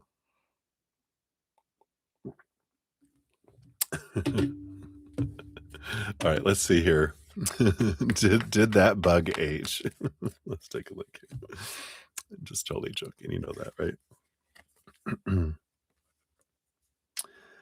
You know, we got the temperance card, which is a very balanced temperament energy. That would tell me that it didn't bug them, and because it's a very balanced temperament energy, it's like, yeah, no, it didn't bug him. But there's the Two of Swords is like this.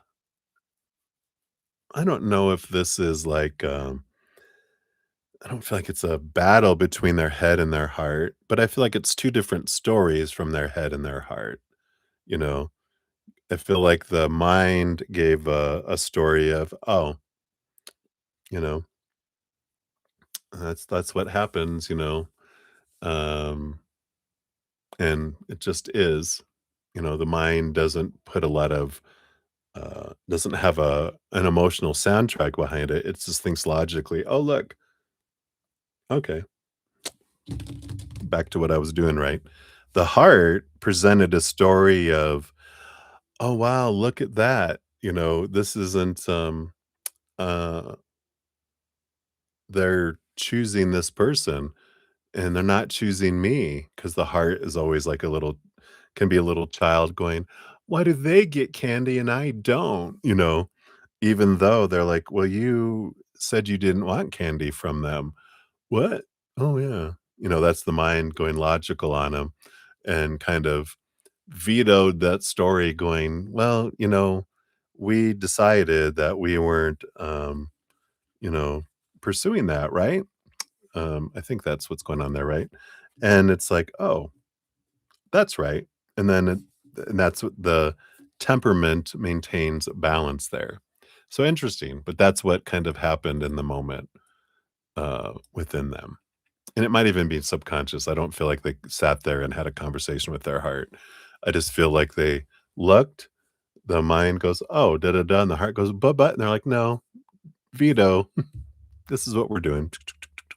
Unbothered. So that's what's happening, Ateshi. So many blessings to you. You like the phoenix? The big old floozy. All right. So up next, we got Ruby Grimm. Ruby, thank you for your donations earlier. So here is your timestamp there. And a financial read. All right, let's take a look here. Tell us about finances, please. What can we know based on current energies? Yeah, I like it here. You got the Four of Pentacles, which is a, good solid foundation, stable number, four huge legs on a big table. Solid foundation here, for finances. With a movement of swords, the Knight of Swords is, I feel like you get some clarity around finances, some ideas around finances, either things to get rid of that we're paying for that we really don't need, um, getting rid of some stuff, selling some stuff, but also um, different avenues of income. And if you're looking, isn't your husband looking for a job? Someone's looking for a job, right? There's this um, clarity that comes in this movement of communication around, um, income and jobs and other sources of income that come in here. But it does feel like here you have the stable energy. It's always helpful. That Knight of Swords is a quest of looking at things from a higher perspective. So anytime that I want to open up and draw finances in, of course, we're gonna focus on gratitude, right? That's what we know. It's a big, huge thing. And I think I probably shared before my abundance where it be. So whenever we talk about finances, I like to make sure that everyone is aware that, here's one of my podcasts because it talks about our energy, it talks about our inner child as well, because there's 2 things that will prevent or allow abundance to come to us, whether that's relationships, jobs, money, body. It's our energy. If I'm focusing on gratitude and higher vibration, I draw things that match that. If I'm focusing on my pain and what I don't have and everything else, I draw more of that in. If I once I get gratitude going and I'm drawing it to my city gates, there's still a gate it's gotta get through to get into the city. That's controlled by our inner child. And our inner child, 7 years old and younger, developed this rate of exchange, how much you have to give in order to receive one. So 1,000 coins to get one back, whether that's love coins or abundance coins or whatever it may be. And it has a belief, and until it believes that it's time to open it up, it won't. We'll be like, "It's time." They're like, "No, it ain't. No," like a 7-year-old and younger would do. And once we can deal with our little inner child, not deal with them, it's embrace them, have a good chat with them, talk to them about a fair balance of 1 to 1, not 1,000 to 1. Then they're like, "What? We can open the gates all the time," and then abundance just flows in and continues to flow in. And we talk more deeply in there in tools on how to do all that in that podcast. So if you're interested, check it, and I'll even put it under your timestamp in the pinned comment. So you probably saw it there if you're watching this on replay, but that's available there for you too. So that's what they got for you, Ruby. Many, many blessings. And then we got Happy Pill. We got 456 even. So Happy Pill, here's your timestamp. And you want to know what blessing is in store for you during this Jupiter transit? All right, expansion, growth, lottery wins. Yay. Let's take a look here.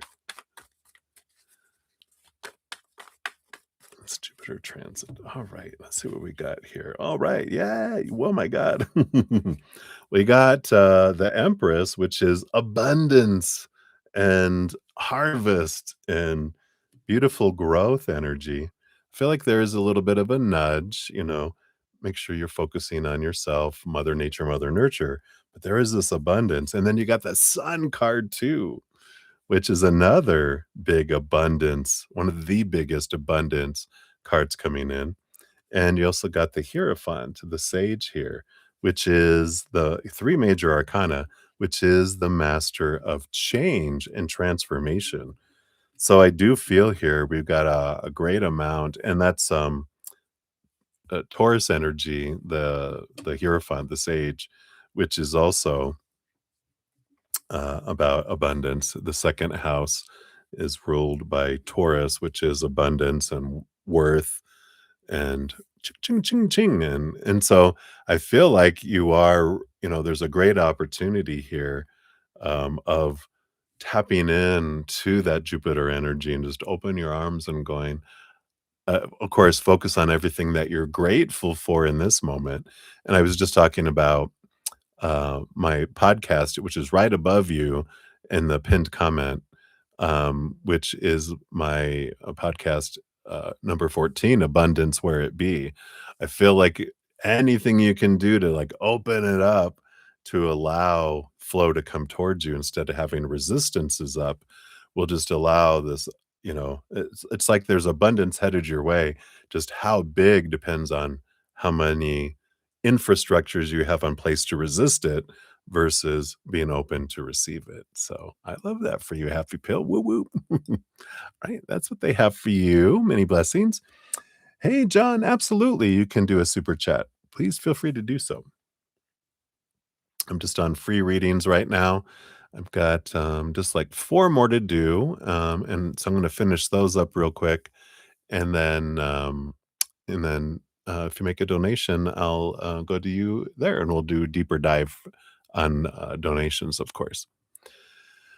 All right. Up next, we do have My Baby. We got 458, 54. So, My Baby, we got you here. And you want to know, why did Vic Ask who your recruiter is toward the end of your interview today. He looked unhappy when he asked that, but the rest of the interview was very positive. All right, let's take a look here. So, why did he ask who your recruiter is? All right, let's take a look here.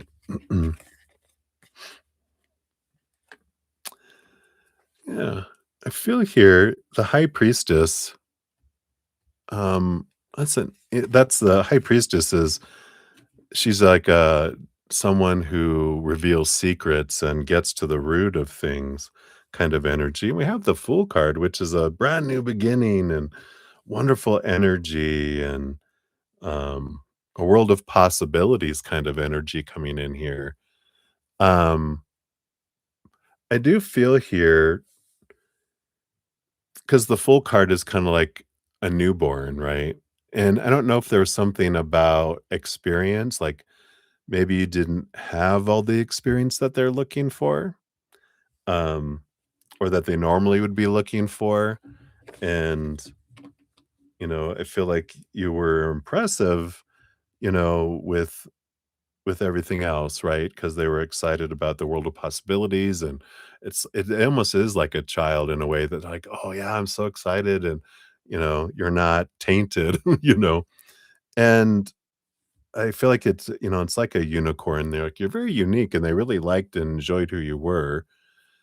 Um, but you said he looked unhappy when he asked that, like, "Who's your recruiter?" That's the only energy I can kinda pick up on here is maybe you didn't have all the experience that they were looking for, like, historical, on your work experience, um,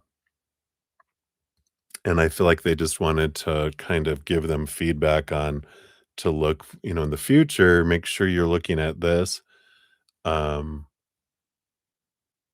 because I feel like maybe there's something that a requirement that's not met that makes it like you can't qualify for a certain position or a certain job or whatever, but I still feel like I feel like they're gonna try to do something for you here because I do feel like this world of possibilities is, okay, maybe I can't get you into the job that requires this thing, but there's something I can get you into. So and I feel like they also wanna talk to the recruiter, about finding something that fits your profile maybe. But that's the only thing I can kinda pick up here, that's going on there. So hopefully that makes sense. But, that's what's going on there. So many blessings. Just know that whatever's meant for you will never pass you by. You can trust that the path if you can't get into something, that we're wanting to get into, there's a reason, and it's for us, it's not happening to us. Just means there's something more in alignment with us that we'll enjoy more and be more successful at too. So, all right, that's what I got for you. Right, and then we got Prathy 50224. So Prathy, here's your timestamp. And you want to know, why do you feel stuck and behind in life, both career and personal life? What should I do to make progress in life? All right, let's take a look here.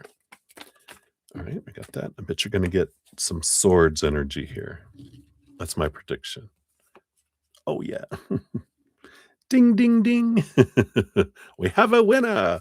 Yep, we got the 9 of swords and the 5 of pentacles. So the 5 of pentacles is the feeling of lack, of not being enough, not having enough, right?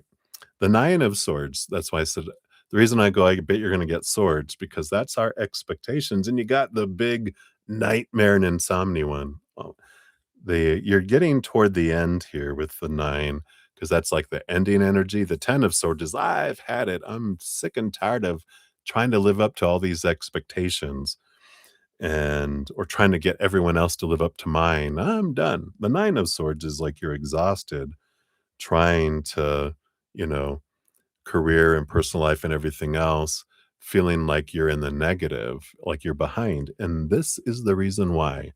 Dun, dun, dun.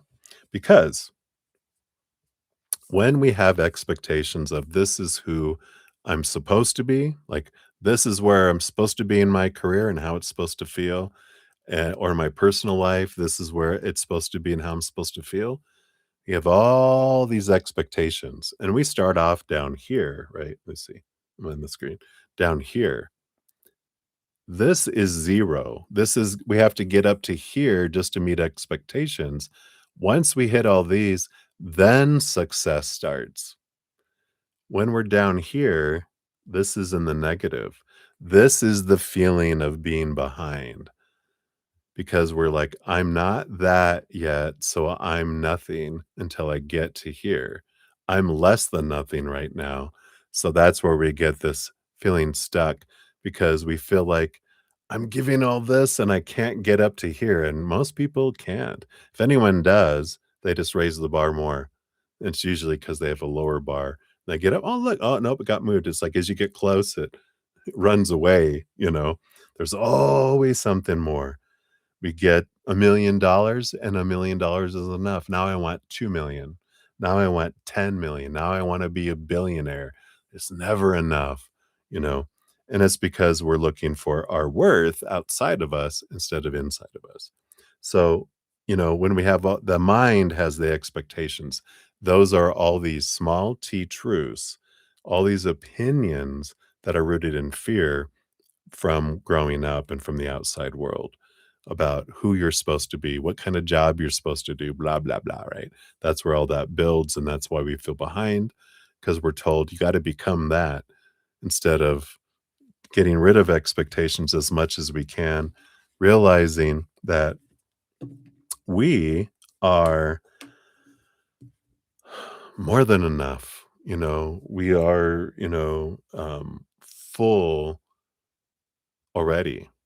We just don't realize it because we've been convinced, you know, uh, connect your worth to these 3 buckets of the outside world: relationships with humans, situations like jobs, career, social status, marital status, all that, things, our bodies, our bank accounts, our possessions.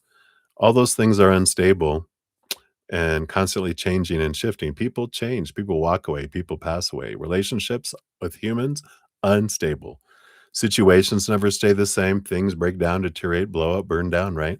So that's why we feel stuck and behind. It's like, why is it feeling so unfulfilling? Because what we're looking for and what everything points us to is inward and upward to the eternal, unconditional love of the higher realms, right? And when we look into that and we explore that connection to the higher realms and we define ourselves by that, then we feel priceless instead of worthless, right? And so that is why in my podcast series, The Easier Path, we talk a lot about tools and different things on how to transform that. So if you're interested, it's all free. It's down in the description area of the video here, or if you go to my main page on YouTube at the very top, the Easier Path playlist is there too. So hopefully that helps, Prathy. That's what they got for you. Many blessings. All right. Then we have Phoenix Oracle Healing. Yay. Thank you for your donation earlier. Very grateful. Donations, right? And your free question is a general love read. Let's see here. What does Spirit want you to know about love right now? What about the Love Shack, baby, right? I'm going to have that song in my head. Thank you, Spirit. All right. Yeah. Feel like, what a wonderful journey you've been on with the 5 of Cups and the 9 of Swords. It's this is to uh the unaware, these seem like very challenging cards, right? Because the 5 of Cups is about it's sorrow, it's crying over the spilt cups, the spilt relationships, right? And the 9 of Swords is, oh, nightmare, insomnia, ugh. But, you know, this represents, the growth that you've had and experiencing. The number 5 is like a number that comes up for me of stepping stones. Like, you've learned a lot through your expectations equal disappointment and the lower vibrational emotions that you've had in past loves and glean from it, and there's so much that we glean from those in kind of reflecting, like, what did we learn? What gift was in each of my relationships? And I even have one of those, I have a podcast that talks about what I learned from my exes. I had 5 longest term, a 3-year, and then a 1-year, and then a 3-year, then a 1-year, and then I was single for 3 years, and then a 1-year. There was a pattern, wasn't there?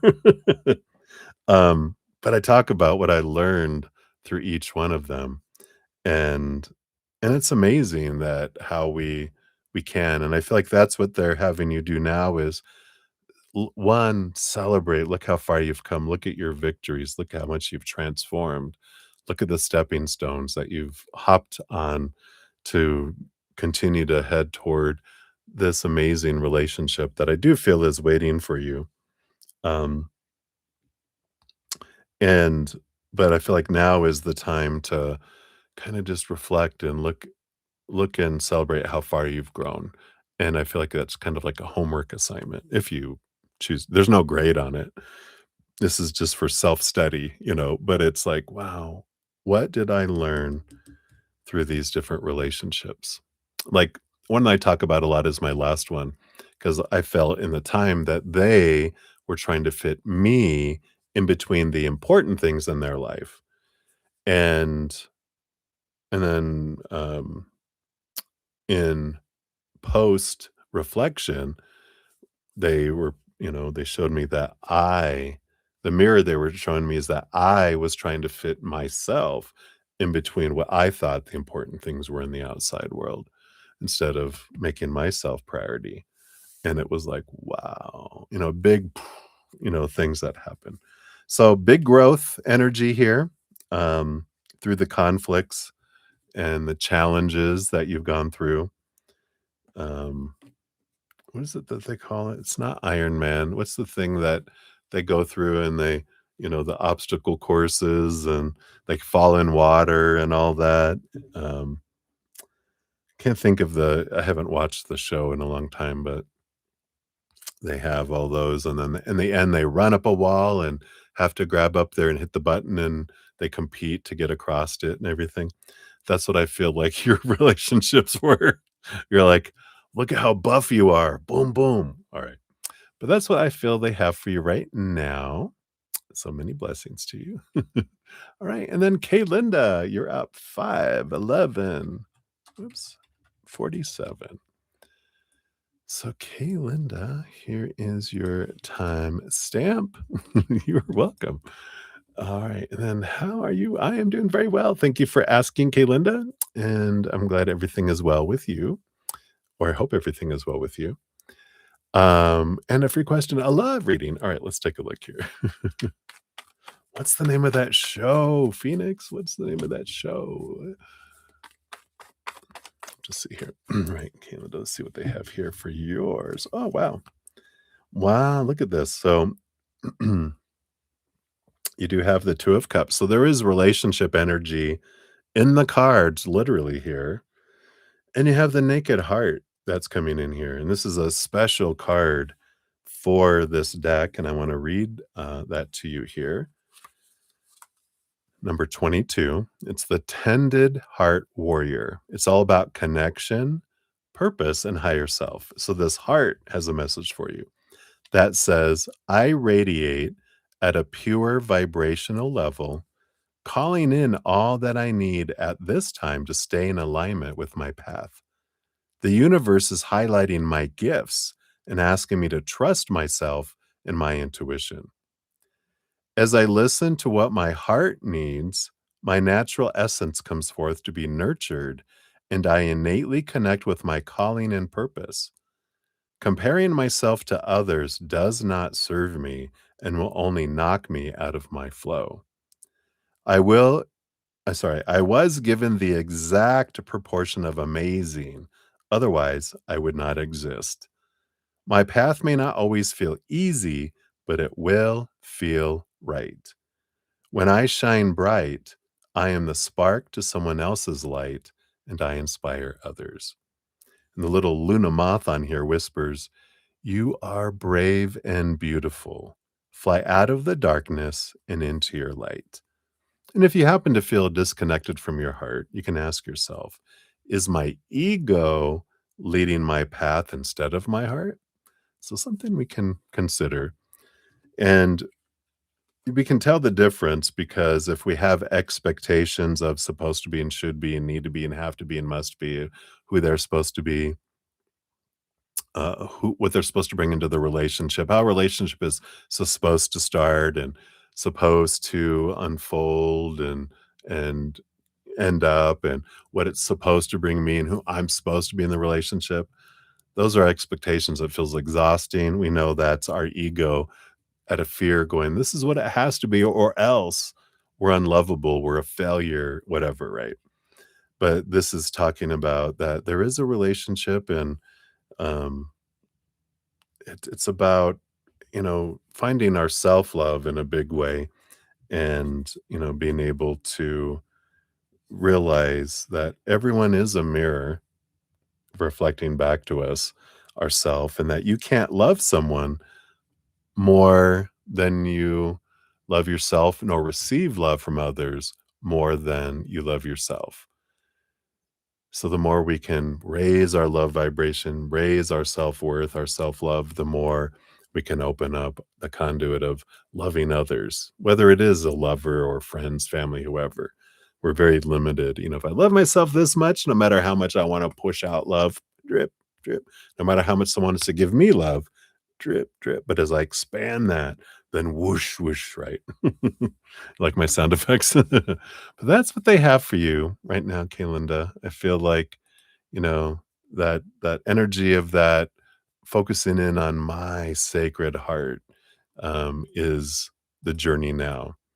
Because that's what we can do. That's the biggest thing we can do to bring love toward us. And it, as we raise our love vibration, it speeds it up too.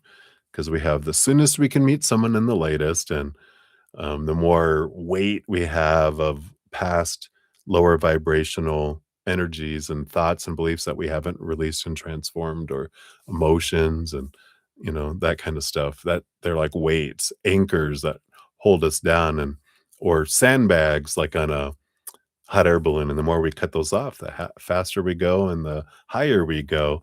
That's where we bump into someone at a higher vibration instead of doing what we've always done and ending up with what we always got, right? Ugh, no. All right. So hopefully that helps, my dear. That's what they have for you. Yes, Ninja Warrior. Thank you, Phoenix. That's exactly it. That's exactly it. I like it. All right, everybody. Well, that is all the donations I had. I don't think John must have headed out. If you hear John, you can still make a super chat if you'd like. Um, I don't have any other donations there.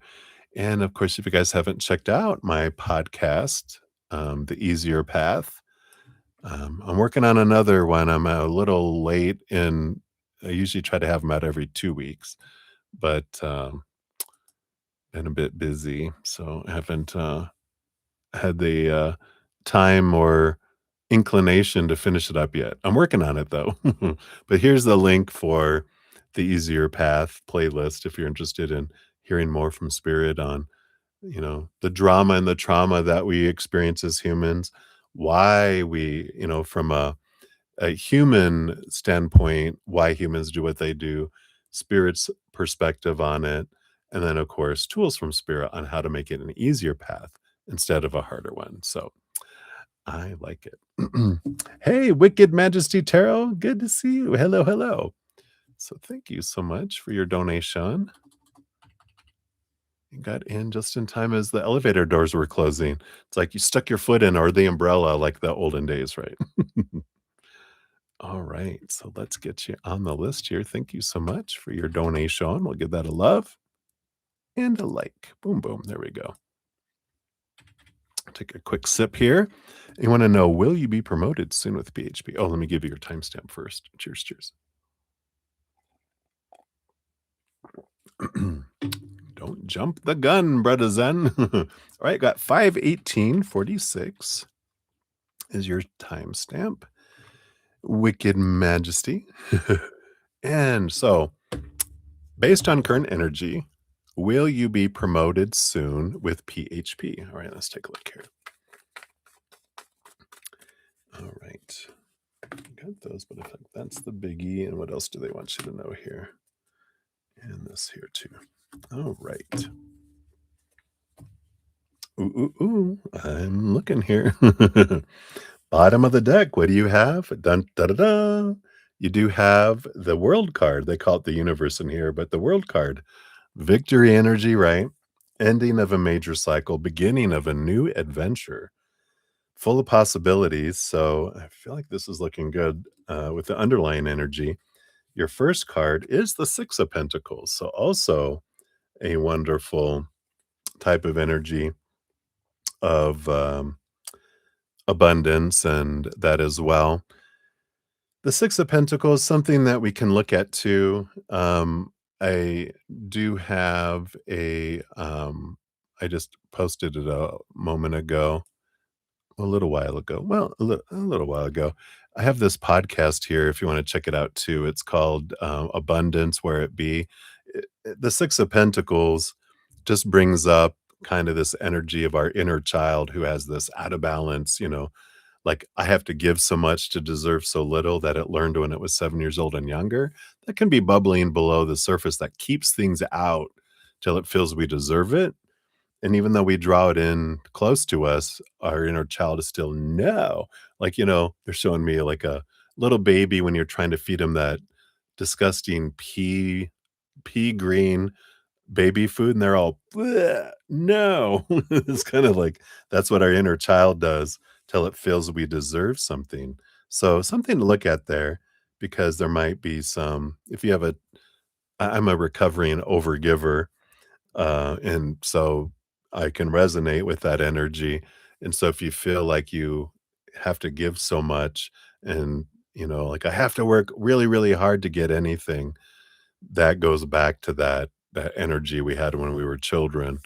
So something to look at there if that resonates. You can check out that as well, and it's in the pinned comments a little in the actually I'll put it under your name here just in case. I'm pretty sure you're watching right now, but I'll put it on your under your pinned comment that will be on the under your timestamp on the pinned comment on the pinned yeah, the pinned comment that will be, I'll put at the end of the session. So if you ever wanna come back to it, you can find it. And it's number 14, Abundance Where It Be on my podcast if you ever wanna check that out. So I feel like this is good that there's these opportunities, but to draw it in sooner, we can do things, and that's what it talks about in that podcast.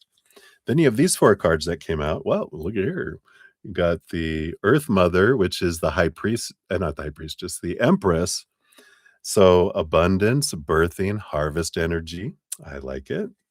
That is good. You have the Six of Swords, which is a movement energy, letting go of some old ways of thinking, allowing new ways of thinking in, which when the mindsets change, then it brings change in the outside world. Of course, taking you from that choppy waters to the calmer waters kind of energy. I like this. You have the movement of cups, the Knight of Cups. I like this here because I do feel because the Knight of Cups is like a pursuit of the heart. And is this what your heart is wanting? Is this like you feel like your heart is drawing you into this area and you want to be promoted? You want this? Is this like going to make your heart sing and make your heart feel happy? Or is it your mind? This is what your mind is wanting, right? Because I feel like even with promotion and as you go up there, I feel like there's something here about um, your heart wanting to do something more, something that makes it want to sing, make it want to dance. Because you also have the movement of swords, the Knight of Swords. So you have both the mind and the heart coming in where the mind wants this, because it feels like this is like its dream that we need to have this and this and this. It's checking off the boxes that the mind wants. But there's something from the heart too. But I'm not getting the energy like I not seldom, often do, where it's their like their heart is trying to get them away from this that they're doing in following something new. This feels like the mind is going, "Yeah, we'll do this," and then the heart, "You can do that, because this will create the opportunity to do that." So that kind of energy is coming in here. So hopefully that makes sense.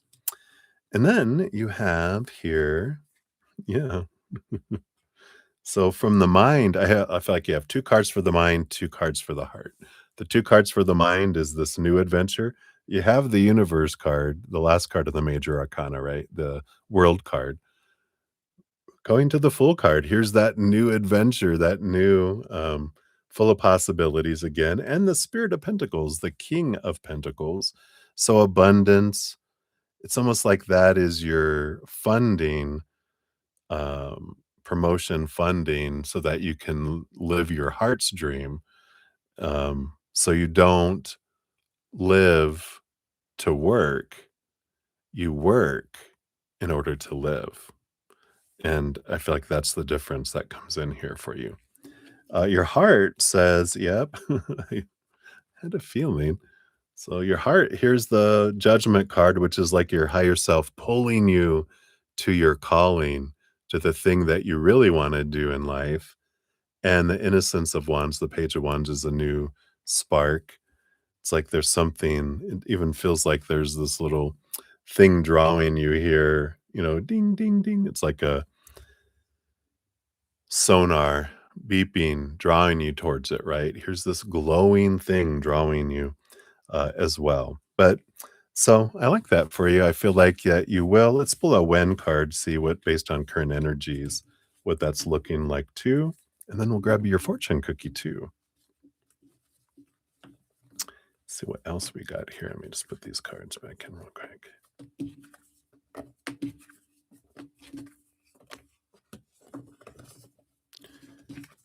All right, one more. There we go. All right. Okay, when card. I almost forgot already. Wow. Maybe I need more coffee. All right, let's take a look here. So based on current energies, when might this promotion happen? All right, this one. All right. So get the Four of Swords. Timing right now, we got October 13th to October 22nd. What's crazy is that's only 4 months away. I know only, but October's only 4 months. That's crazy. Um, but I like this. This is Jupiter in Libra, so of course that expansion, growth energy that comes in. And the Four of Swords, there is an energy, that we're talking about. Um, and if you watch that podcast Abundance, where it be energy, something that it's like the Four of Swords is letting expectations go and sleeping on the Ace of Swords, because the Three of Swords are like on the wall as a memorial that, it's like when how people hunt and they put their prey that they caught up on the wall. I'm not a big hunter person. But uh, the Three of Swords that you overcame and conquered, those are on the wall. And the Four of Swords, you're sleeping and resting on that Ace of Swords, which means I've let go of the supposed to be, the should be, the need to be, not focusing in on what's not happening or what should happen or what I feel that I need or want, because that's lack energy. Something that can help bring it in sooner is when we're focusing on what we're grateful for and what we do have and what we have had. That's what help opens the conduit and helps it come faster to us, versus when we have those expectations of, that aren't being, and we're focused on what's not happening, that kind of pushes it away. We do dive more into that more deeply in that podcast if you're interested in that too. All right. And I sound like I'm selling my podcast, but it's free. So it's good stuff. I love channeling their messages. All right. And then let's see here. Since your donation was $5 or more, you do get one of these Whispers of Healing oracle for your fortune cookies. Let's see what else they have here for you. All right, this one here. All right. And you have Breathe. Beautiful card. can get it to focus. Oh, yeah. There it goes. Beautiful, beautiful energy. Look at the little ship on the sea up there being supported. All right. Card number 22, master number 22, power of choice energy. And it says, when negativity surrounds you, create a space where you can take a few minutes of reprieve to regain rationality. Close your eyes and take a slow, deliberate breath. Visualize love and positive energy coming to you with each breath in. Imagine you are releasing fear every time you exhale. Take a moment now to practice breathing techniques. This can help you feel replenished. With effort, try to make your breaths a little bit longer and a little bit deeper. Longer, deep breaths have direct effect on your nervous system. It is human to take shallow breaths when you are in tense situations. Feel how much healing you can experience by being mindful of your breathing. In the card, mermaids and mammals in the ocean must surface to take a breath. So this card comes as a perfectly timed reminder for you to stop for breath. When you learn to take long, slow, deep breaths, life takes on a new quality. You will be more able to appreciate the beauty around you. There's gratitude. The mermaid reaches for the surface of the ocean, just as you reach to break the surface of old patterns. You can transform an aspect of your life by slowing down and breathing deeply. As you read this message, or it's read to you, did you take a breath deep into your stomach and slowly release it? If not, do so now. All right. So that's what they have for you, my dear. Hopefully that helps. I love that for you. So again, thank you so much for your donation. Many blessings to you. All right, everybody. Well, I think that is everything I have right now. Is the elevator doors? Anyone? Anyone? Last call, last call, last call. All right. So I am on Wednesday through Sunday nights. So I shall return, of course, tomorrow night. It is what, Friday, right? Yep. So Saturday and Sunday. And so until I see you guys again, remember every second of every day of your life, you truly are eternally and unconditionally loved by the mother and the father of all things, our creator. And of course, I love you guys too. So until I see you again, much love. Hang in there, dream well, and we'll see you on the flip side. So love you. Bye, Phoenix. All right, everybody. Much love. We'll see you soon.